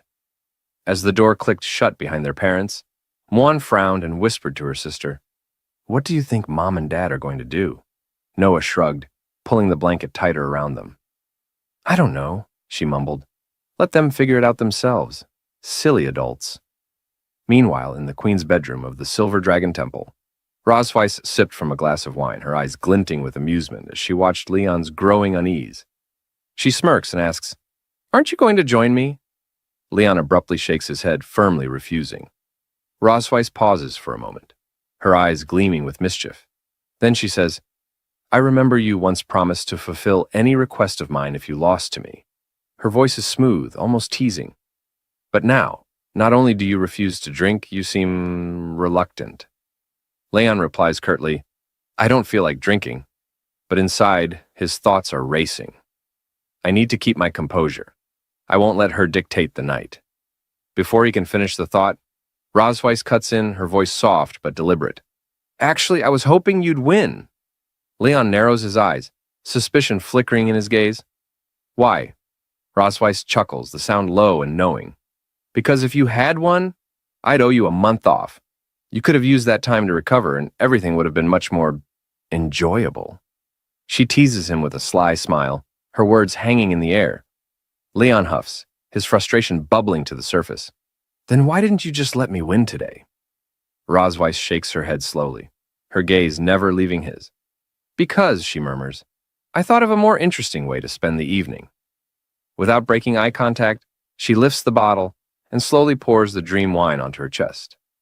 The crimson liquid slides down her skin in delicate, shimmering trails. Leon stiffens, his breath catching, his mind momentarily blank as he watches the red liquid trickle down her skin. Rosweiss tilts her head, a smirk playing on her lips. "What I like most," she murmurs, "is how you refuse to give in, even after losing to me." Leon swallows hard, unable to tear his eyes away from her. What is happening right now, he wonders, his thoughts racing. Narrowing his gaze, he asks, "What are you trying to do, Rosweiss?" Instead of answering, she steps closer, her voice low and commanding. "Drink it!" Leon struggles, his mind a whirlwind of resistance, but the intoxicating blend of her natural scent, mingling with the sweet aroma of the wine, overwhelms his senses. The scene before him is so mesmerizing, so irresistible, that his will begins to crumble. Slowly, almost against his own volition, he leans in, pressing his face to her skin, drinking from the crimson trail of wine cascading down her chest. Rosweiss gasps softly, her cheeks flushing a delicate red. After a lingering moment, Leon pulls away, his face equally flushed, his breath uneven. "Is that enough?" he mutters. But Rosweiss only chuckles, shaking her head. Nowhere near sufficient. With a teasing glint in her eye, she lifts her hand to her lips and gently bites down, drawing a small drop of blood. "Open your mouth," she commands. Leon hesitates, but before he can react, she leans forward, letting the droplet fall onto his tongue. His eyes widen in shock as the taste spreads across his mouth. The sensation is immediate and foreign. Instinctively, he recoils, trying to shake her off. "What are you doing?" he growls. "Did you just use a forbidden technique on me?" Rosweiss licks the remaining blood from her lips, her expression unapologetic. "I did," she admits, her voice silky. "It's the blood curse. You should be quite familiar with it." Leon's pupils dilate as a strange, warm sensation floods his body. His mind spins and an unnatural heat begins to pulse through his veins. He grits his teeth, trying to fight it, but Rosweiss leans in closer, her breath hot against his skin. "Ever since you used this forbidden technique on me 2 years ago," she whispers. "I've been longing for that feeling." Leon's heart pounds. "Do you even know the consequences of using this technique?" he demands, his voice strained. Rosweiss nods, her eyes gleaming with confidence. "Of course I do. But I've modified it, just a little. I minimized its harmful effects on a dragon's body," she explains, her tone almost casual. "Now, it only keeps its enchanting properties." Leon stumbles backward, his body betraying him. His breath comes in ragged gasps, his skin burning, his thoughts clouded beyond recognition. Rosweiss watches his struggle with a soft sigh, tracing a finger along his chest. "You've always resisted me," she murmurs. "I had to coax you, challenge you. And yet, you always acted like you had no choice." But Leon barely hears her. The heat coursing through him is too intense, drowning out everything else. Rosweiss leans in, her lips grazing his ear. "Let go," she whispers, her voice like velvet. "Embrace the moment." Leon gasps as his knees buckle beneath him, collapsing onto the bed. Rosweiss giggles, watching him with predatory delight. Standing before him, she announces, "The game has begun," her eyes glowing with satisfaction. Leon trembles under her gaze, as Rosweiss licks her lips, her voice dripping with playful affection. "My captive," she purrs. As Leon struggles to breathe through the suffocating heat of the curse, Rosweiss smirks, her eyes shining with wicked amusement. "You're almost losing control," she teases, tilting her head slightly. "Do you even know what you look like right now?" Leon furrows his brow in pain, shaking his head in denial. But Rosweiss only chuckles, her amusement evident. With a smug expression, she summons a mirror, its surface gleaming with an unnatural light.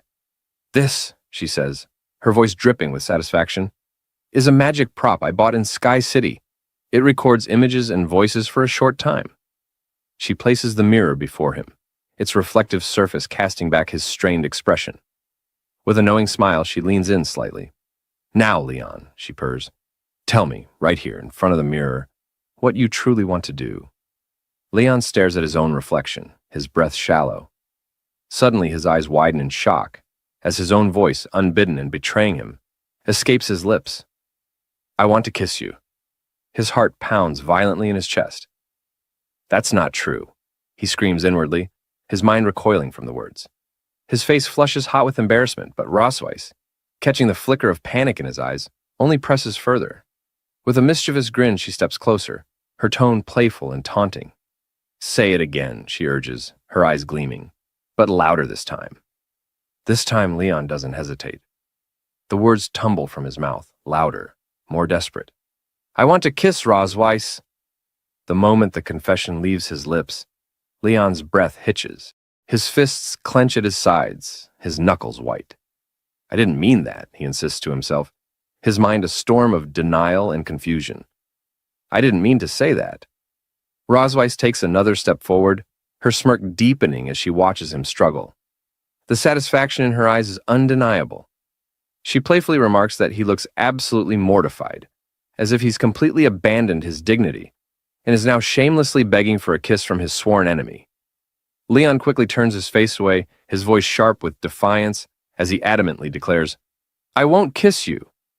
But before he can even process what's happening, his body betrays him. In the very next moment, he moves on instinct, unconsciously lunging toward Rosweiss. She catches him effortlessly, her smirk deepening as a soft chuckle escapes her lips. Well, she teases, her voice dripping with amusement. It's truly unlike you to be this impatient. Leon braces himself against her hands, his mind growing hazy, the fog of the blood curse clouding his thoughts. His lips part slightly, and before he can stop himself, he murmurs words he can no longer suppress. He wants to kiss her, to hold her, to be one with her. Rosweiss's eyes flash with recognition. She remembers this feeling all too well. The irresistible pull, the burning desire, the loss of control. This is exactly how she felt when the blood curse took hold of her. So, she thinks to herself, Leon has finally reached this stage. A faint smile plays on her lips. She knows there's no turning back now. You asked for this, she whispers, her breath warm against his ear. She leans in, her voice low and filled with promise. Now, let's see your true self. Let's see what you become once you completely fall. The night unfolds in a blur of heat and shadows, their wills entangled, their pride stripped away. By the time morning arrives, Leon groans, his body aching as he slowly blinks awake. His head throbs with the weight of what transpired. He clenches his fists, his mind clouded with fragmented memories of the night before. A wave of frustration crashes over him as the realization settles in. I fell for it again. He grits his teeth, cursing the blood curse for forcing him to discard his pride, his dignity as a dragon slayer, and making him succumb to Rosweiss's control once more. The shame coils tightly in his chest, heavier and more suffocating than ever before. Beside him, Rosweiss, the very culprit behind his downfall, sleeps soundly, her breathing steady, her posture relaxed, as if she doesn't have a single care in the world. She looks completely defenseless, a stark contrast to the chaos she left in her wake. Leon's hand moves unconsciously toward her face, his fingertips brushing against her cheek. But the moment his skin meets hers, he snaps back to reality, jerking his hand away. What am I doing? He questions, his heart pounding. Why did I touch her? He convinces himself. I only wanted to wake her up. Nothing more. But even as he repeats the thought, doubt gnaws at the edges of his mind. Then he pauses. Why hasn't she reacted? Narrowing his eyes, he mutters, Don't tell me you're pretending to be asleep. Leaning in, he pokes her forehead gently. Hey, he says, his voice a mixture of irritation and lingering confusion. Stop pretending. He shakes her gently, his voice firm as he orders, Wake up. His brow furrows in frustration. She's usually so self-disciplined, he thinks. Why is she still asleep? A flicker of concern creeps into his mind. Could she be under the influence of the blood curse? He knows all too well that the curse's effects vary, depending on the victim's physical resilience. When he'd first fallen prey to it, he'd been on the brink of death. The curse had nearly claimed him, dragging him into a coma that lasted 2 agonizing years. Even now, he doesn't fully understand how he managed to survive. But Rosweiss? She's not just anyone. She's the Dragon Queen, strong, healthy, and nearly indomitable. Even so, Leon muses, she'll probably be unconscious for about a week. As the realization sinks in, a smug smile curls at the corners of his lips. This is perfect. A week might not be enough time for an ordinary human to escape her reach, but Leon isn't ordinary. Not when he's equipped with the black gold armor. Leon quickly gets dressed, gathers his belongings, and decides that with the help of stamina recovery potions and pills, running at full speed should be enough to get him back to the human realm. He grins, confident in his plan. By the time Rosweiss wakes up and realizes he is missing, it will already be too late. He laughs loudly, but as the thought settles in, reality hits him. It has been 2 years since he left the Empire. He has no idea what the situation is like over there now. Setting the potion back down, Leon frowns, realizing there are still too many unanswered questions about his capture back then. Returning rashly would be too risky. He decides it's better to be cautious. Besides, he has already asked Rosweiss to investigate the Master's current situation. Maybe I should wait for her news. More importantly, he has to think about his daughters. As he glances out the window, watching them play, Leon's thoughts soften. He reminds himself that he cannot abandon them now. A small smile creeps onto his face as he realizes the truth. Despite everything, he still has to stay in the Silver Dragon Castle.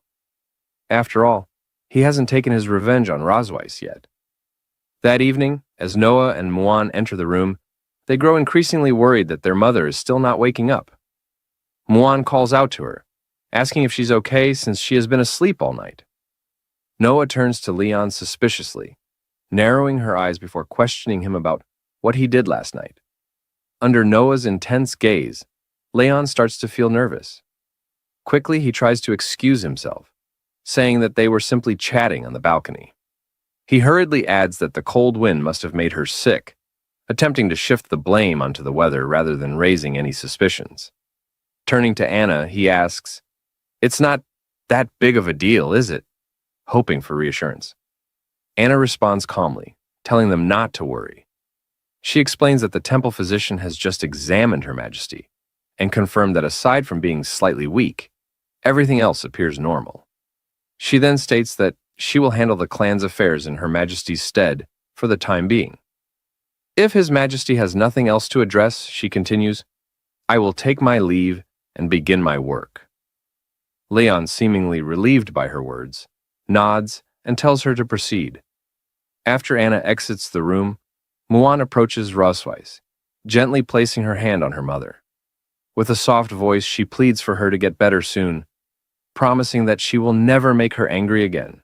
Muan gazes at her mother's sleeping face, guilt shimmering in her eyes. She regrets every moment she might have upset her. Meanwhile, Leon stands quietly by Rosweiss's bedside, his eyes scanning her body. He notices the sheen of sweat glistening on her skin and realizes he'll need to wipe it off later. As this thought crosses his mind, Noah, who has been silently observing him, frowns. She catches the strange flicker in his expression and immediately feels something is off. Her voice sharp with suspicion, she confronts him. Are you planning something? She asks bluntly, narrowing her eyes. Are you trying to do something to Mom while she's unconscious? Leon straightens slightly, his lips twitching into an uneasy smile. You're overthinking it, he replies calmly. I just want to take good care of her. Noah studies him intently for a moment, her sharp gaze not easing. After a tense pause, she sighs. If that's really the case, then fine. She turns to Muan, her tone softening. Come on, Muan, let's go. We'll come back and see Mom again tomorrow. Muan glances back at Rosweiss one last time, her small voice filled with quiet affection. I'll come see you again tomorrow, Mom. Then, with a final wave to their father, both girls leave the room, their footsteps fading down the hall. Now alone, Leon remains by Rosweiss's side, his gaze lingering on her peaceful, vulnerable figure. After a brief pause, he exhales and starts pondering his next move. Finally, he decides to fetch a basin of water and a cloth to wipe away the sweat beading on her skin. He recalls applying medicine to her earlier. and worries she might catch a cold if left like this. As he gently wrings out the cloth, he thinks to himself, when Rosweiss wakes up, she better not misunderstand my intentions. Looking down at her, Leon notices something unusual. Rosweiss, who usually flaunts her large, elegant tail with pride, now lies so weak she can't even move it. The sight makes him sigh softly. With care, he begins to wipe her body, his movements slow and deliberate. Once he's finished, he hesitates. Should I change her clothes too? The thought lingers, but practicality wins out. His eyes wander around the room until they settle on a nearby cupboard. Curious, he opens it, and is immediately taken aback by the sheer number of outfits crammed inside. He thinks to himself that with so many outfits, it should be fine to pick something he likes. He begins rummaging through them, tossing clothes around as he searches for something suitable. Eventually, he selects a few outfits, off-shoulder dresses, boat-neck tops, and elegant gowns. But as he looks at them, he frowns, realizing he has a problem. How should he deal with her ears? Suddenly, he has an idea. Maybe I can use Rosweiss's hair to shape something resembling ears. He proceeds with this thought, but as he finishes, he finds himself feeling oddly embarrassed. Before him, Rosweiss is now dressed in a bunny girl cosplay outfit. He hadn't expected it to suit her so well, and yet, here she was. Seeing her like this, he feels an unfamiliar heat rise within him. Just then, the dragon mark on his body suddenly activates, sending a jolt through him. Startled, Leon stares down at the glowing mark and mutters in disbelief, "Why did the dragon pattern suddenly light up?" A memory flashes in his mind. Rosweiss had once explained that if one of the two people with the dragon seal had that kind of desire for the other, the dragon pattern would react. Realizing the implication, Leon's face turns bright red. He screams internally, trying to suppress the turmoil within him. How could I have such thoughts about Rosweiss while I'm completely sober? He desperately convinces himself that it must be the revealing outfit's fault. In an attempt to calm down, he decides to recite the 3 honors and 3 shames of a dragon slayer in his mind. Pride and loyalty to the Empire, pride in fighting on the battlefield, pride in upholding justice. He takes a deep breath before recalling the shames, repeating these lines over and over until he finally manages to clear his thoughts. However, as he reflects on what just happened, he sighs, realizing something dangerous almost occurred. Yet, as he glances at Rosweiss's current appearance, he hesitates. It would be a shame not to document this rare sight. A sly grin crosses his face as he suddenly remembers that Rosweiss owns a home camera. With newfound excitement, he rummages through her belongings until he finds it. He then begins taking photos from various angles, chuckling mischievously as he goes. Looking at the captured images, he mutters, "Even she has days like this." As he continues, he gently moves her lips into a slight smile to take a picture of her smiling face. Seeing this, he instinctively takes another picture. Thinking to himself that this moment is truly priceless, he decides he will make sure to preserve these historic photos properly. Suddenly, Rosweiss lets out a small noise. Hearing this, Leon nearly jumps out of his skin, screaming internally, "Is she going to wake up so soon?" His heartbeat quickens as he waits in silence. Seconds pass, but Rosweiss doesn't move again. Leon lets out a deep sigh of relief, realizing it was just a false alarm.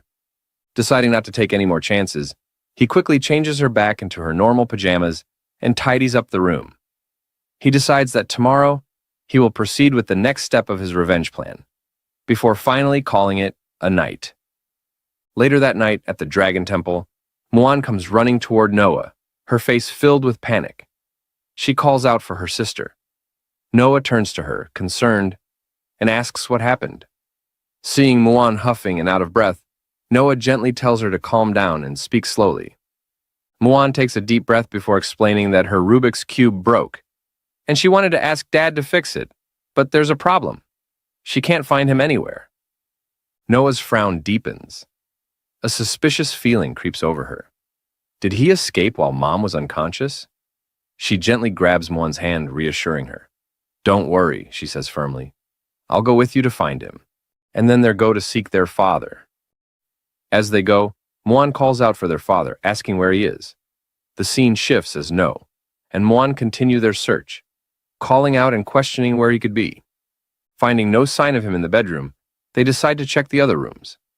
Moving from one to another, Muan remarks that it doesn't seem like he's here.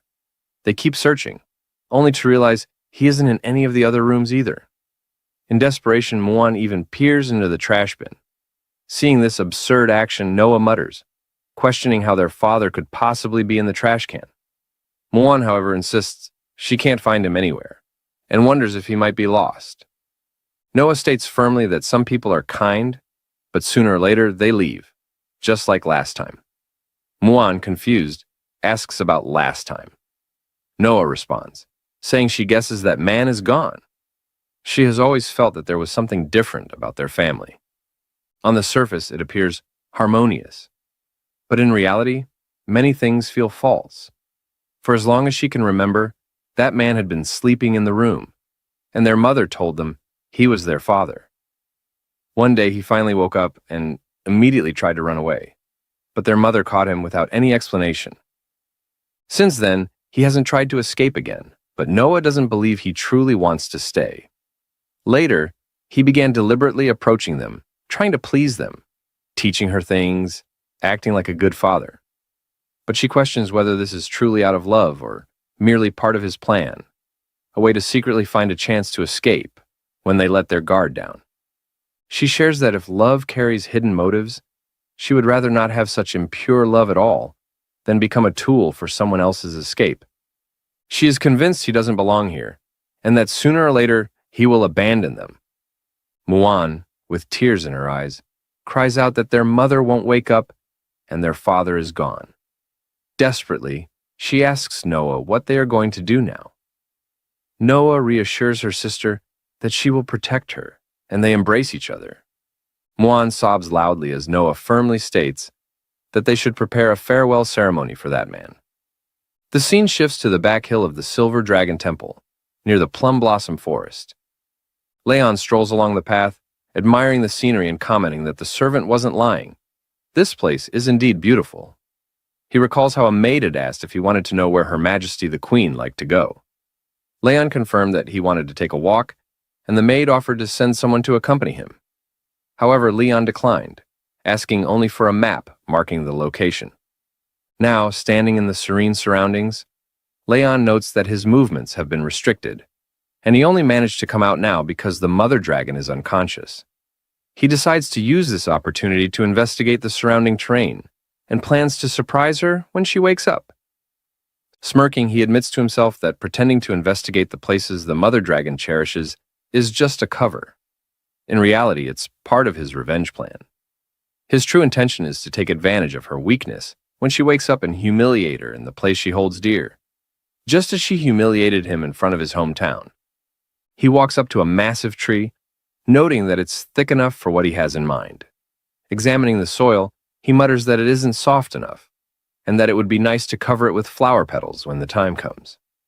Turning toward the castle, he observes that from this vantage point, one can see the Silver Dragon Temple at the foot of the mountain. He notes down this location on his list: Northern Cliff, Golden Grassland, Quiet Mountain Stream, and Cherry Blossom Forest. Deciding this spot should be included as well, he smugly states that everything is ready now. All he has to do is wait for Rose Weiss to wake up. He eagerly anticipates the trouble awaiting the mother dragon. The scene shifts to the Silver Dragon Temple courtyard at night.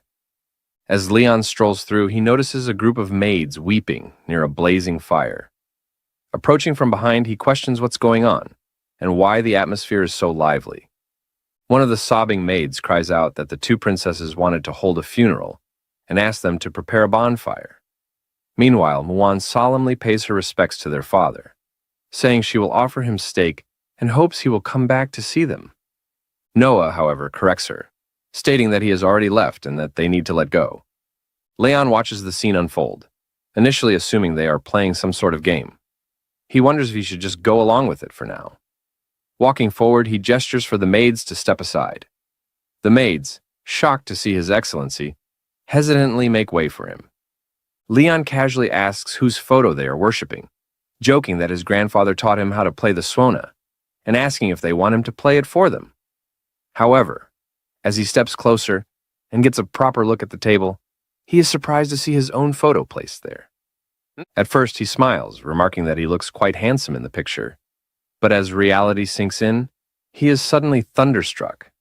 His expression shifts to shock as he demands to know why his photo is on the table. Seeing their father in front of them, Noah and Muan are quite surprised, pointing out that their dad has appeared. Leon, quiet with a gloomy face, tells his dear daughter that he was only out for a day, questioning whether it is too hasty to hold a funeral for him now. Muan gets teary. Without a moment's hesitation, she jumps toward Leon, crying out that their dad is back. She sobs, saying that she thought he didn't want her anymore. Leon gently pats her head, reassuring her, asking what nonsense she's talking about. He states, how could their dad not want them? Noah pouts and says that she and Muan searched for him at the temple several times but couldn't find him. She thought that he had left them. Leon laughs it off, questioning why he would ever leave. He explains that he just went for a walk in the back mountain today, making Noah realize that she had misunderstood the situation. Leon picks up Muan and turns to the maids, telling them that everything is fine now and asking everyone to go home. Muan excitedly asks if she can eat his tribute meal now that he is back.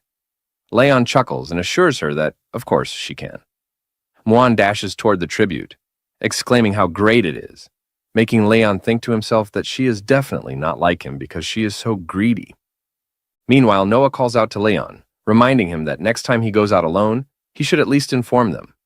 She then pouts in embarrassment, admitting that Muan was very worried about him.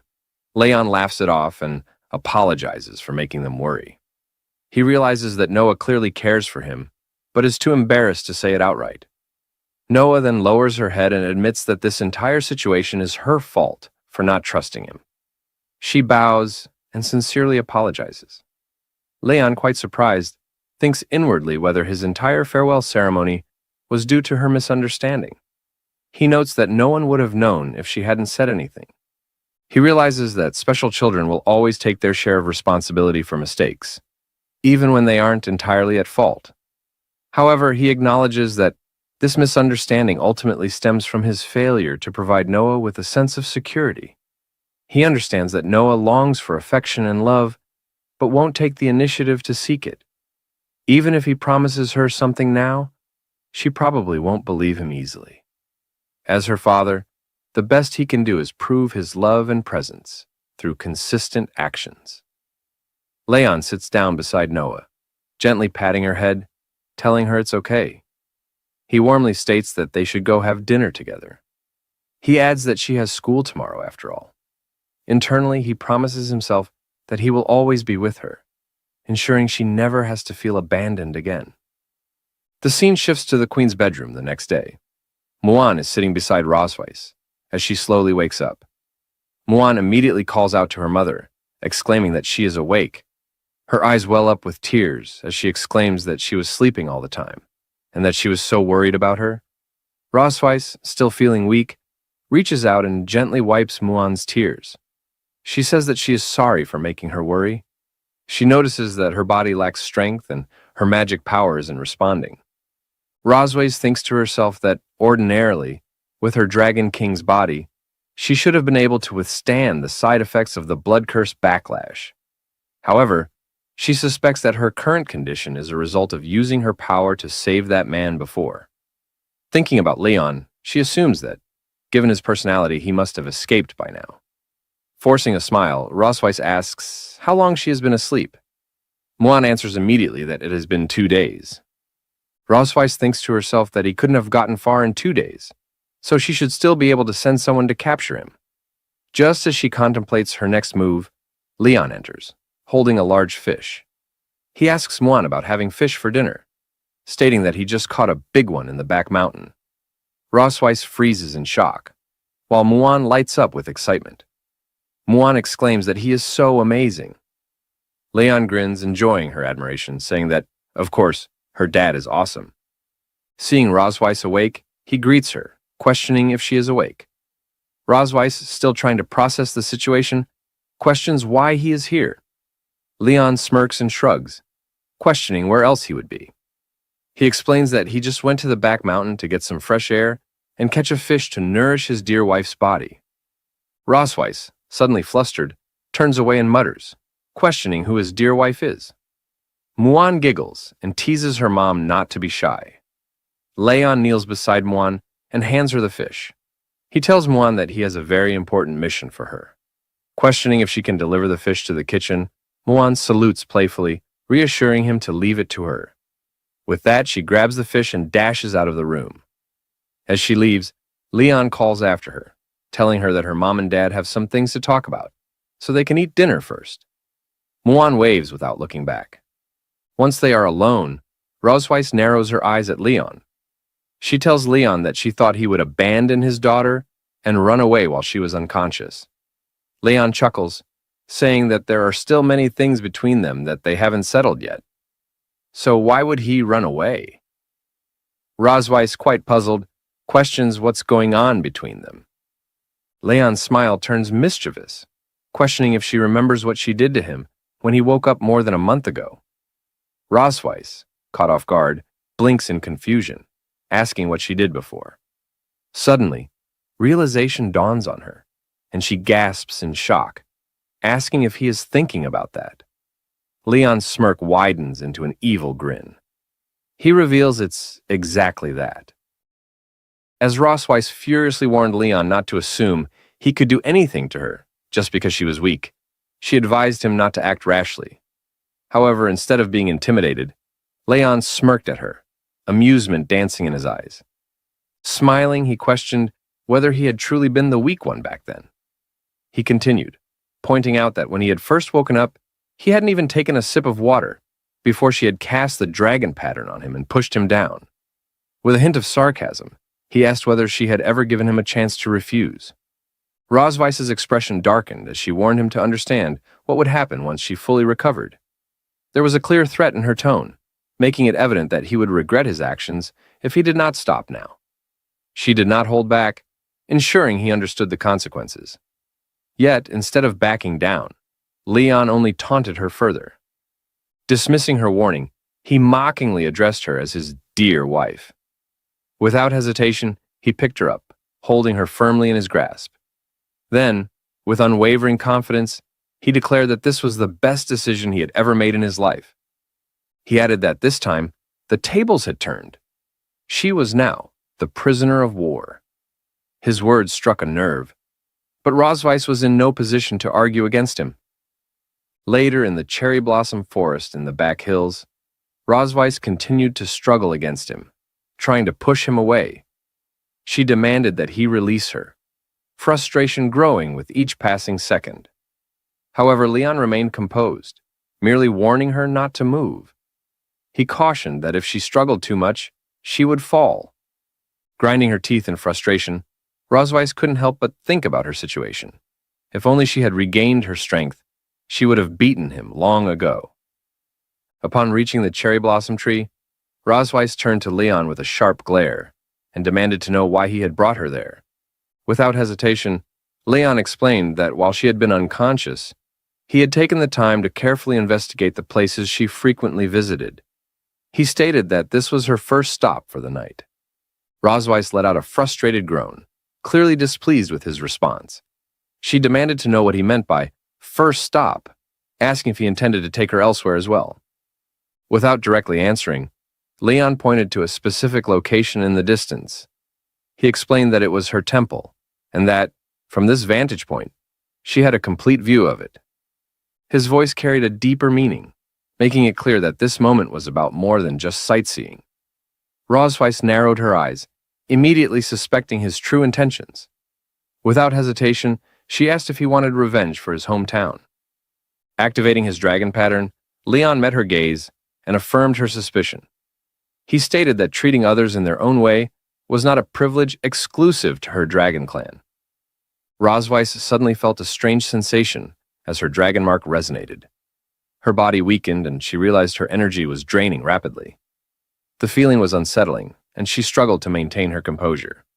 Meanwhile, Leon continued speaking, stating that, although he was human, he possessed a strong sense of revenge and ritual. He urged her to look ahead carefully, to take in the sight of her palace. He reminded her that all her pride and dignity originated from that place. Yet now, she found herself in a position where she could do nothing but allow him to manipulate her. Without warning, Leon pushed Rosweiss down, causing her to lose her balance. He then asked how it felt to be humiliated by a defeated dragon slayer. His voice was laced with mockery as he leaned closer, licking her back in a taunting manner. The action made Rosweiss huff in embarrassment, and she instinctively tried to resist. However, her body reacted involuntarily, making it difficult for her to fight back. A sudden idea crossed her mind, and she quickly coiled her tail around Leon's arm, attempting to catch him off guard. Leon was momentarily surprised, realizing she still had enough strength to fight back. However, his amusement remained as he observed her reaction. Rosweiss gritted her teeth and warned him that while he was in control now, he should enjoy it while it lasted. She made it clear that once she had the opportunity, she would take even more brutal revenge on him. However, Leon simply laughed in response, dismissing her words. He told her not to speak to him about the future, as he always lived in the present. He then stated that the night was still long and that the carnival of revenge had only just begun. The scene shifted to the next morning in the Silver Dragon Queen's bedroom. Leon laid Rosweiss down gently before lying beside her with a sigh of relief. He thought to himself that he had finally returned. Exhausted from tossing her around to different places all night, he reflected on the events that had transpired. As he observed how soundly she slept, he mused that she seemed quite satisfied with the evening. However, the thought made him flinch. Hadn't he come here for revenge? He groaned, shaking his head, trying to push away any conflicting thoughts. He reminded himself that she had fully experienced the humiliation of being pinned down by the dragon slayer she despised the most. With that in mind, he reassured himself that his revenge had been successfully carried out. Determined to leave before the maids awoke, Leon decided to return to his room. He acknowledged that their relationship was not one where they could sleep in the same bed until dawn. However, just as he was about to move, Rosweiss unconsciously reached out and held on to him, taking him by surprise. Trying to clear his thoughts, Leon reasoned that when people slept, they instinctively sought warmth. He reminded himself that this was simply a natural instinct of all living beings, and that he shouldn't let it affect him. Yet, as he lay beside her, holding her hand, he found himself thinking that it was much warmer there than returning to his cold bed in the other room. A small smile formed on his lips as he decided to stay where he was, at least for a little while longer. The next morning, as birds chirped outside, Muan entered the room, attempting to wake her mother. She questioned whether her mother was still asleep, jumping toward her in an effort to rouse her. Urging her to get up, she pointed out that the sun was already shining. Still drowsy, Rosweiss, half asleep, asked Muan to go play with her father instead. Complying, Muan moved toward her father, shaking him in an attempt to wake him. She stated that the sun was shining on his back. Leon, still immersed in sleep, responded drowsily, commenting on the warmth and requesting to rest a little longer. Observing them, Muan frowned, voicing her frustration. She pointed out that the two of them were hugging so tightly that she had no idea whom she could play with. As she pondered, she realized it was the first time she had seen her parents being so affectionate. However, something seemed strange to her. She questioned why there were so many red spots scattered across their bodies. An idea struck her. It had to be bug bites.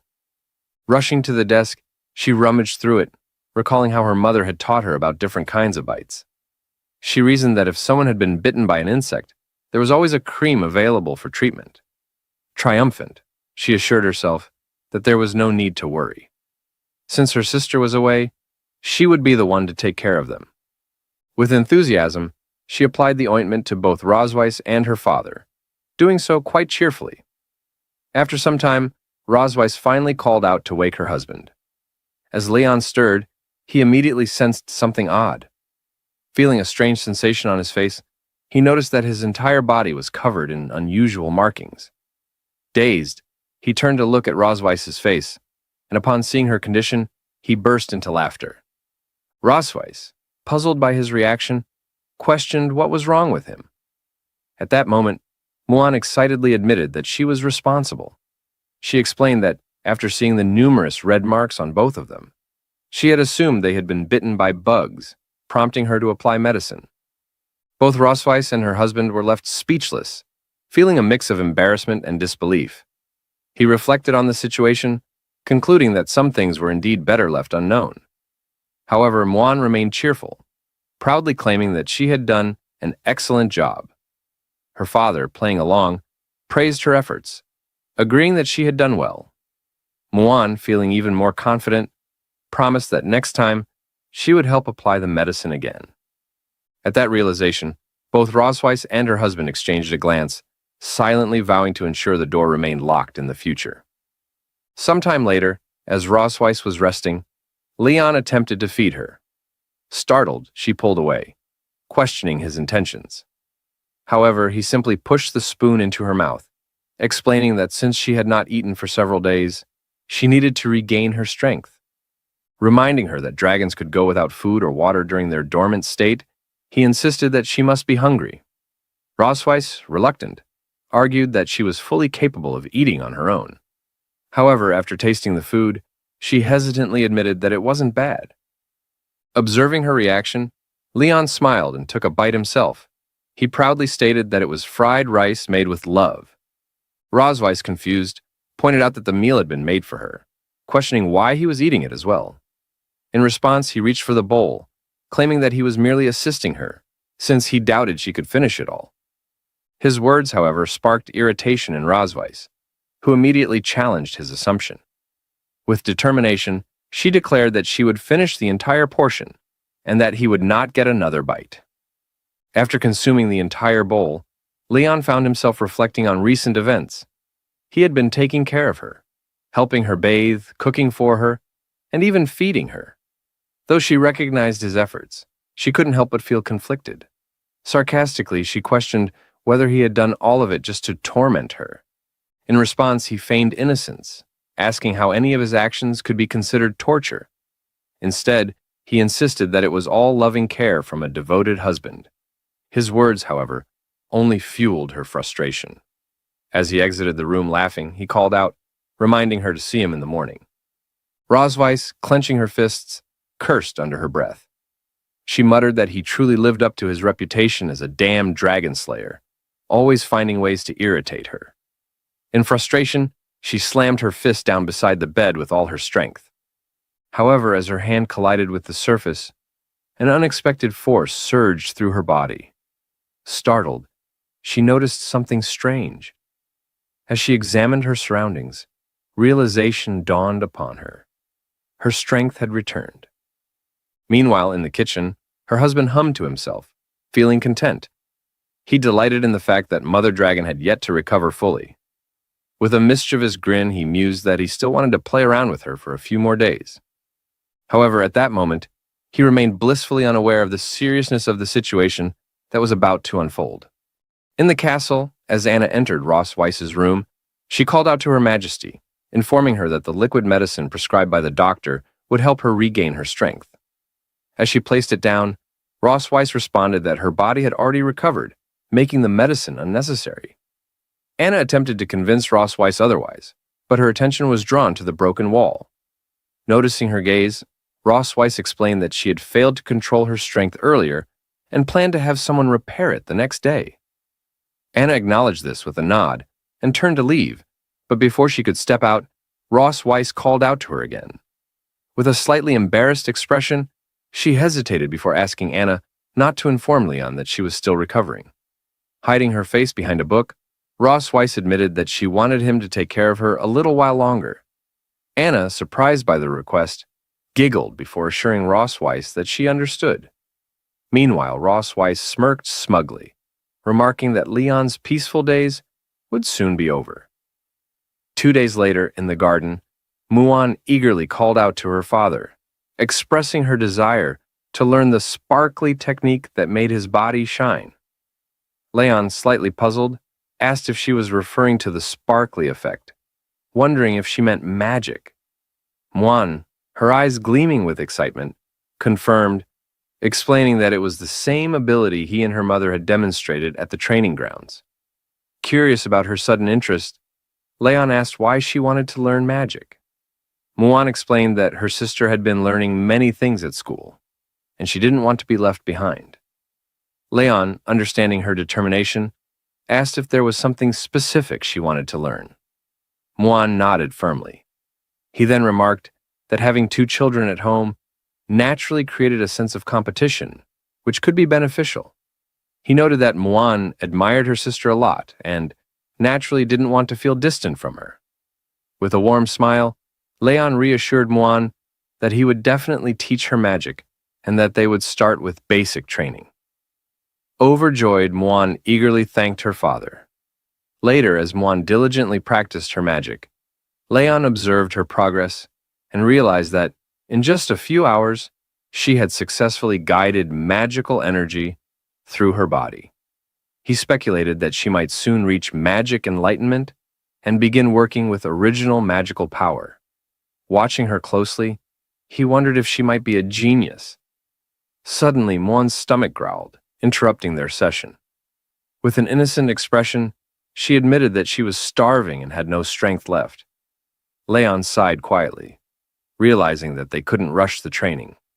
He patted Muan's head, declaring that the session was over for the day, and that they should return home to eat.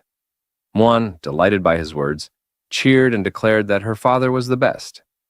That night, as Anna entered the room, she presented an item to Her Majesty, stating that it was what she had requested. Rosways accepted it and instructed Anna to set it aside. Just then, Leon entered enthusiastically, greeting his wife with excitement.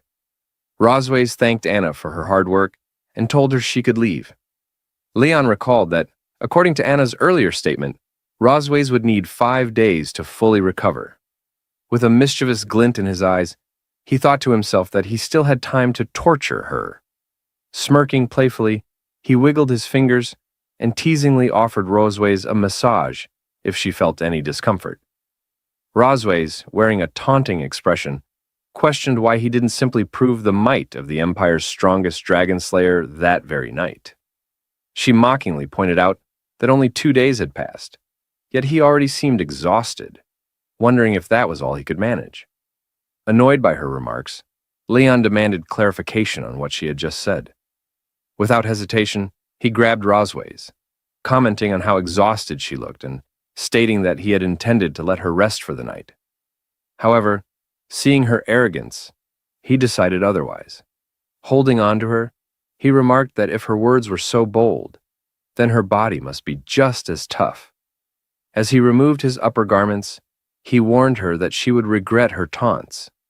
However, to his surprise, Rosways smirked confidently and stated that she had never once regretted anything. In an instant, she wrapped her tail around Leon's body, catching him off guard. Leon let out a startled cry as he was suddenly slammed onto the bed, left completely vulnerable. As Rosways climbed on top of him, he was stunned by her overwhelming strength. Bewildered, he asked if she had already recovered. With an amused tone, Rosways silenced him, playfully calling him her dear dragon slayer. She then retrieved the item Anna had brought, a pair of handcuffs and a whip. Realizing the situation fully, Leon's expression grew visibly nervous. He hesitated before questioning when she had prepared such things. But before he could react, his wrists were bound and a blindfold was placed over his eyes. Muttering to himself, he wondered if he had just walked straight into a trap. With a mischievous smile, Rosways warned him not to even think about struggling. Still in disbelief, Leon demanded to know what exactly she was planning. Still in disbelief, Leon asked if she intended to torture him to extract a confession. As he called out to Rosways, addressing her as Mother Dragon, he boldly warned her that he had undergone professional anti-interrogation training and would never yield to her. Rosways scoffed at his claim, questioning whether that was truly the case.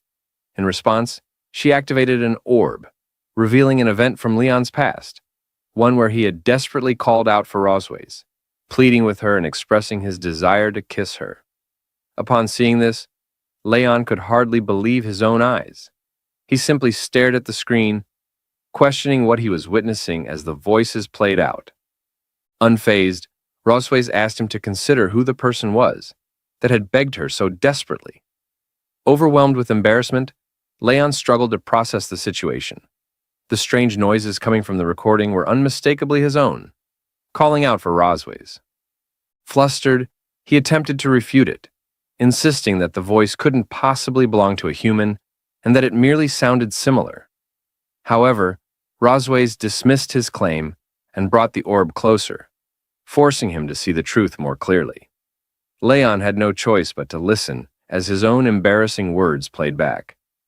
Pleas for Rosways, expressing his desire to kiss her and embrace her as one. Stunned, he was left speechless. Rosways, smirking, taunted him, suggesting that he might recall it all now. Faced with undeniable evidence, he apologized, but Rosways was far from ready to let it go. She took out the whip and ordered him to repeat what he had just said, several times. Then, with a dangerous glint in her eyes, she warned him that if he couldn't remember it clearly, she would gladly replay it for him again. Without hesitation, she whipped him, repeatedly and furiously, throughout the entire night. The relentless punishment left Leon writhing in pain, unable to move properly. As he lay there enduring the agony, he turned his face just in time to see a dragon entering the room, reporting to Rosways about a letter. Still struggling from the ordeal, Leon questioned whether the letter was from the academy. He noted that it had arrived so late at night, making him wonder what could have happened. Rosways explained that the academy had summoned them for the next day, mentioning that Noah had gotten into a fight with someone. This revelation startled Leon, who sat up in shock and demanded to know what she meant. The scene then shifted to the following day in the office of Vice Principal Wilson, where Noah was brought in alongside 3 visibly injured students. The vice principal addressed Leon and Rosways, stating that the reason for summoning them was to resolve a conflict that had arisen between Noah and some of her classmates.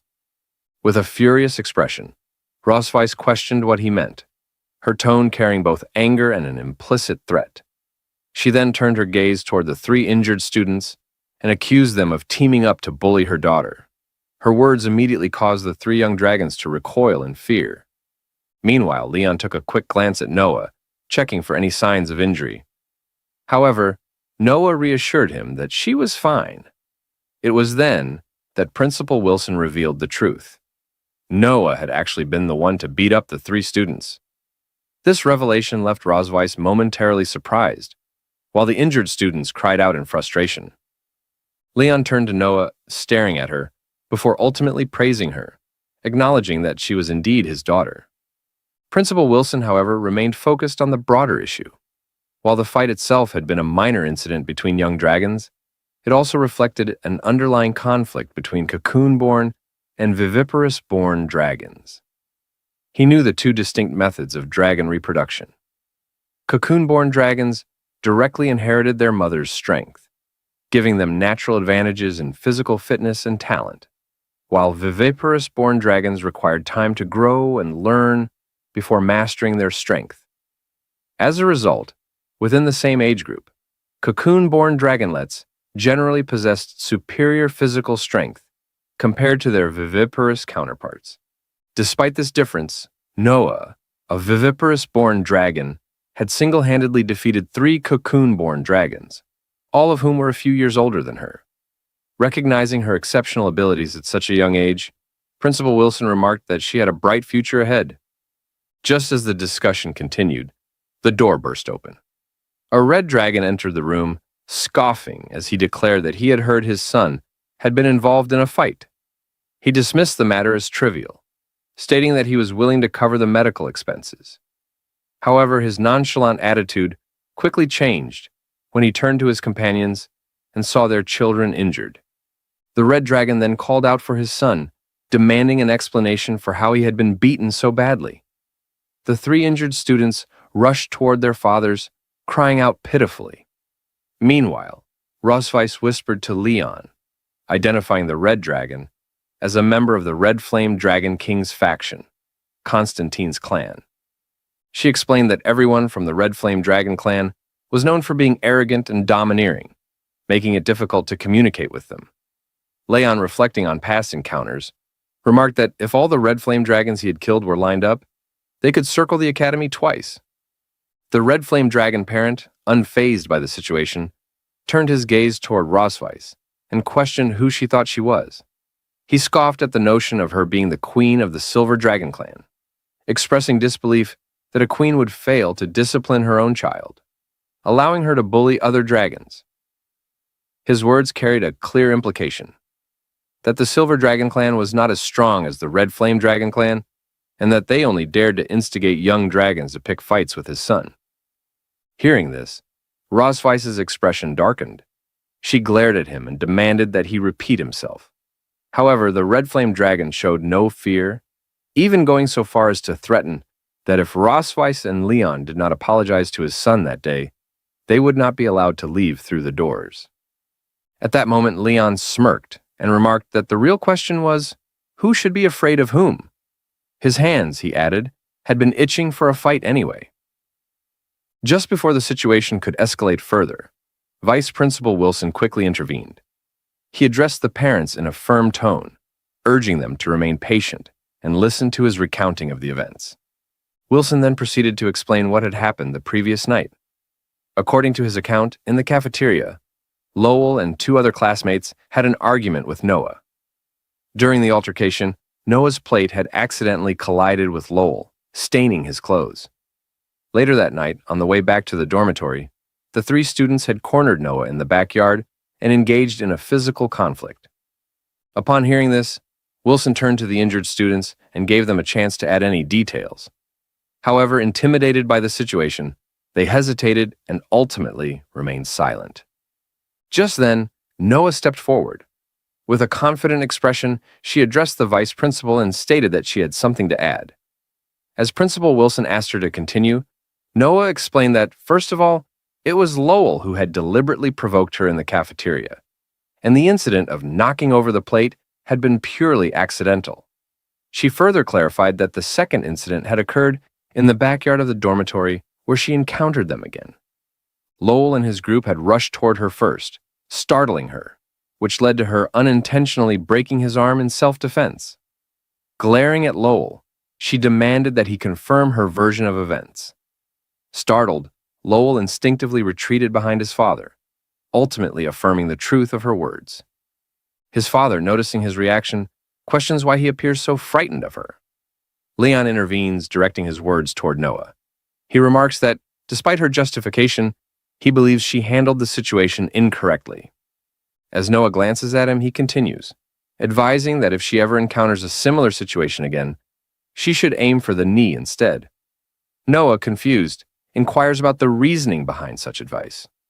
With a full flex, Leon explains that on the battlefield, if a member of the Red Flame Dragon clan were injured in the knee, they would be easily subdued. As expected, she acknowledges the advice and assures him she will take it into account in the future. The Red Flame Dragon, growing increasingly frustrated, turns to Principal Wilson and demands if he has just heard what transpired. He expresses outrage that Leon would openly teach his daughter to bully his children. He insists that for students with violent tendencies like this, mere apologies are insufficient, and that expulsion is the only appropriate response. Principal Wilson, maintaining his composure, urges patience, explaining that the decision regarding Noah's expulsion lies with St. Heath's College. Furthermore, he points out that multiple students have reported Lyle's behavior, stating that he frequently bullies the viviparous dragons. Additionally, witnesses from the cafeteria the previous night confirmed that Lyle had been the one who deliberately instigated the confrontation. The Red Flame Dragon, unable to contain his anger, exclaims in disbelief. He reiterates that his daughter physically assaulted his son, yet the Academy not only refrains from punishing her, but instead accuses his son of provocation. Leon interrupts him, questioning whether he has any shame.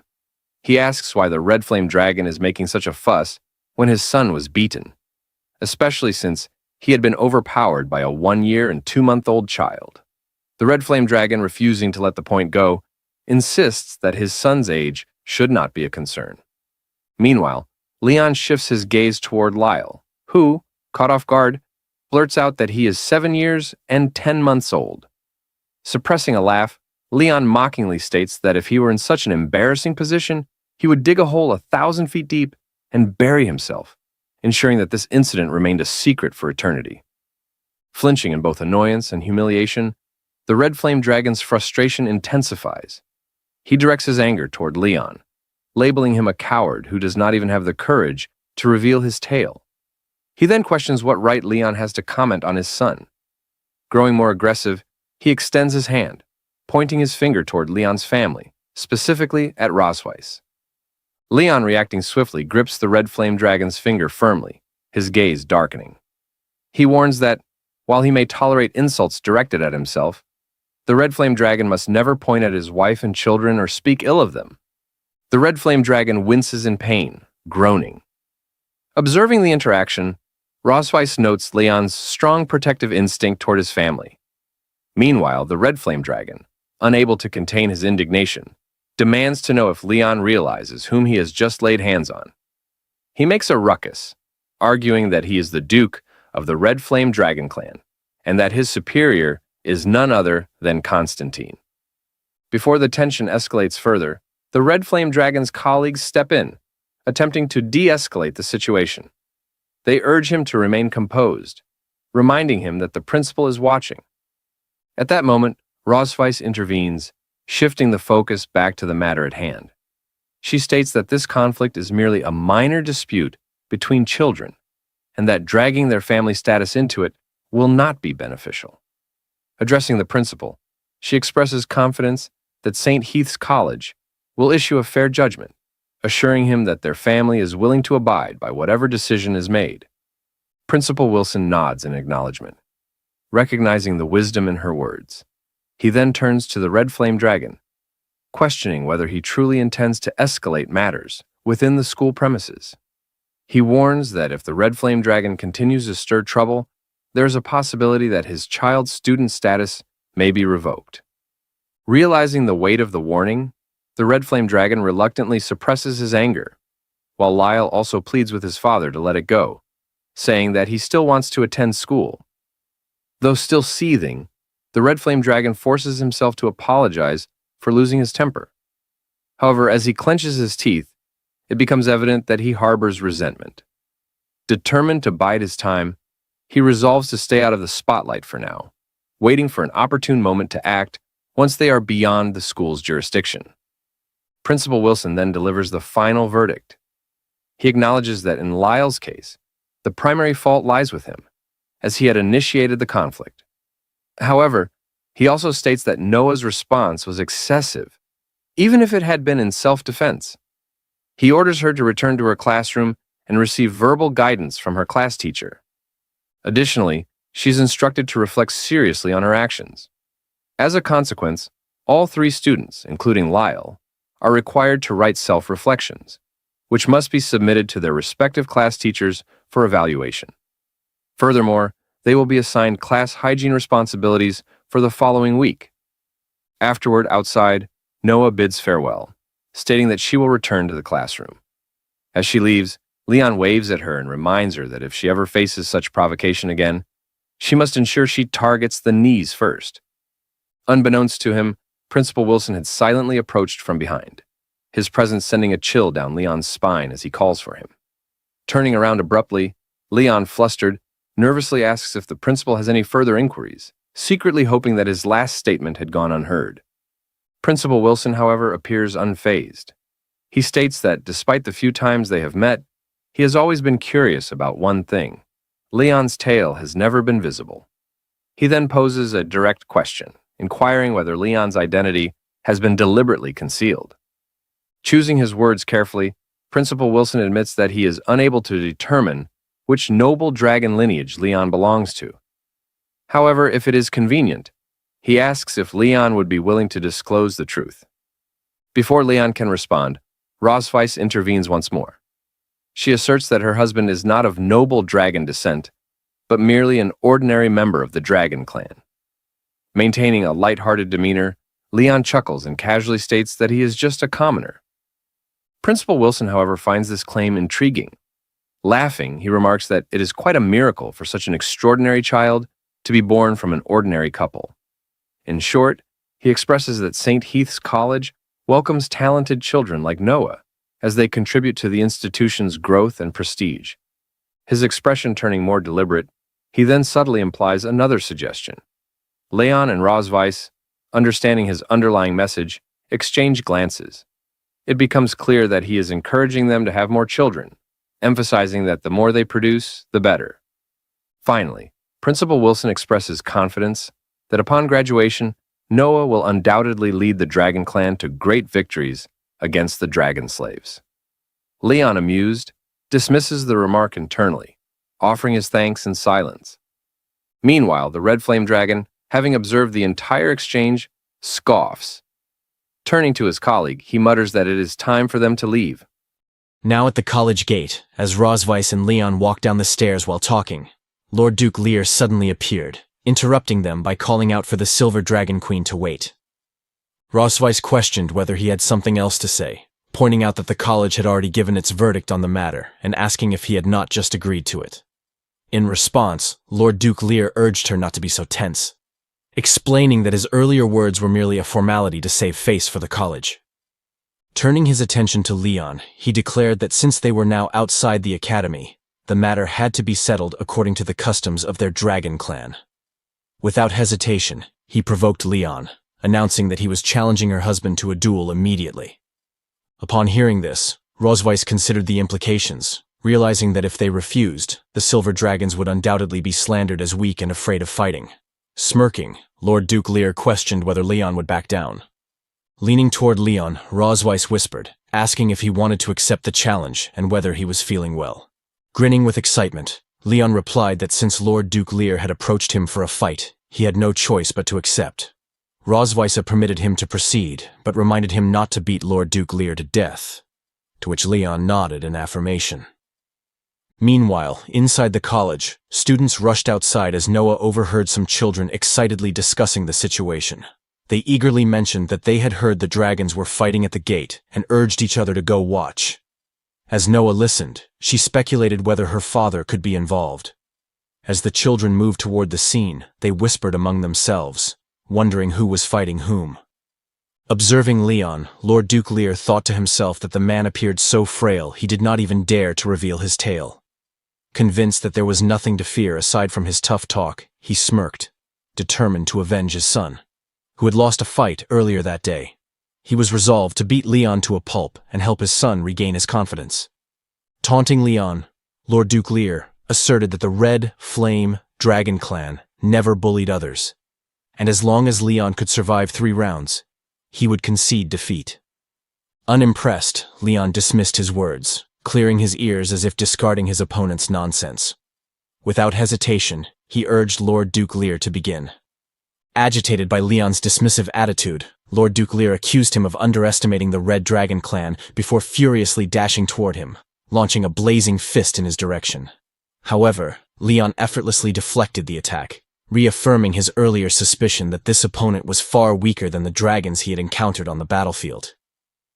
With a casual remark, Leon reminded Lord Duke Lear that only 2 rounds remained.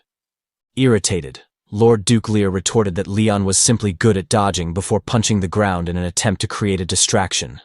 Declaring him a coward, he quickly followed up with a breath attack, launching a fireball toward Leon. However, Leon easily evaded the attack, swiftly appearing before Lord Duke Lear. Without giving him a chance to react, Leon announced that it was now his turn, delivering a powerful kick that threw Lord Duke Lear off balance and sent him crashing to the ground.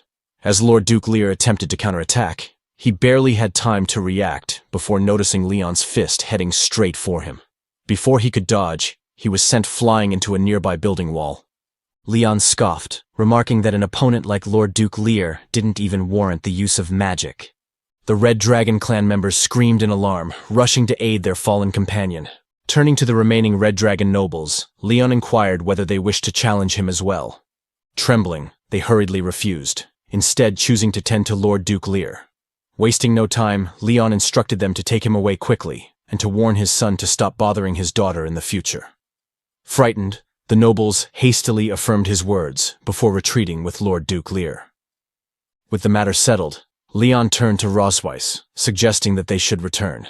However, before he could take another step, he suddenly found himself face to face with Noah. She directed a questioning gaze at him, while Leon, surprised by her presence, asked when she had arrived.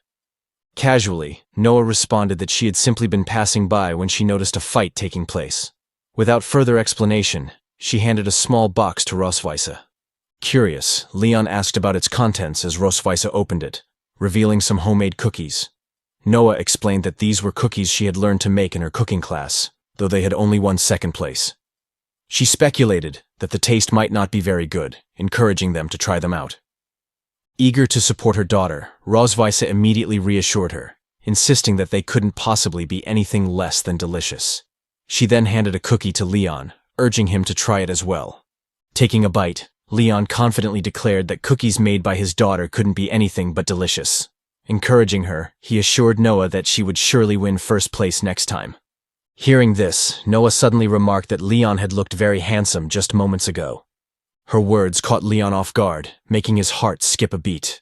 He was deeply touched, realizing that Noah had directly praised him, something that delighted him immensely.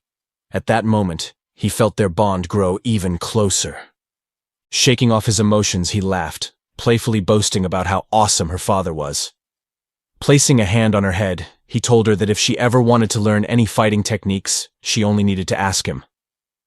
However, as he continued patting Noah's head, he suddenly noticed Rosweise glaring at him with piercing intensity. Now, after that, inside the castle, Leon had been quietly reading a book when a sudden knock at the door startled him. He flinched slightly and looked up just in time to see Rosweise entering the room with a first aid box in hand. Curious, Leon asked why she had come. Rosweise didn't respond and simply sat beside him.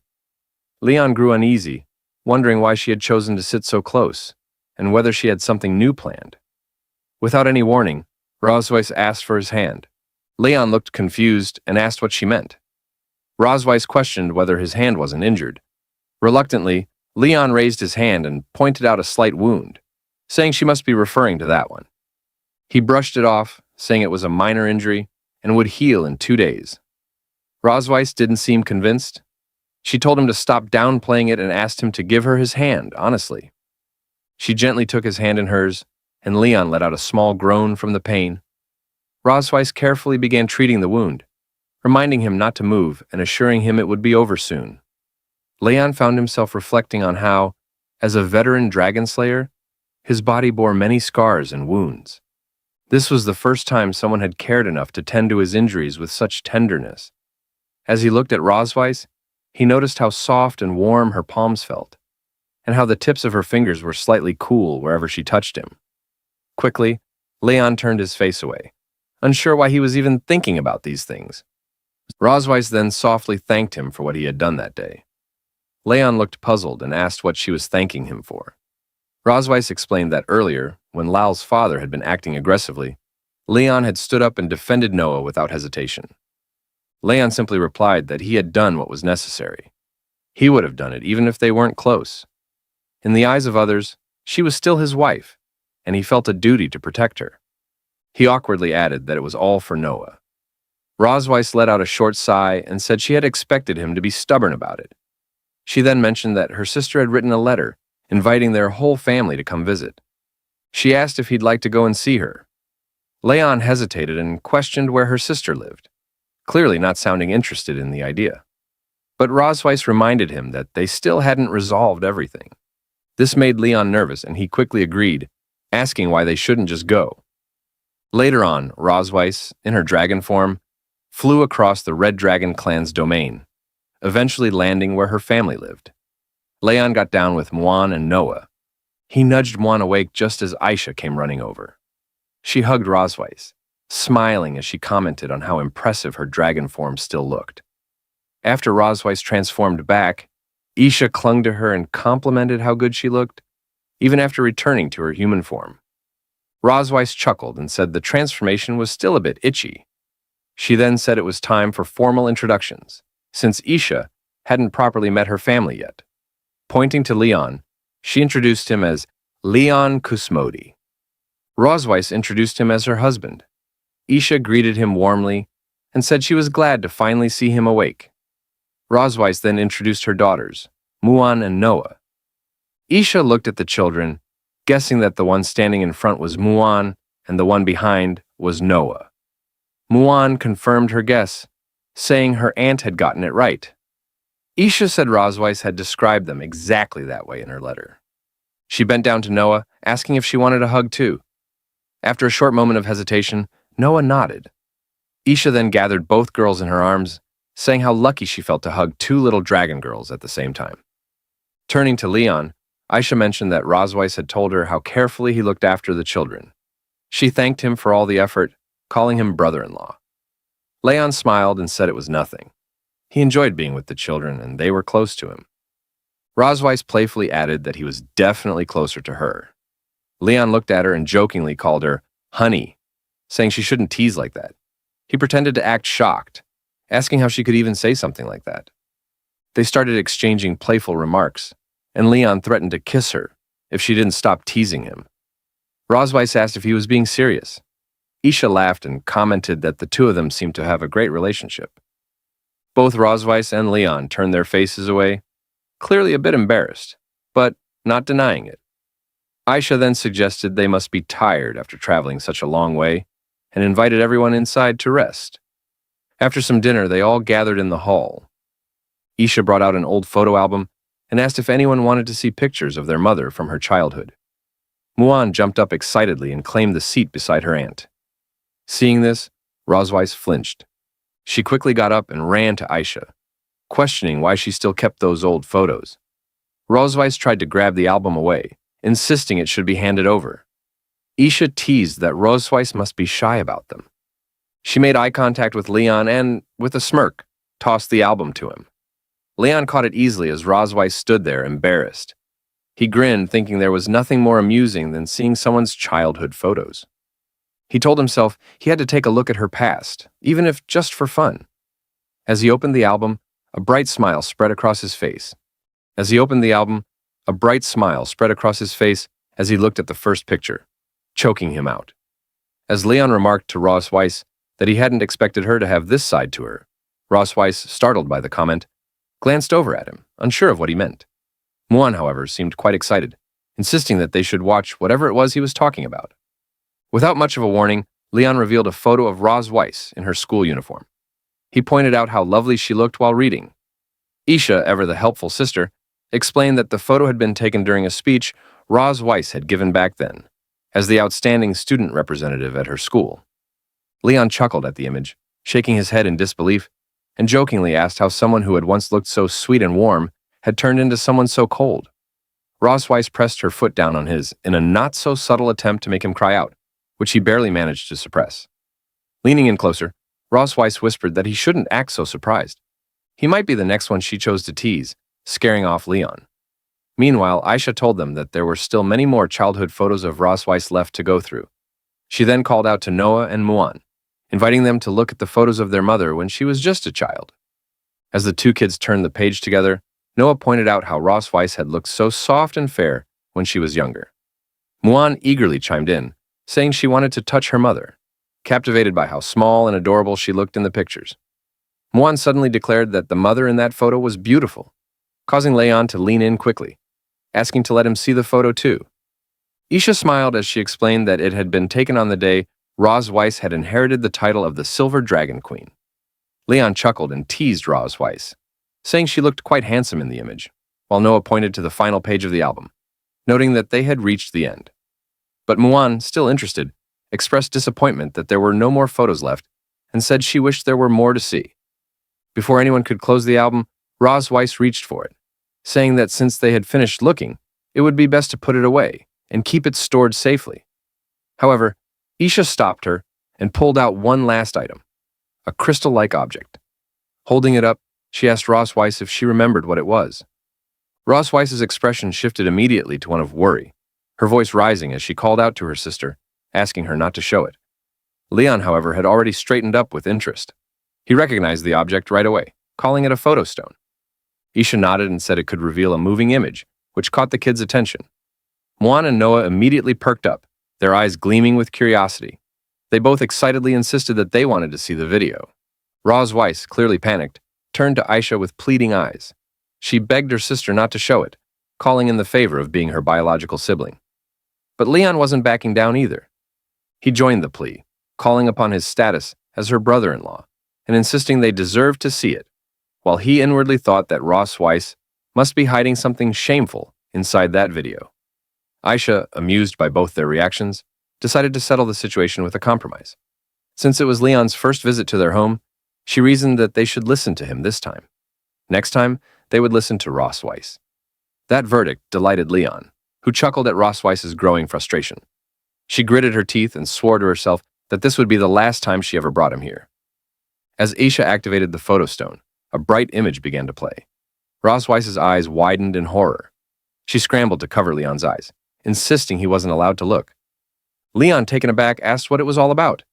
The video played out with a younger version of Aisha asking Ross Weiss what criteria she would use to choose a spouse in the future. Clearly flustered by being on camera, Ross Weiss told her sister to stop filming because it felt too strange. But Aisha kept insisting, telling her not to be shy. Eventually, Ross Weiss gave in.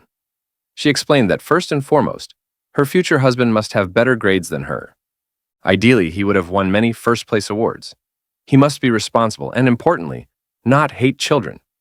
Muan looked up and pointed out that it sounded just like their father, to which Noah nodded in agreement. The video continued. Ross Weiss elaborated further. Her ideal partner must be strong, but should never bully the weak. He needed to have a solid moral compass and resist being influenced by his peers or society's expectations. Leon couldn't help but chime in, claiming that he fit that description perfectly. Ross Weiss turned to him with a glare, asking if he had no shame. The younger Ross Weiss went on to say that all those traits were difficult to find, especially the last one. She mentioned how many people changed after gaining power or success and lost themselves in the process. Ross Weiss, thoughtful for a moment, said that even if such a person didn't exist, she didn't want to force herself into marriage. If she were ever to marry, she would only marry someone like that. Leon seemed a little taken aback. Watching the younger Ross Weiss speak so earnestly, he realized he matched the image she had once painted in her mind. Ross Weiss, now fully red in the face, insisted that it had just been something she said as a child. Leon chuckled, saying he understood and that she didn't need to be embarrassed. Aisha, still curious, asked who had pursued whom first. Without missing a beat, both Ross Weiss and Leon pointed fingers at each other and said, "She did," and "he did," in perfect unison. Ross Weiss, with a glare, asked him to say it again. Leon admitted he hadn't realized what he had at first, ignored her, and then came crawling back when he wised up. Ross Weiss smiled and agreed. That was basically how it went.